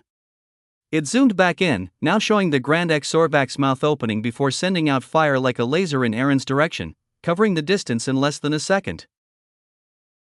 As the laser-like fire was fired, the camera angle immediately changed to chase it, with the speed slowed down even further to catch an attack moving faster than the two individuals' speed, while keeping Aaron, who was on the receiving end, in full focus. The viewers were nearly having heart attacks as they watched it approach Aaron, who wasn't moving at all, as if he hadn't even perceived it coming toward him. At the peak of the humans' worry and fear, with some of them even closing their eyes, the light immediately changed direction a few meters before reaching Aaron, turning 90 degrees before changing direction again by another 90 degrees, returning from where it had come. Aaron's body still looked as if it were in suspended animation, as the control of the things in his surroundings through his mind was so fast that his physical body had yet to catch up, making him look as if he were unaware of the attack that had just been returned to sender. The returned attack immediately hit the Grand Exorvac's massive body, but instead of dealing any damage, it only caused a few ripples across the scales before it was instantly absorbed back into him. "You want to harm me with my own attack? You are really arrogant," the Grand Exorvac spoke through mana as he looked at Aaron. Although he sounded confident, he didn't shift his eyes from Aaron for even a second. "You really brought me into a perfect and advantageous environment." The moment he said these words, Aaron looked as if he was hit by a supersonic bullet. One moment he was standing there, and the next, he wasn't. The only clue to what happened was boom. Chapter 1038, The Final Fight 2. The video was once again paused and rewound. This time, the camera angle changed from a close-up, moving toward space until the entire dwarf planet was once again fully visible. Unlike the previous time, where only a line was highlighted, now the entire dwarf planet was shown, with all of its layers highlighted from the core to the outer part. The moment before the situation happened, a highlight showed a new highlight permeating the planet, with the source of it being the Grand Exorvac. It took less than half a second before the entire dwarf planet was covered by this new highlight, and then the dwarf planet just stopped rotating, fully held in place by the Grand Exorvac. Unfortunately for Aaron, who was untethered to the ground, stopping a planet is not without consequences. He was on the receiving end of them, as both he and the thin atmosphere were flung into space, continuing their journey without the dwarf planet tagging along. Large chunks of other untethered materials came along, acting as bullets that bombarded Aaron and each other, aided by the supersonic wind. But the dwarf planet itself was on the receiving end of the majority of the consequences. The kinetic energy gained from stopping its angular momentum was immediately converted into heat, thanks to the friction of the planet breaking, which was hot enough to melt the crust. However, that wasn't the end of it. The dwarf planet transitioned from its egg shape, caused by centrifugal force, as gravity tried to pull it back into a perfect sphere, triggering earthquakes of unimaginable magnitudes and leveling the geological features that were still melting from the heat. More things were happening on the planet, but at the speed at which the fight was happening, only these two were experienced first, while the rest were still in the chain reaction pipeline. The camera once again zoomed back to the ground as the scene rewound itself to the moments just before the dwarf planet was stopped. This time, the virtual camera was tethered to Aaron instead of the Grand Exorvac, as it was when the attack first happened. It played again, showing Aaron being flung away amidst the supersonic wind along with dust, rocks, and many other things that were untethered to the planet. But things didn't stop there. The stones and rocks that were flung away looked as if someone was controlling them, as they started to specifically target Aaron. The wind aided them, pushing them faster than even the average speed of the stripped atmosphere, despite some of them being the size of a building, making it clear that they were being controlled by the Grand Exorvac. Immediately after the attacks were seen, the rocks and stones were turned transparent, with only their outlines remaining. The camera focused on Aaron, showing him doing nothing. Despite that, all of the rocks and stones sent to crush him just hit an invisible wall and crashed into smaller bits, which were then immediately sent back to him once again. The process repeated again and again until they became dust, all of it happening within 2 seconds before Aaron started slowing down, coming to a full stop in 3 seconds. This revealed the outer layer of the shield surrounding him, which was covered with dust that hadn't yet been flung away. Aaron turned towards the now atmosphere-stripped dwarf planet that was a few kilometers away and turning red as volcanoes erupted from every direction. He was right about it being advantageous to him, Aaron said as he moved slowly toward the dwarf planet. Anyone who knew the Exorvac knew that their ability was control of the basic elements, which humans had even pointed out resembled an avatar, as they could control earth, water, air, and fire. Just as with benders in the Avatar story, the more powerful you are, the more you can push the envelope of these abilities. This meant that the entire makeup of the planet was advantageous to him and was now turning even more so as the heat that melted the rocks now turned it into a controllable fire environment. Is running and taking hits all you can do? The Grand Exorvac asked, his tone filled with arrogance, showing that despite his attacks not yielding any results, he was still confident. To anyone knowledgeable about high-level fighting, it was obvious that although the opening attacks were strong, they were still in the realm of probing attacks, despite the dwarf planet now being rendered uninhabitable for the foreseeable future. I'm still inexperienced in fights of this scale, so I'm observing at the moment, Aaron said calmly as he resumed floating toward the planet, to the area where the Grand Exorvac was located, as if he were bringing himself into the lion's den. Although it might have been taken as arrogance, Aaron's tone made it clear that he was actually sincere. You seem to be taking this as child's play just because you can surrender. Then let me teach a lesson to your people by killing you in front of them so that they learn not to take things without conviction, the Grand Exorvac said, his eyes showing how dissatisfied he was with Aaron's response. It was a fight that he had joined risking his life and his civilization, while the other side could just surrender and not lose anything they already had, along with not being able to initiate an attack on the Exorvac. This meant the consequences of the outcome were not equal, which translated into how seriously each side took it, at least, that was how he interpreted Aaron's actions. He raised his massive, winged hand before lowering it. On the livestream, it was seen in slow motion, and in that instant, the stream was once again highlighted, but this time with the same color that was highlighted when a spatial disturbance was felt before the arrival of the Exorvac inspection ship. This meant that whatever attack was coming from the Grand Exorvac's slowly lowering hand was going to incorporate spatial elements into it. Chapter 1039, The Final Fight 3. Aaron immediately moved from his location without wasting a single second, the moment he sensed spatial instability, as it was one of the only few attacks that could actually go through his shield. But the spatial fractures were just the after effects of a complete attack from the Grand Exorvac, who had used the stellar storms in space and forced the magnetic lines in them to cross in short circuit, releasing a burst of energy equivalent to millions of hydrogen bombs.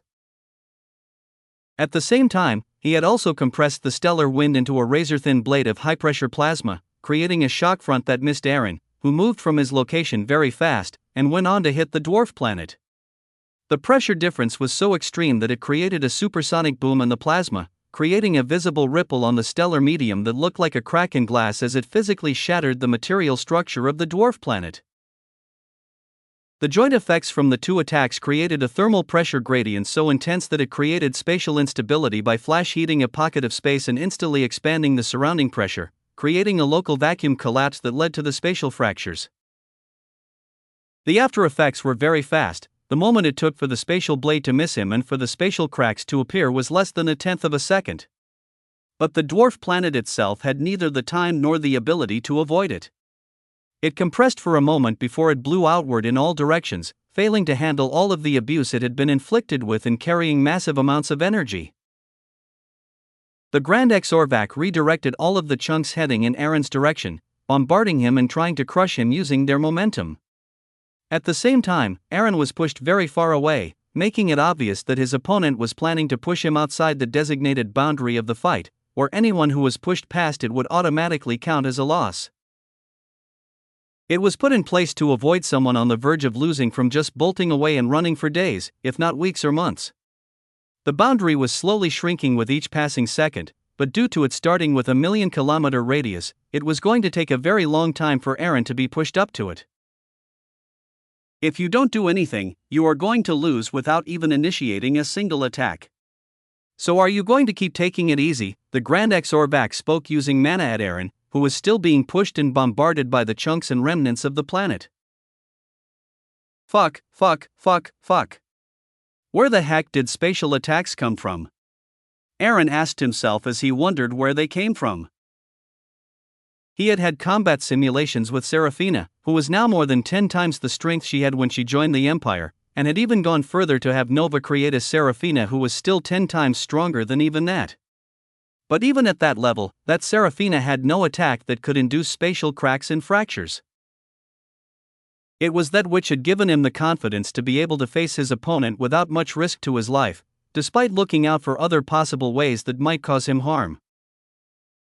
It meant that the Grand Exorvac was stronger than they had imagined him to be, to the point where anyone who looked at their estimation would say they were exaggerating. But it seemed like they were still far from the actual level the Grand Exorvac was at. Okay, we better go all out, or we risk actually dying. Aaron, who was planning on learning everything from the Grand Exorvac to benchmark himself, threw all of that out of the window to now go all out. Immediately, a shield in its passive mode was created before it was expanded to kilometers in radius. It then stopped growing and immediately turned active, blocking both the entry and exit of the objects before it started changing shape into a very small cylindrical cannon 10 meters in diameter, making it thousands of kilometers long but only 10 meters wide, fitting all of the stones, magma, lava, and all other materials that were thrown in his direction inside the cylinder. If the cylinder was highlighted, the last quarter away from where the dwarf planet was looked completely empty, but that was only for a moment as a rune appeared and instantly activated, creating a massive explosion that filled the entire empty portion of the cylinder. The explosion didn't leave, as it was a sealed part, leading to the explosion going back and forth within the same area, building pressure with each round. Aaron allowed it to build pressure for an entire second before he turned off the part blocking the pressure from the part of the cylinder with the stones in him, immediately sending everything inside it outward like a cannon toward where the Grand Exorvac was, making it look like a cannon had just been fired. Aaron, who was among the fired projectiles, was fully focused on the rune he was creating while traveling, using the debris as a cover to hide his real location. He knew none of the things fired with him were going to do any harm, using them and the chaos created when they were fired to activate the invisibility rune that hid everything about him and made him stealthier the more mana he inputted into it. "Where are you?" the Grand Exorvac, who was now floating where the dwarf planet used to be, asked in a low voice, verbalizing his thoughts as he focused on trying to find where Aaron was. At the same time, he was exuding his mana, having it ready for immediate use the moment he discovered where he was among the rapidly approaching debris. "It doesn't matter since you are still inside the debris field," he said when the chaos inside the approaching debris made it impossible for him to detect his opponent. He decided to obliterate all of it as he raised both his hands, making it clear that he was intent on repeating the attack that had destroyed the dwarf planet, but this time with both hands. "Humph," he grunted as he started dropping his hands. Chapter 1040, The Final Fight For the Imperial citizens watching, it was one of the most tense and stressful moments of their lives. They knew that although it was a live feed, they were watching events that had already happened, slowed down so much that they could follow the action. As a result, they knew that the fight had most likely already ended, the victor decided, and what they were watching was just the inevitable replay leading to that conclusion, a conclusion that might have the Emperor as the loser. It was a grueling watch, but none of them could bring themselves to look away. The screen showed a close-up angle of the Grand Exorvac lowering both his hands in slow motion. The camera then pulled back, trying to show both combatants, but even at a wider angle, the Emperor couldn't be found. The camera system had been blinded, as it used mana to create the video feed, and Aaron was hiding himself from it, causing the citizens' hearts to sink as they imagined the worst. However, the system didn't leave them hanging for long. It created an approximation of Aaron's location based on his momentum from the self-made cannon, clearly marking it for viewers as an estimate from his last tracked position. Just as his hands were about to fall halfway, the Grand Exorvac felt a pulse go through him for a fraction of a moment. He tried to escape, jumping from the rock he was floating above, but he found himself suspended mid-air with his hands still raised, incapable of moving even an inch. Then, as he looked around with a confused and momentarily terrified expression, Aaron's voice finally came to both him and the viewers, though its source had yet to be triangulated. "Are you willing to surrender?" Aaron was not planning on revealing himself and putting himself at a disadvantage until he was sure he had officially won. There was no advantage in it. "In your dreams," the Grand Exorvac shouted in anger. He immediately released his mana, trying to activate the same attack, but he didn't have to raise his hands to activate it. However, nothing happened. Confused, he realized he couldn't sense the mana in his surroundings. All of it was being absorbed by whatever was holding him down. "Thank you for the answer." Aaron's directionless voice was heard as the hold started getting tighter with each passing second. "You think this much force is enough to make me surrender?" the Grand Exorvac taunted as he used mana to reinforce his muscles against the increasingly tightening force. He added, "I have enough mana and mana generation to keep this up forever." Aaron didn't answer this time. He just started pumping nearly the maximum amount of power his body's near-infinite mana pool allowed him to use at a single moment. The amount of force continued to multiply with each passing moment as almost all of it was put into the shield wall, which was nearly 100 kilometers thick in all directions. The Grand Exorvac looked normal for a few seconds, but he suddenly realized that the force was continuously accumulating at the same pace. After half a minute, it had already reached the point where he was feeling the strain, but it didn't stop, continuing to increase its squeezing force, which also resulted in the density of the shield itself increasing. "I can keep it up forever, so you better come up with another attack," the Grand Exorvac taunted again, trying to believe his own words. He knew Aaron would run out of mana before the density and crushing force could reach a point where his mana-reinforced body couldn't handle it. "I can do the same," a response came from all directions as the force continued to increase at the same pace. Those watching the livestream could now see a gauge showing how dense the highlighted shield was becoming, with the numbers telling them exactly by how much. It wasn't long before it became dense enough that the cloud left from the massive explosion, along with the smaller debris, fell into orbit around the shield. But before the orbits could become stable, the density continued to increase, which continuously altered their orbits as they got closer and closer to the object with each passing second, before most of them were on a collision course with it. As the objects started crashing into the shield, only then did the Grand Exorvac realize how thick whatever he was trapped in was, as all of the objects were crashing nearly 100 kilometers away from him, who was at the middle of the cube-like object. He couldn't pinpoint the exact distance and had to rely on his natural vision, as all the mana in his vicinity was being absorbed, making it impossible to use it to observe his surroundings.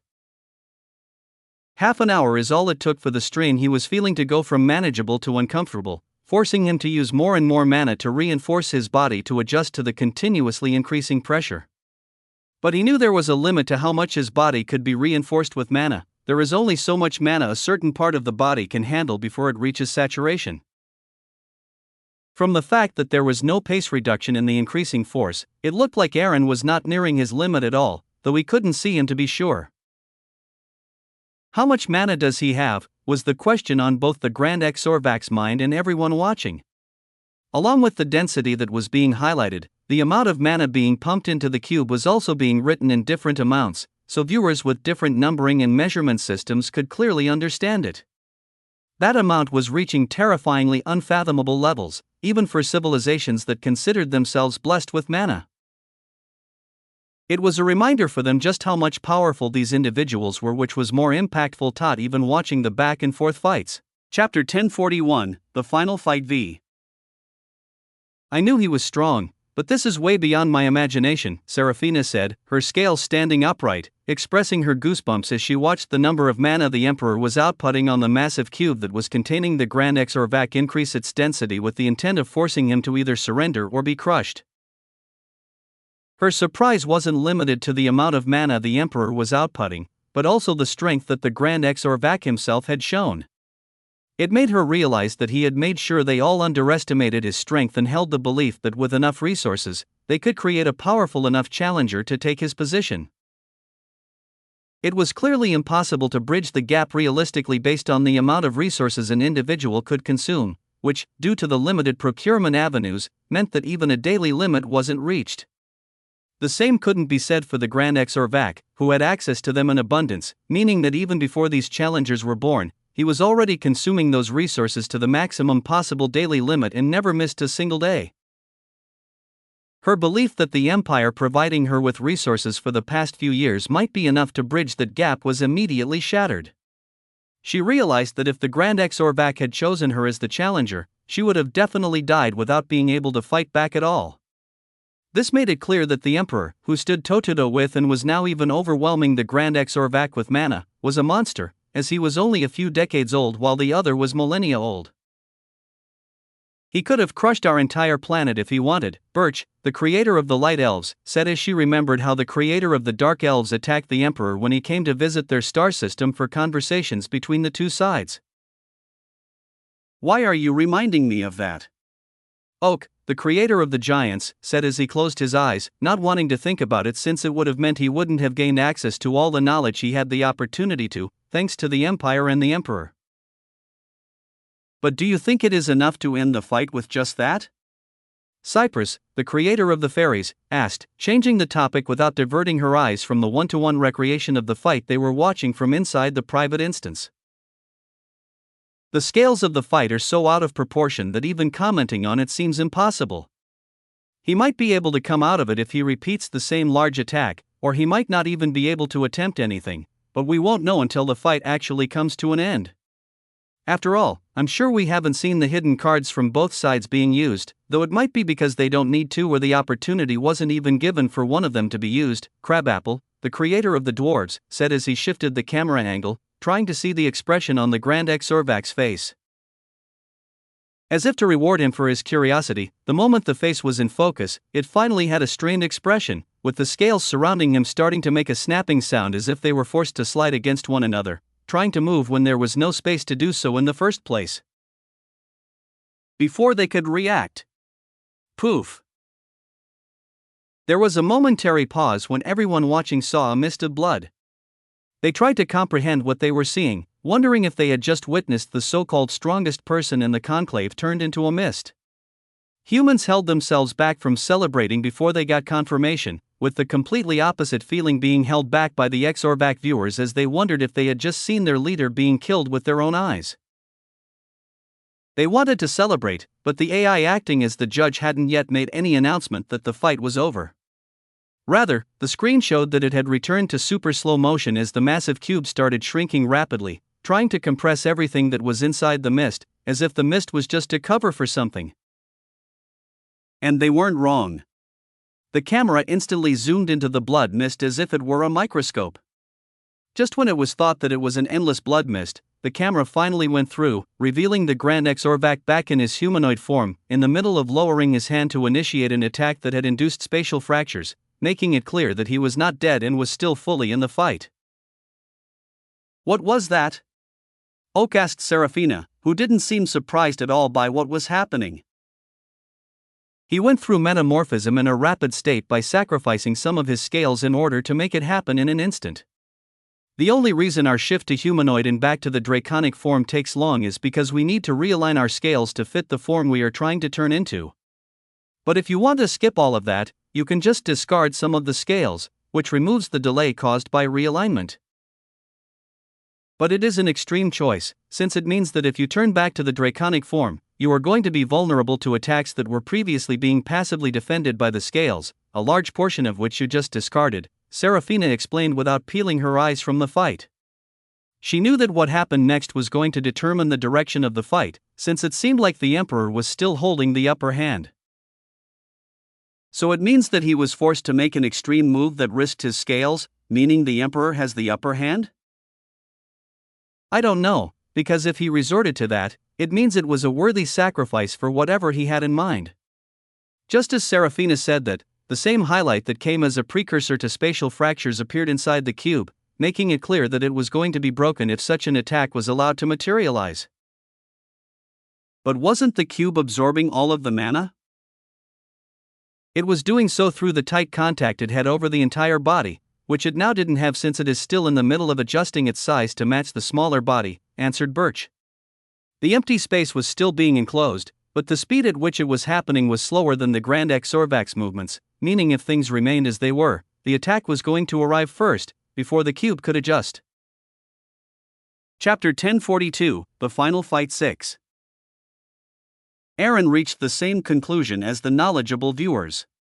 His mana sense, which was faster than even his eyes that looked to be frozen in place, made it clear that the shrinking of the shield was slower than the speed at which the Grand Exorvac moved. If he released his attack in the current situation, it would break through like a stone through unreinforced glass, and it would be even more difficult to capture him in the same situation again, as he would be wary of it.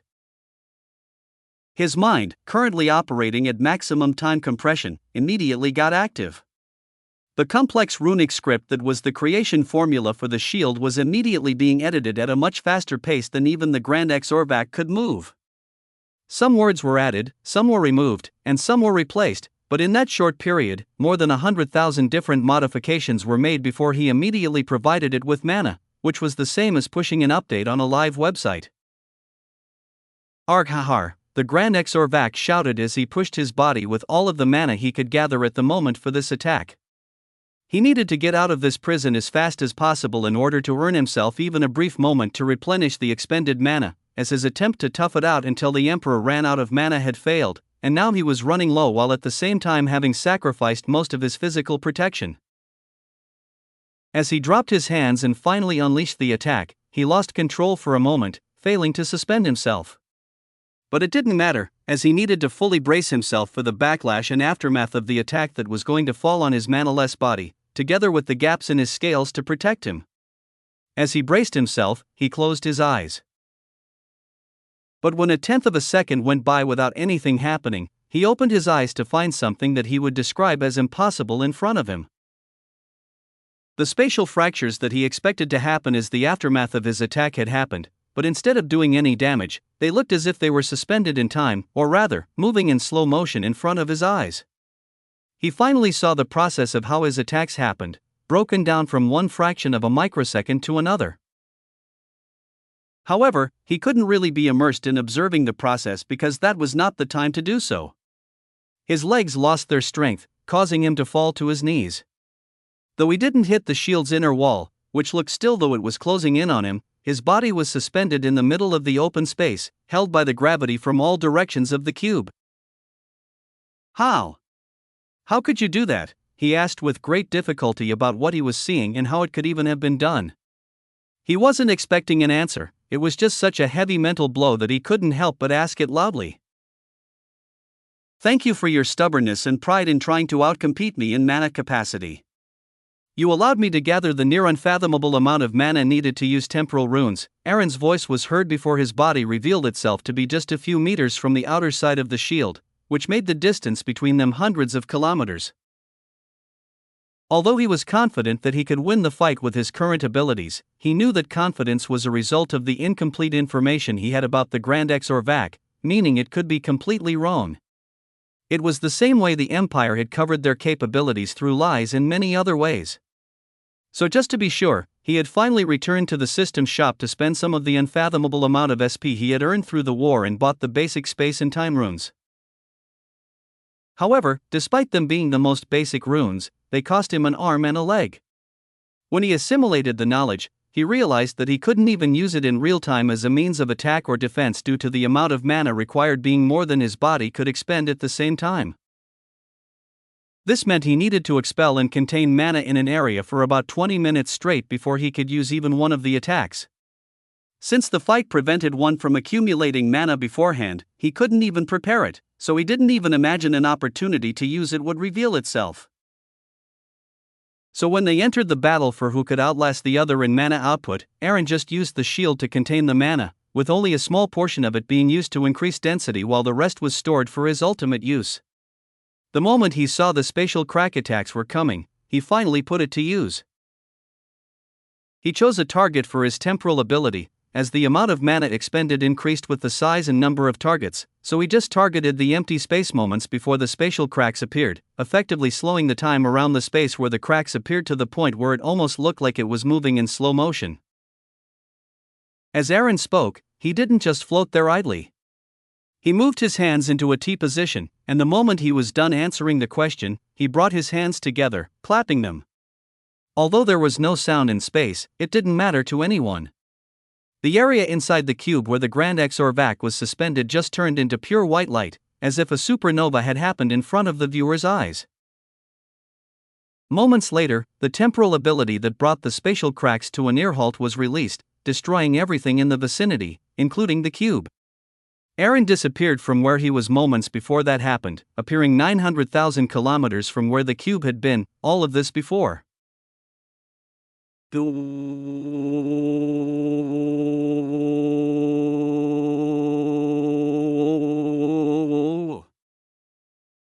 Chapter 1043, Winner and Nightmare.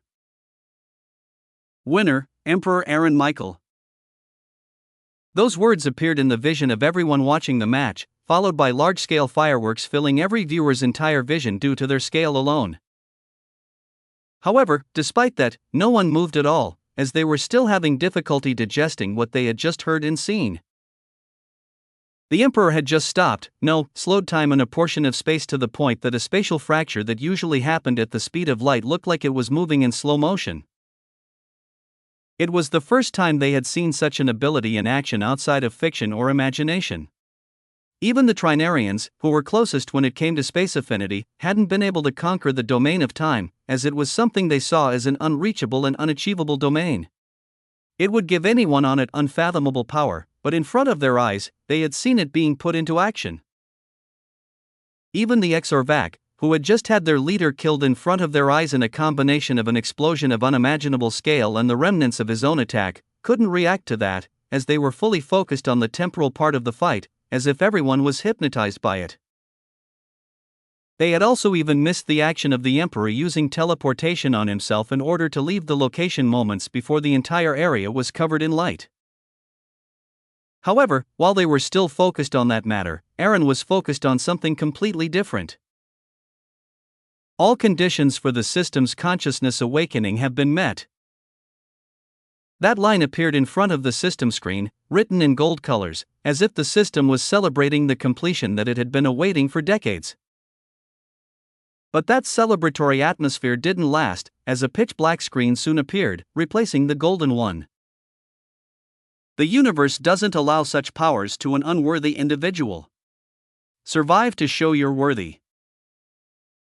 Before he could take the time to digest what he saw, two massive hands made of black smoke materialized from both sides out of nowhere, trying to catch him. It didn't take a warning from the system for Aaron to know that they didn't mean good news. The moment they appeared, he felt his soul shudder from fear as he experienced an existential dread from just their appearance. Run, the system voice that he had last heard when he accidentally awoke it, way before the right time and conditions were met, shouted at him, carrying the still distorted sound with urgency filled inside it.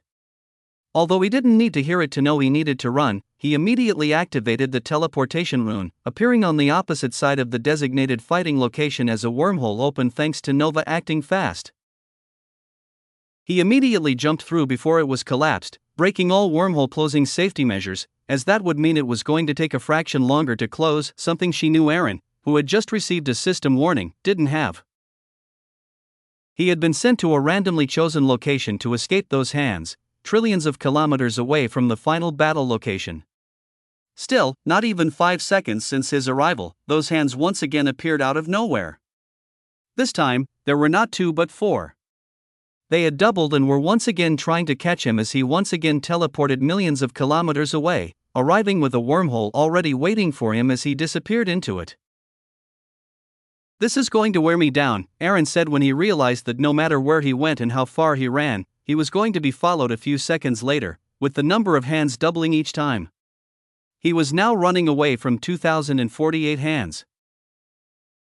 Already realizing that the more he used the wormhole to escape to a long distance, the more the hands were going to increase, he was now teleporting within the same area while receiving aid from Nova, who was using mana reactors back on Earth to aid him and having the required amount to activate spatial displacement or teleportation at will. If he wanted to do it with his own mana, it would take him a few seconds to accumulate the required amount. As he teleported from one place to another in an empty space somewhere within the galaxy, he used that time to think about possible solutions. He wasn't being frugal or wanting to save all his earned SP, because he knew if he was dead, they would be as useless as water to a person drowning. To find a solution, he had opened the system interface, trying to look for it. On his third teleportation, he realized that he couldn't escape them, and they were doubling after each round, but the system didn't even respond to his calling to it. His interpretation was that it had deemed he already had a possible solution on hand, and all he needed to do was find it and deal with the current situation. If he failed to find it and died, the system could just go and find someone else and repeat the same process again and again until one finally succeeded. There wasn't really an indication that the system was only given to one individual at a time, as it could also be done by giving it to many people simultaneously and rewarding the one who survived at the end. The moment he reached that conclusion, he immediately started looking for a possible solution. Since he wasn't alone, by extension, Nova was also doing the same. She used her authority to commandeer all of the available computing power in the Empire to come up with possible solutions and handed them to Aaron by order of priority for him to test. Though no sound of a cut was heard in space, his cleanly cut hand was left behind as he teleported from his current location just as the hands arrived where he had been. Finally, it seemed like he had found a possible solution. The hand that he had left had delayed the hands for more than 5 seconds as they devoured it. That wasn't the end of it, as their number halved to 1024, and the darkness surrounding them decreased, though not by much, in a noticeable amount. Although it looked like good news, it didn't seem like that at all. Although they had halved and their dark color had lightened, albeit slightly, the dread and fear they induced had doubled instead of decreasing. Fuck. Chapter 1044, Anxiety and Fear. Where is Aaron? Rena asked as she felt unexplainable anxiety out of nowhere. It wasn't helpful at all that the Emperor was nowhere to be seen after winning such a massive fight in front of the entirety of the Conclave and Imperial citizens, when it would have been a perfect moment for him to address them while everyone was at peak fear of his ability. But her question was not met with any response from any of the AIs that would usually answer any of her questions. Nova, she called for Aaron's closest aide, but no response came. Gaia, she called for the mother and overseer of the Empire, and once again no response came. Athena, she called for the AI responsible for the Empire's military force, and for the third time, no response came. With each unresponsive call, her worry increased more and more. On a day and a moment when she should have been celebrating, as the Empire was on the verge of consolidating its power across the entirety of the Conclave, she started imagining that it might be the day the Empire fractured. No matter how powerful she was, pregnancy had the same effect on her emotional state as it did on anyone. She was already imagining the worst and she knew she had to do something about the situation they were in. I think I understand the principle a bit, Aaron said to Nova as his right leg regenerated at a rapid speed, fully regrowing within less than a second after he had cut it. It was the third limb he had cut to sacrifice to the hands. As if to prove his hypothesis right for the third time, they had halved and brightened a little more. Along with the dread they induced increasing, he was barely managing to hold on thanks to the early modifications the system had done to his body, which had previously nearly made him emotionless. He had only been able to prevent that thanks to Nova interfering, and with Nova no longer interfering, he was able to face the situation head-on without being broken down by the fear and dread any person would have if they had seen the hands without any countermeasures. But he knew there was a limit to how much he could use this means, as he had a limited number of body parts that he could cut without having to worry about negatively affecting his operational capacity. The hands wouldn't absorb the same body parts twice, leading to him already cutting both his hands and a leg. I agree. I think I have a possible solution, so I need your help on that, Aaron said, and he didn't need to explain any further as Nova already understood everything and had immediately gotten into action to make it a reality. Mars. Central Command. Weiang. Weiang. Weiang. Weiang. The entire room was covered in red light as alarms blared, attracting everyone inside the Central Command's attention toward the massive screen that showed the cause of the alarm. On the massive screen, there was a red dot rippling around the sun, indicating that was where the cause for the alarm was coming from. Situation update, the head of the Central Command asked, not feeling good at all, as the situation was happening in an area they weren't paying too much attention to, as most of it was placed on focusing on the fight itself, ready to respond to any potential action from the Exorvax side. Why the delay in reporting? He asked once again when no response came. The AI is not responding, and our available computing power is very limited, so we are doing manual verifications, one of the officers responded, giving him an update on why it was taking that long when usually an AI would immediately go through all the data from the situation and give them an update on what was going on nearly instantly. What? Is there an explanation for why? He asked back, knowing that there had never been a situation where the Empire's AI system went out of commission, and especially not at such an important time. We don't know, but we are following the training manual for the current situation and should have a situational understanding in 2 minutes. The Empire, ever paranoid, had already known that no matter how slim the chance, such a situation might happen, and as a countermeasure, they ingrained what to do when that happened, which was now working in their favor. Update all observing stations and have all of the troops on full standby for immediate response in all locations. Have them go through all of the sensor data in their assigned observation areas. Something is not going as intended, and we need to make sure we are ready to deal with it, the head said, knowing that if the Central Command, where all of the Empire's military intelligence was centralized, was experiencing this, then every other post was experiencing the same thing. He knew there was no chance that the situation was just a glitch, as the day was too important for such a possibility. Yes, sir, another officer gave a response and immediately updated all observation stations that the AI was out of commission and they needed to move to manual mode for observation and be ready for the possibility of anything happening. Sir, the report on the situation is ready, an officer reported a few seconds earlier than expected, showing how up to shape they were even when the situation was unexpected. Go ahead. It seems like someone accessed area 0 × 10 to the power of 89 and has removed what was inside it. What? A 0E area has been infiltrated, the head of the command center asked as he stood from his chair. He knew that based on the first 2 letters of the area's name, it was somewhere very important. 0 was the highest designation in the top secret levels, with E being a designation of what clearance level you needed to freely access that information. It was usually a number, but the moment a letter takes its place, and one that starts with E, it meant that it was only accessible after getting direct approval from the Emperor. That was how much protected, hidden, and important this area was. Fuck.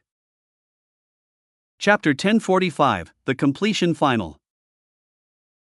The hands finally caught up to him moments after he exited the wormhole, and this time, they caught the surprised Aaron, immediately crowding him and giving him no chance to escape. Arg ha ha. Aaron shouted as his body was being sucked away, getting thinner and thinner while at the same time feeling like his soul was being forcefully torn apart from his body and absorbed along with it. I'm going to fucking kill you. I'm going to come back and kill you. I swear on my soul, you motherfucker, remember that, he continued shouting throughout the process as he was losing life force with each passing second, showing how much resentment he was feeling as he vented.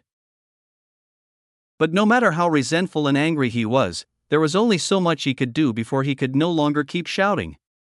The hands kept taking more and more of him, and it wasn't long until there was no longer any of him at the moment, as his entire body had disappeared.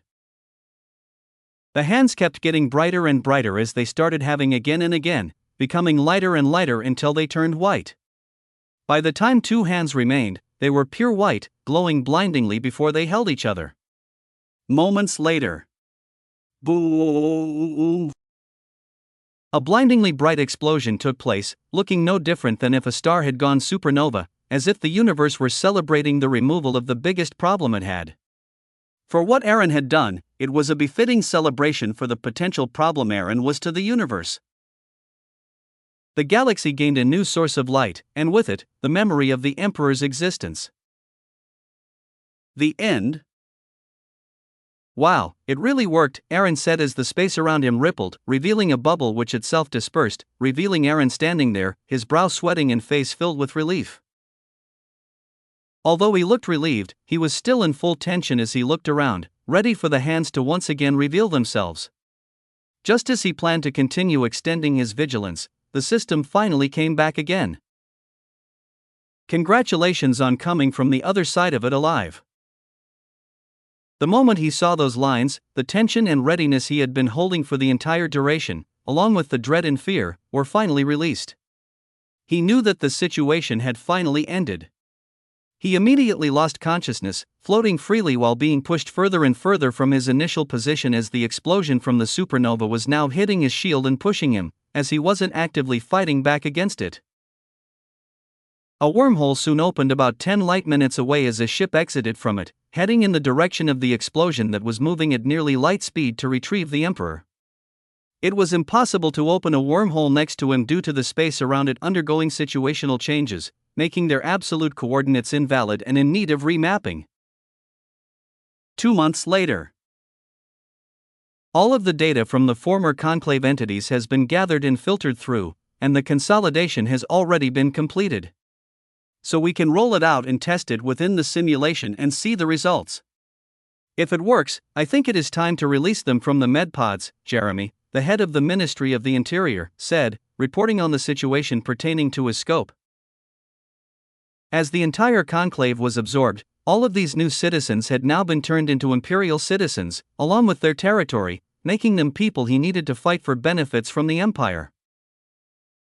The Empire had kept them inside the medpods for various reasons, including undergoing immunizations for diseases across all of the species in the conclave, the gathering of data through their brain data and their civilization's data centers, and the reconstruction of all the destroyed structures and locations. At the same time, it gave them enough time to adjust to how things run in the Empire by living a mock version of it in the simulation, which had time passing twice as fast as normal, meaning they had already spent more than 5 months living under the imperial government. It was enough time for them to understand and adjust their lives to the new order. At the same time, the Empire had also gone through and finished the construction of wormholes and VR towers in every star system across the entire former conclave territory, ensuring that once they exited the pods, they would live in an interconnected world, unlike their previously isolated lives. The rewards division had also finished its calculations.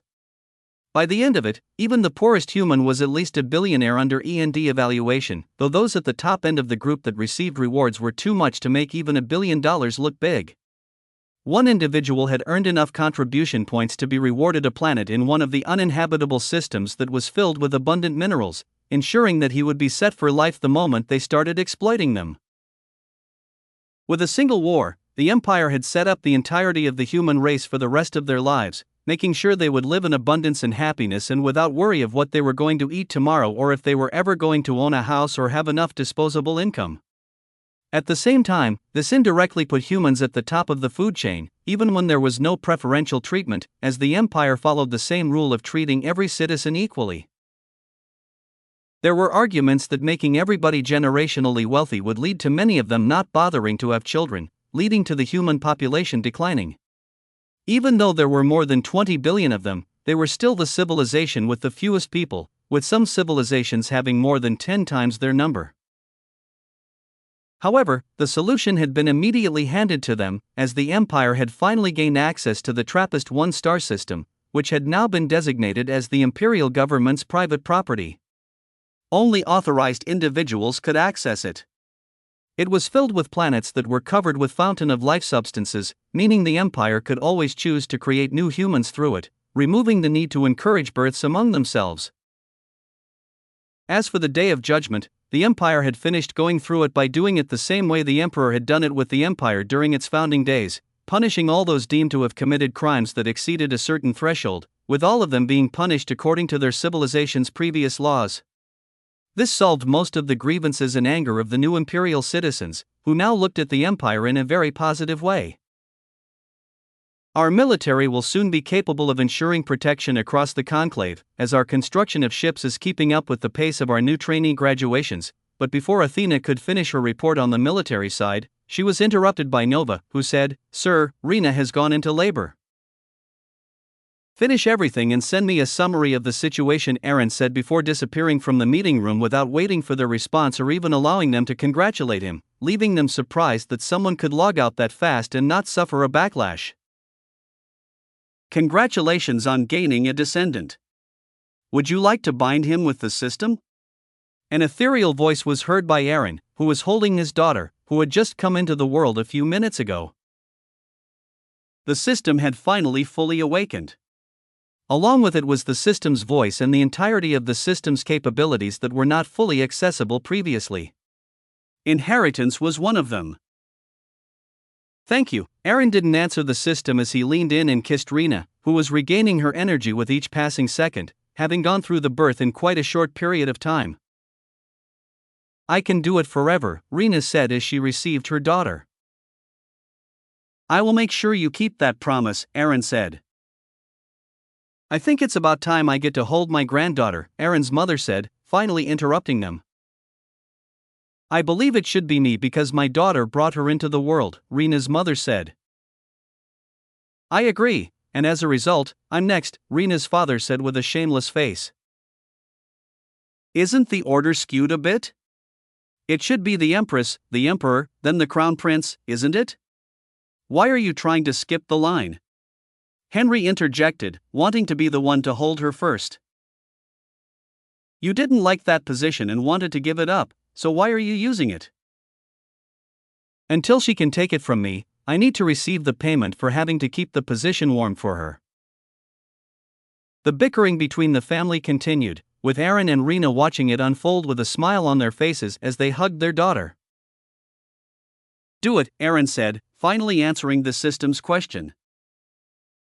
"Understood, commencing inheritance." He wanted his daughter to have as much of an early advantage as possible, while also being able to monitor everything that she did with the system and even issue missions that would direct her growth. "Thank you for everything," Aaron said to both Rena and the system. "You're welcome," they both answered in unison. The end. Thank you so much for going through the incredible journey with me. For those curious about my new book and are interested in motorsports, please check my new book, Formula One, The GOAT.